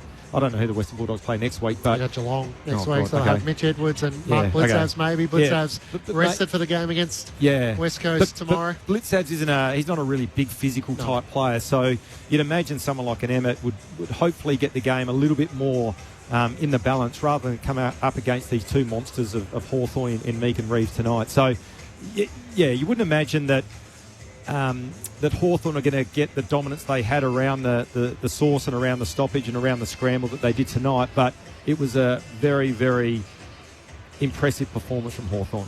Well, even when you look at the numbers of hit-outs to advantage, Reeves has had 13, Meeks had 8, so that's quick maths of 21 to Western Bulldogs 3. Like, we all know what hit-out to advantage is. That is genuine, down-your-throat stuff. So that's an enormous differential. Just looked at the footage of Ed Richards. It looks like a real nasty ankle. And you can actually see from his grimacing that... I'm not actually quite sure if that's going to be okay. You know, you can jab that or strap that, but in terms of the footage, what it was, it actually looks like he didn't snap his ankle, but it certainly... You know, and there was no weight from when he was coming off. No. It's not like he was limping off with it. I mean, good news for Hawthorn's fans. I did see him come out of the race and he looked like he was actually moving. He couldn't get off the ground. But in terms of that footage and the way that he was able to, I guess, show his emotion through his face, it looks a little bit worrying for Western Bulldogs. We know what medicos can do, and you can certainly have a little jab here and there. But that's a big wait and see, I reckon, for Ed Richards. He's obviously had a little bit of lingering injury. But in terms of the overall game, Hawthorn just a class above. I think their ball movement, I know we touched on it, Josh, but their ability to play some really neat tempo footy, it wasn't boring because they were able to cut angles, go laterally, but really impressed with their ability to come inside corridor after 4 to 5 kicks. I think when we talk about people being boring with their ball movement or teams being stagnant, it's because they keep going around and around and around. Teams are able to, shift over and, essentially really tighten up their team defence. But Hawthorn were able to cut through the way Western Bulldogs were setting up, and albeit that 10 minutes in the second quarter, I certainly think Hawthorn absolutely were on top in all areas. I think the battle of the keys, Hawthorn, we're talking about this game and this dominance without Chol. I know he doesn't hit the scoreboard, but he allows the likes of Lewis and Gunston to kind of really compete and fly at that ball. Chol's more of that mobile pressure. Like, we don't really know what you're going to get, but I think if you're a Hawthorn fan, you know he's going to compete. And they did that for, Chol went out 5-10 minutes. Quarter, So that's a super impressive win from Hawthorn. And I'm watching out on the crowd now. There's a lot of Hawthorn fans, aren't there? Fans, packed. They've travelled the border and they're certainly enjoying the victories of tonight. A 40-point win over the Western Bulldogs. 15-14, 104 to the Dogs. 8-16, 64 in front of 48,451 fans. So 4 wins for the Hawks on the bounce. How does it reframe your calculations as to where you see them this season? Wins over Sydney, Geelong, and now the undefeated Western Bulldogs until tonight. Well, it does. But again, if I look at the way the game unfolded, the thing that impressed me the most, and hopefully we get an interview with one of the players, was it a coaching directive at quarter time to then go to kick mark, or the players calling that? We saw it last week against Geelong. But it's almost like they flicked the switch and everyone knew and was on the same page that this is the mode of play now. So it's interesting when you talk about sides sometimes don't have a plan B or a different way that they can move the ball. This side in Hawthorn, mature, they've got leaders, they've got people that understand the game and they can execute it when needed. And they're building. They've injected some youth. They've added in some mature age. They've added in experience. I know we've spoke about them over the last couple of years rising. They've won some finals. They've lost some finals. But, questions would be asked. Is this team the real deal? I feel like they haven't really been hit with any injuries as well. Like they've been able to be consistent throughout the season and super impressed with Ginnivan. I feel like this season is really come out. He's always been out of his shell, but he seems like he's more calm. I mean, although he had a couple of mistakes, he's very poised. He's smart with the footy, and he's had the 28 disposals. But what's probably most important is he had 10 score involvements. Let's join the Hawks 40-point winners with Steve Murphy.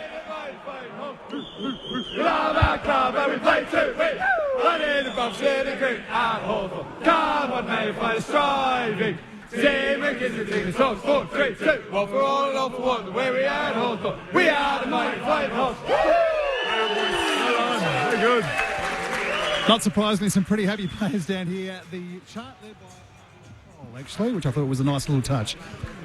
I don't know why, but we could pick that Mike was right behind Connor Nash. The Irish slang as the Hawthorn song was being belted out, and didn't they enjoy that? 40-point winners over the Bulldogs tonight. We'll be back to Steve for some reaction from inside the Hawthorn rooms. Clint, I was still going to say, and I don't want to jump at shadows and all the Bulldog supporters, I don't want to come across sounding too negative, but they were starting, I guess in my eyes, starting to build a bit of confidence in me about they're the real deal.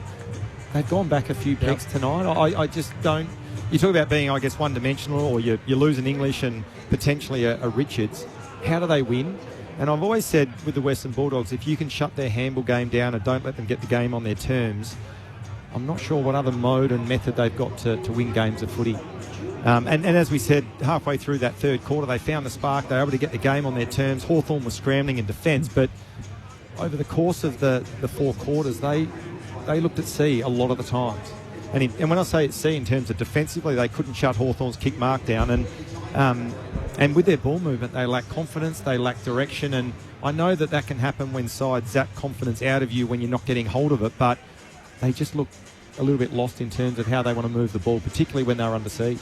I think that's still a valid question. Wins over Brisbane, and the Adelaide Crows had Bulldogs fans thinking, are we able to mix it with top 8 sides from previous years? And off the back of tonight, you probably think there's a few weaknesses there if opposition sides can expose them. So one in the ruck and in around the midfield.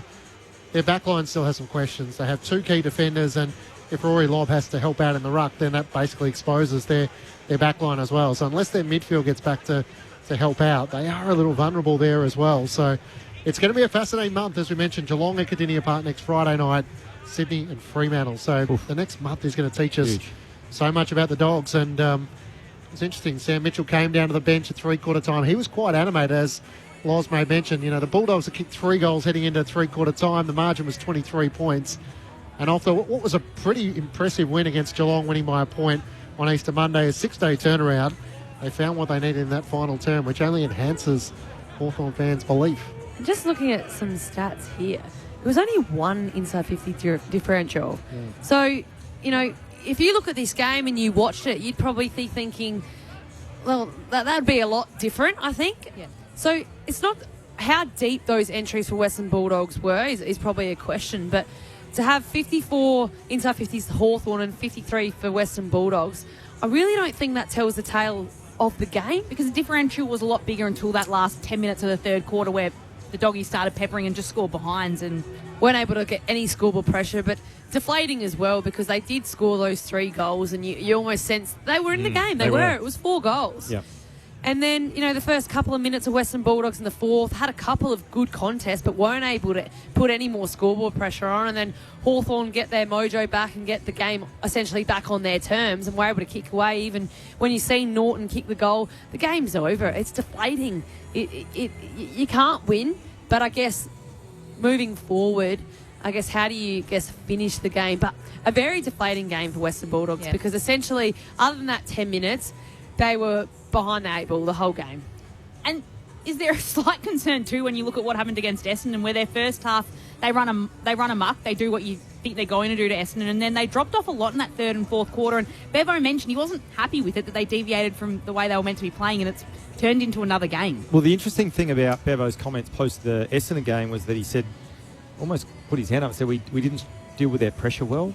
Yep. And when you talk about this game of AFL, that's what it's based on. And if you've got a coach declaring that, then that's why I keep saying if you can pressure them enough, and that's the challenge when you play the Bulldogs because their hands are so good at, shifting the ball in tight. They go from inside to outside really quickly. But if you can shut that down, that's why I start to question what other ways have they got to win games of footy. Well, you saw Hawthorn able to overlap continuously with the handball. And you'd say that Western Bulldogs are commonly known for their handball game and ability to kind of break lines through handball. And more often than not, that was Hawthorn tonight. They probably essentially use it a little bit more overlap, where Western Bulldogs thread the needle a little bit more. But Hawthorn, their handball game was just as impressive when they were on with their tempo footy, the way they move the football laterally. So I think it was 126 to 81, 45 more marks the way of Hawthorn, and that's a question about whether the Bulldogs are unwilling to defend if the opposition side has possession, or is that a result of losing at the contest and then the other side can dictate terms? Yeah, it's a good question. I certainly think even with the Bond having, he had 26 disposals, he went at 47% kicking efficiency, which is very unlike him. I mean, he had the 723 metres gains, but I feel like a lot of his ball, he was just kicking long, and I think that was working at times. But the battle of the keys, like Barras and Battle, win that tonight. They were super. I thought Barras was absolutely outstanding. Battle was terrific as well. You talk about Darcy from the Bulldogs and even Norton. I know they kicked a couple of goals and Norton kicked a goal late, but they never really had a lot of influence on the game. Darcy kicked that first one from a free kick, which was potentially a dubious one. He looked threatening at times, but as we said, could never really impose himself on the game, and that's due to the fact that Battle and Barras did a terrific job on both of those keys. And Battle's had 23 and 13 marks while keeping Norton relatively quiet.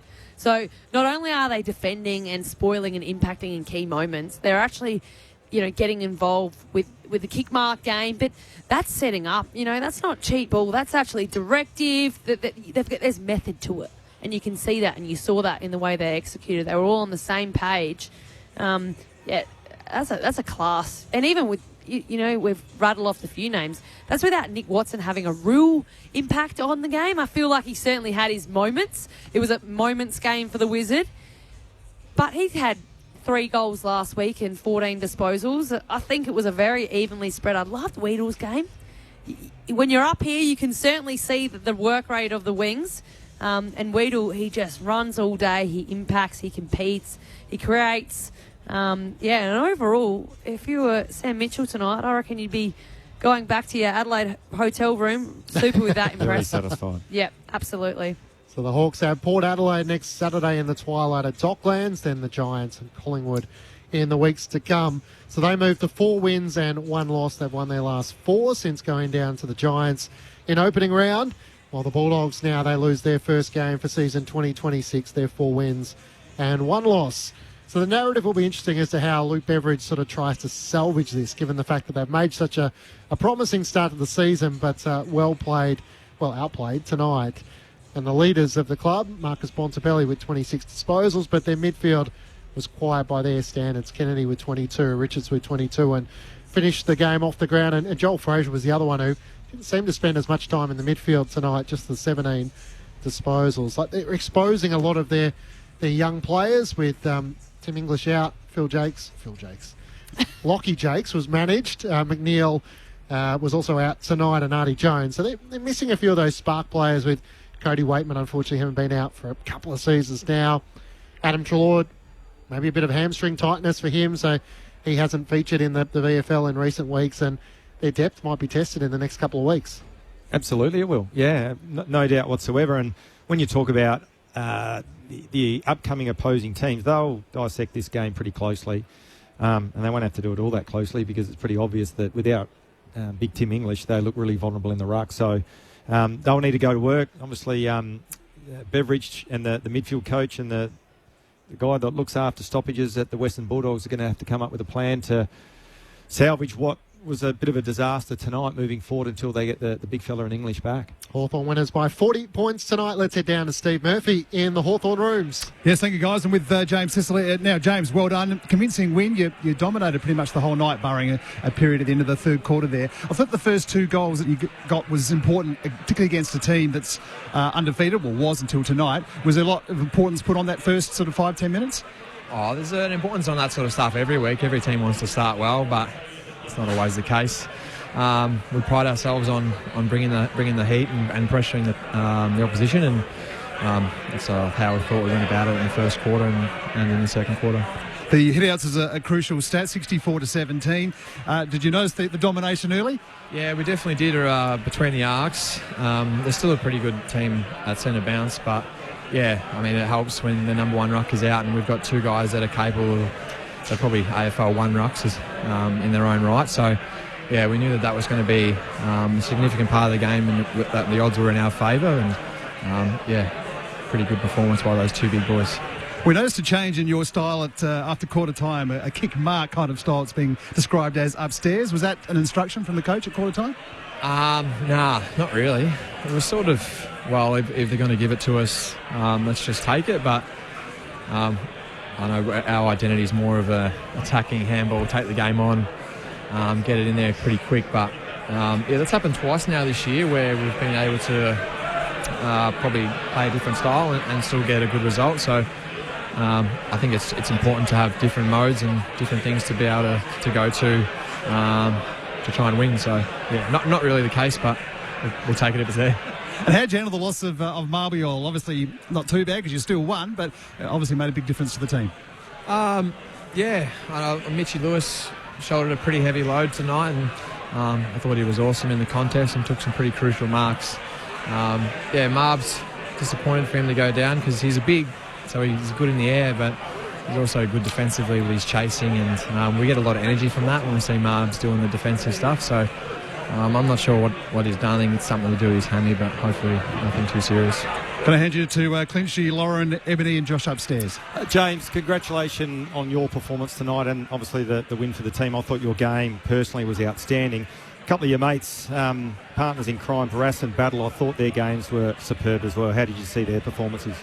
Yeah, apart from all of us in the first quarter, I think we were really settled after quarter time, and we just did our jobs. And when we do our jobs, the game feels a little bit easier. We make the game easier for each other. So, yeah, that's what we try and do, just have each other's backs and look after each other, and hopefully just keep rolling out some good performances. And James, if I can go back to the question you just asked around the different modes of play, and you talk about what the opposition give you. Do you guys have licence on the field from Sam Mitchell to make that decision on field if you see the game changing the way that potentially you see it unfolding? Yeah, no, we do.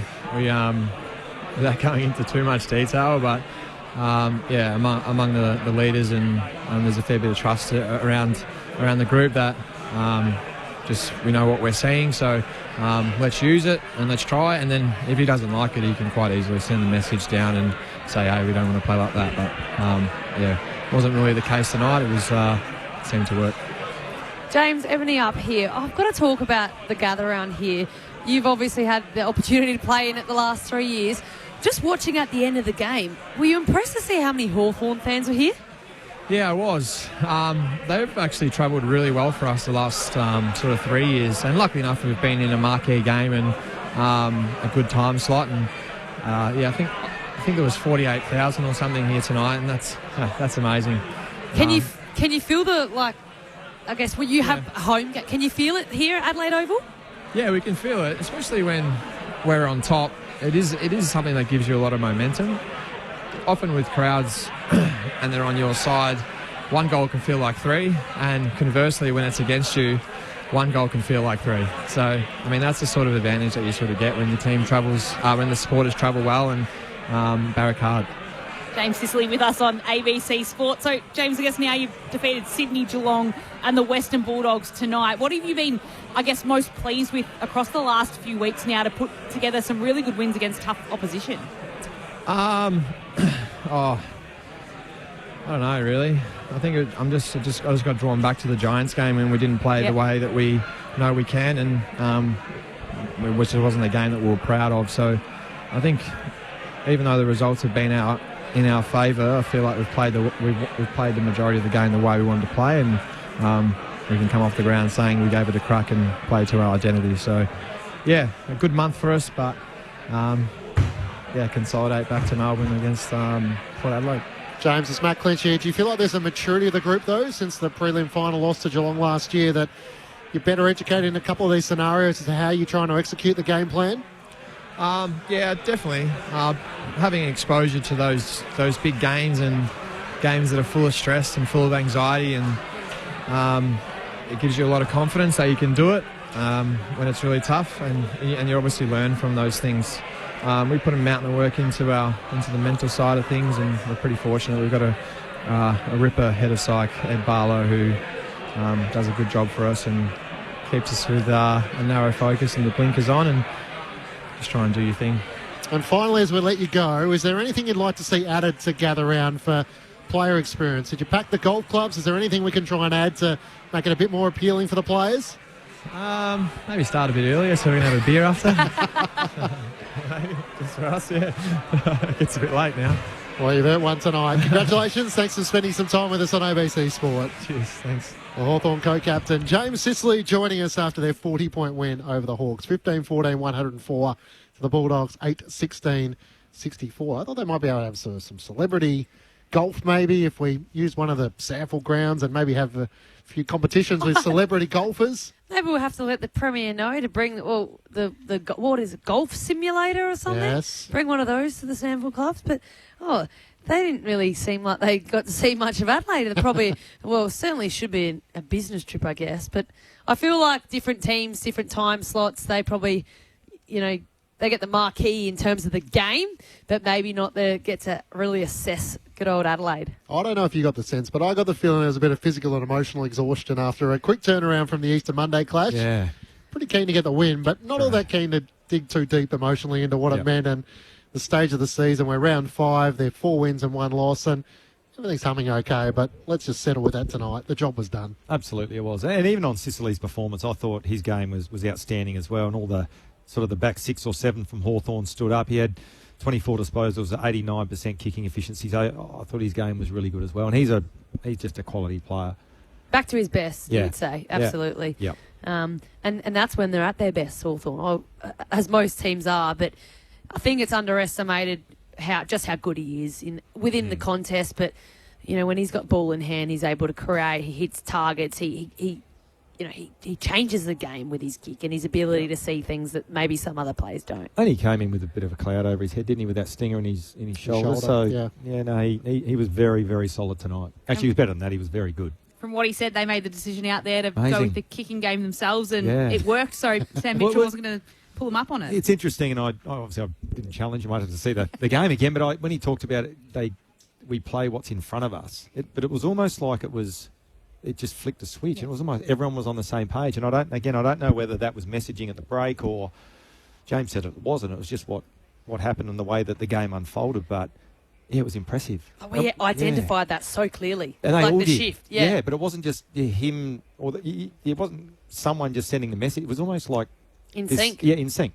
But is that the maturity of a side that realises they have gears? And you mentioned it throughout the first half. It felt like at times the frantic tempo of the game was bringing about errors from both sides, and then Hawthorn went, you know what, we can play a different style if we want to here. Yeah, and they're not going to pressure us. That's why I thought it was potentially a message from upstairs and Sam, because you go from 14 marks to 47. That's totally contrasting styles of play, and again to execute it on the, I guess, live, but then also look dangerous with it.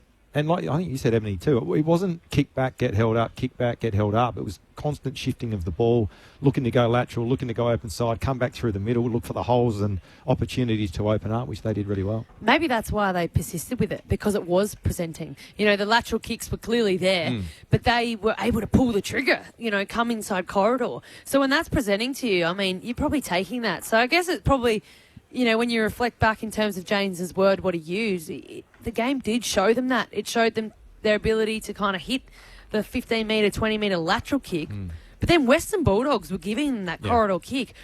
But to Hawthorn's credit, they were executing some neat kicks that I guess Western Bulldogs' pressure probably wasn't at the level to, perceived pressure is one thing as well as pressure. So, super impressive. If you're a Hawthorn fan, that's a class performance against a quality side. And yes, we'll continue to talk, and I'm sure there'll be conversations over the next few weeks. What does Western Bulldogs look like without a dominant Tim English? But that's what's up at their hands. He's going to be out for a period of time, and it is slim picking at the Western Bulldogs. That's the concern, I reckon. That's the concern. You look at every other side. Well, you see Meek and Reeves tonight. They've got English. Who's the other genuine ruckman? I know Emma. And again, this is by no means am I being critical of Emmett, because to come in and do what he did tonight, that's one of the toughest gigs you'd ever get in terms of your first game. But what have they got there? I mean, they've got a 21-year-old Lockie Smith, who's probably bigger in body frame. He's playing the VFL at the moment, and I think they felt like, because Emmett was their high draft pick from last year, that he deserved to get first crack at it, but just showed the difference between playing against a reserves competition versus playing two guys in their late 20s who are experienced rucks. And one's 210 centimetres. Reeves is 210. That's and we're not even talking about. I don't think they're allowed to disclose their weight now. But we're not even talking about the muscle mass or the weight. You know, that differential would be extreme. And that's why their centre bounce stuff is okay. And this new rule, in terms of not being able to come across the line in the centre bounce, is probably in favour of a Rory Lobb or an Emmett now. And their centre bounce numbers were actually okay. But when it's turned into a physical battle, poor old Emmett, he's fighting out of his weight division at the moment. He'll develop into a good player, no question, but it's going to take time, and that's why ruckmen take time. But it's almost a lightweight versus heavyweight contest out there when it's a ball up and a boundary throw, and it's a tough ask. They've got a couple of defenders in the VFL, Jed Buslinger and Ryan Gardner, so maybe Luke Beveridge will think about bringing one of them and freeing Rory Lobb up to play in the ruck. The the Hawks winners by 40 points, 15-14, 104, giving the Bulldogs their first loss of the season, 8-16-64. Ebony Marinoff, Josh Franco, Matt Clinch and Lauren Borden with you. Steve Murphy might try and wander to the Bulldogs to see if we can get any response from them. We're on air for about another 20 minutes or so. But for the Hawks, Mitch Lewis has slowly got back to his best. Jack Gunston with 3 goals again tonight. So just that formula, having got to the Final Four last year, losing to Geelong, but it feels like another year of progression. Nick Watson's improvement, Jack Ginnivan, as you touched on, Ebony, his score involvements and his ability to add more layers to his game, getting behind the ball and assisting with the transition side of the game, not just a small forward. And Dylan Moore's obviously had a controversial start to the season, but another 2 goals for him tonight. They've just got great players that complement each other on all lines. The other thing as well, even ahead of the ball, and again, if you go across the competition and look at how all the sides are structured ahead of the ball, they're probably one of the most dynamic, I reckon. They've got Mitch Lewis, who's your big gorilla that can just stand there and mark and contested mark, which we saw on numerous times and numerous occasions tonight. They've got Chol, who's quite athletic. He can, as I said, he can make hard things look easy and easy things look hard, but he can do the magical things.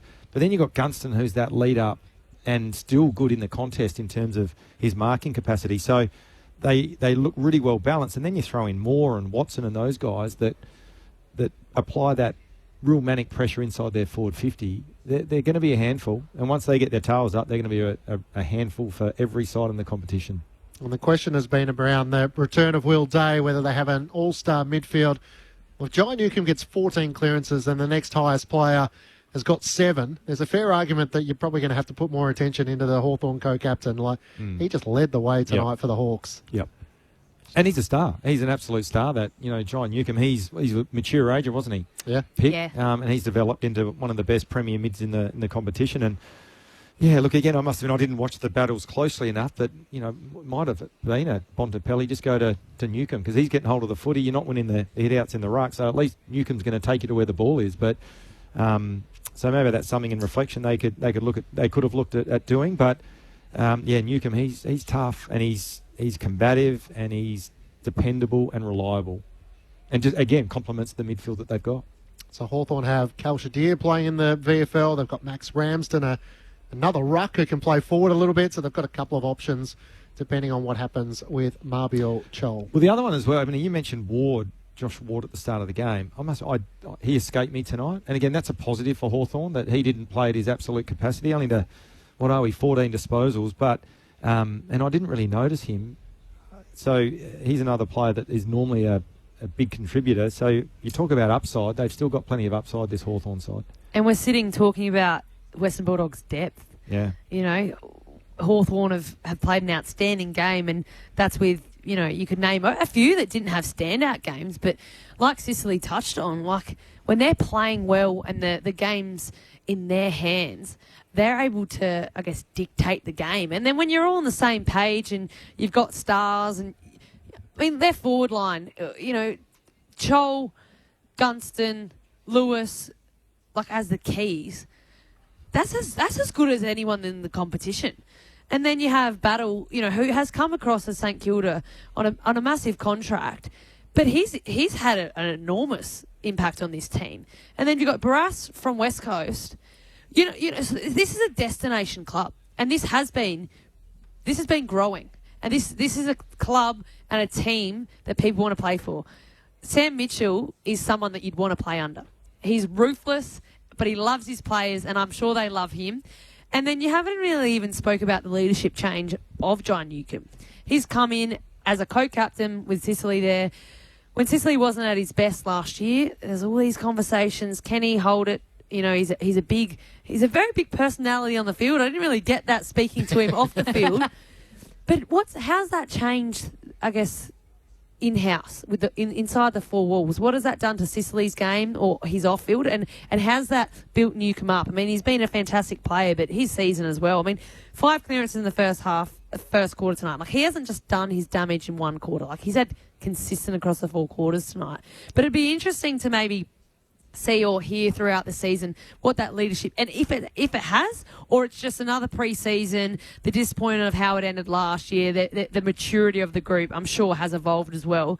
But that's been co-captains, it takes the pressure off, performance, the duties throughout the week. So I'd actually be curious to see, maybe I should have asked him that, what that's done, because they've only dropped the one game, and there's probably, on the footy shows this week, there'll be a lot of talk around, are Hawthorn the real deal? Yep, 28 disposals for John Newcomb, 19 contested, 14 clearances, 4 inside 50s, 3 score involvements and a goal tonight in Hawthorn's 40-point win. What's the record for clearances? I was about to have a look. Right. You'd be nudging it, wouldn't he? Wouldn't be that far off. I think so. I think that would be his career best, but we'll have to dig through the records for the most clearances. Yeah. Just the ladder as it stands at the moment. So now 4 sides, 4 wins and 1 loss. Sydney, Fremantle, Hawthorn and the Bulldogs. And then 4 sides are 3 wins and 2 losses. The Gold Coast Suns, Brisbane Lions with an asterisk. North Melbourne in 7th spot at the moment, and Melbourne. Then behind them, Port Adelaide 2-2, Adelaide 2-3, Collingwood 2-3, and Geelong still to play 2-2. So sort of starting to take shape, but do you feel like Sydney, Fremantle, Hawthorn, Bulldogs, the Dogs were sort of the early runners? Does it change? I think everyone sort of feels like Sydney are going to be a top 4 side this year. The scary thing is, Curnow hasn't even lit off. And I mean, there'll be controversial, there'll be comments, was he worth it? I think that's a smart decision by Sydney. Like, to bring in a key like that and get rid of Haywood and Florin, I don't think it's impacted their balance as much as, potential could say. But Curnow at his absolute best. I mean, he's kicked 5 points today. He's missed a couple out in front. And Sydney are firing. I mean, Isaac Heaney's form to the start of the year, he seems like he's charging up, and he's one of the best players in the game when he's at his best. I certainly think, I don't know, the depth is a question for me. I'm worried about their depth. Yeah. Yep. But they have enough star power. But I think that's what's hurt them, and I guess in finals, when those stars aren't firing, they've been hurt. Yeah, they've been challenged. I think for Sydney, there's a little bit too much relying on Heaney. Was he out a couple of weeks ago? And who was that against? Missed against the Hawks. Against the Hawks. But and I look at Sydney again. If you're comparing Sydney and Hawthorn, look at Sydney ahead of the ball. This side, Hawthorn, have more threats ahead of the ball than Sydney do as well. Hawthorn by 40 points. I think we can head down to the Bulldogs room. Steve Murphy's made his way there. Steve. Oh, still another 5 minutes, sorry. All right, well, we will see. We're on air for about another 14 minutes, so we're just getting some communication. The clearance record, Paul Salmon 1998-22, and Matt Rao 22 with 20 back in 2024. Wow. So 14 was well short. So Salmon must have just taken him out of the ruck and kicked him. Back in the day. Back in the day when you could do that. Yeah. And Matt Rao 20. Matt Rao 20 Goodness in 2024. You're not probably surprised it's Matt Rao, though, when you watched him play footy. He's certainly that in and under player that wins the clearances. As much as we're speaking about he had a fantastic game, but he didn't shine. Like, this is a genuine team performance that everyone kind of pinched hit. McLeod popped up with some moments. I felt like Hardwick popped up some moments. Like, not midfield, but this is just a really balanced team performance against a quality side that was a little bit undermanned in terms of even being a Saturday night game off the back of their Monday night games. Like, there's a lot of things that come into play of how Hawthorn's week was set up to perform like that so consistently across the board. And it was their cohesion in their units. Like, we spoke about the defensive unit, and then you speak about Newcomb there, who, like you said, he wasn't glaringly like you are the best player on the field, but the way he's working with his rucks, you could just see every group of six on the ground is working cohesively together. Totally. That was a highlight of the cohesion, probably from the defence. Yeah. You've seen Norton and Darcy tear games apart, and they didn't even look like it at all tonight. Yes, Darcy will continue to show signs like he's one of the most unbelievable targets in terms of how he leads at the ball. And if you're a midfielder, I can put it here and he'll get there. But by no means did he look like he was tearing a game apart, nor Norton. So defensively, we're going to sit here and talk about the midfield and the ruck battle and how dominant that is. Defensively, that was as sound a game as you could get from a defensive, 7 or so. Yeah, and it's not a great advertisement for the free agency with, as you said, Josh Battle leaving St Kilda, coming across to the Hawks, and Tom Barras leaving the West Coast Eagles to join James Sicily. Jack Strimshaw didn't feature tonight, but it feels like that's the way of the future, that the best clubs have very specific targets in terms of where they're lacking, and they address that, and all of a sudden they're contending once more. Hawthorn 40-point winners, 15-14, 104 to the Bulldogs, 8-16. 64. We might tidy up tonight. Who's got the votes for the ABC Footballer of the Year as they shoot shots from one, shoot highs at each other from one side of the box to the other? Well, I might need some help, Ebony. We can help. Yeah. So I thought you'd had them written down. I have. I really like Ginnivan's game. I thought he was superb earlier. He had a couple of howlers in terms of his kick, but his disposal throughout the course of the night I thought was very good. So he had 10 score involvements, kicked 1 goal, 1 himself, and over the course of the game, I thought he was really influential for Hawthorn. He had 5 goal assists as well. Yeah. So, and we always, as we do, he did have a couple of, mistakes, but that's a couple. He set the tone every quarter. By all means, a couple of mistakes from pressure or missed kick. He was in and under. He was getting, running good patterns. His work rate was high. But I think what the best thing from I saw him tonight was his pressure, getting up in the face of the Western Bulldogs. And he would have had a couple of turnovers from his pressure as well, and his ability to win the ground ball. What has he had? He's had 7 ground balls as well. So he's not only having 9 marks, but he's doing it on the ground. It's a very balanced game from a small win Ginnivan. Agreed. His IQ is impressive to watch, especially live. Yeah, and when he's having 19 kicks, look, he only ran at 63%, but normally when he gets 19 kicks, most of them are going to teammates and setting up scoring opportunities. So we're giving him 3 votes. I thought Lewis was terrific. I thought Mitch Lewis was outstanding. He kicked 3 goals too. He had 10 marks. A lot of those would have been contested marks. 7 score involvements himself, and I thought at critical times he really stood up. And look, the one vote, I'm sort of undecided. I thought Battle was outstanding. We talked about Newcomb and the influence that he had on the game. So I'm sitting on the fence with this one, so I might need your help there. It's hard to go past Newcomb with the 14 clearances, but I'd be going with statistics. I think Battle's game passes just in terms of Norton's form as well. No, we're not just talking about his ability to shut him down tonight, but when you're coming in on a key who's hot, that's a challenge in itself. And not only did he get that job done, but he created offensively, and he had a couple of fantastic one-on-one moments that he actually took the mark. He didn't just spoil. Yeah. All right, we'll give it a Battle. I guess from Newcomb's point of view too, that I reckon I could have got 10 clearances tonight. So he got 14, but he was set up. He was giving it to him on a dinner plate, wrapped in a big red Didn't bow. have to work too hard for it. He didn't have to work too hard. So, no, look, he was, I'd say that tongue-in-cheek, of course. He was still outstanding, but we'll give the one vote to Battle. So it's Ginnivan, Lewis and Battle. The votes in the ABC Footballer of the Year. We got there. Hawthorn winners by 40 points. Before we cast our eye forward to tomorrow, the other results so far today, Sydney defeated the Gold Coast Suns by 32 points, 14-10, 100 to the Suns, 9-14, 68. So the Swans moved to the top of the AFL ladder. They're now 4 wins and 1 loss. And it was Isaac Heaney who kicked 2 goals and finished with 33 disposals. So what an impact he had. He had 10 clearances as well in his match. Tom Papley kicked 3 for the Swans as well. 2 goals to Roses and to Chad Warner alongside his 22 disposals. While earlier, the Brisbane Lions, their 3rd straight win, they defeated North Melbourne in the end by 26 points, 13-14-92 to the Roos, 9-12-66. It was just a 9-point game at the 19-minute mark of the final quarter. Then the last 3 goals of the match went the way of the Brisbane Lions through Draper, Rayner and Zach Bailey on the full-time siren. So Oscar Allen with 3 goals. Bailey finished with 21 disposals and 2 goals. And Draper finished with 2 goals as well. Lachie Neale got the votes in the ABC Football of the Year. The 3 votes for his 30 disposals and 10 clearances. And the big upset today was the Bombers are back in town after an equal record 17 straight losses. They tasted victory today over the Demons by 45 points. Their first win since round 11, 2025, where they beat the Tigers 17-11-113 to the Demons 10-8-68, bringing the Demons back to reality. And after the match, the ABC Sport team with Brett Delidio and Adam Ramanauskas had the chance to catch up with Darcy Parish from the Bombers. Oh, we're just out there having fun. Like, that's what footy's all about.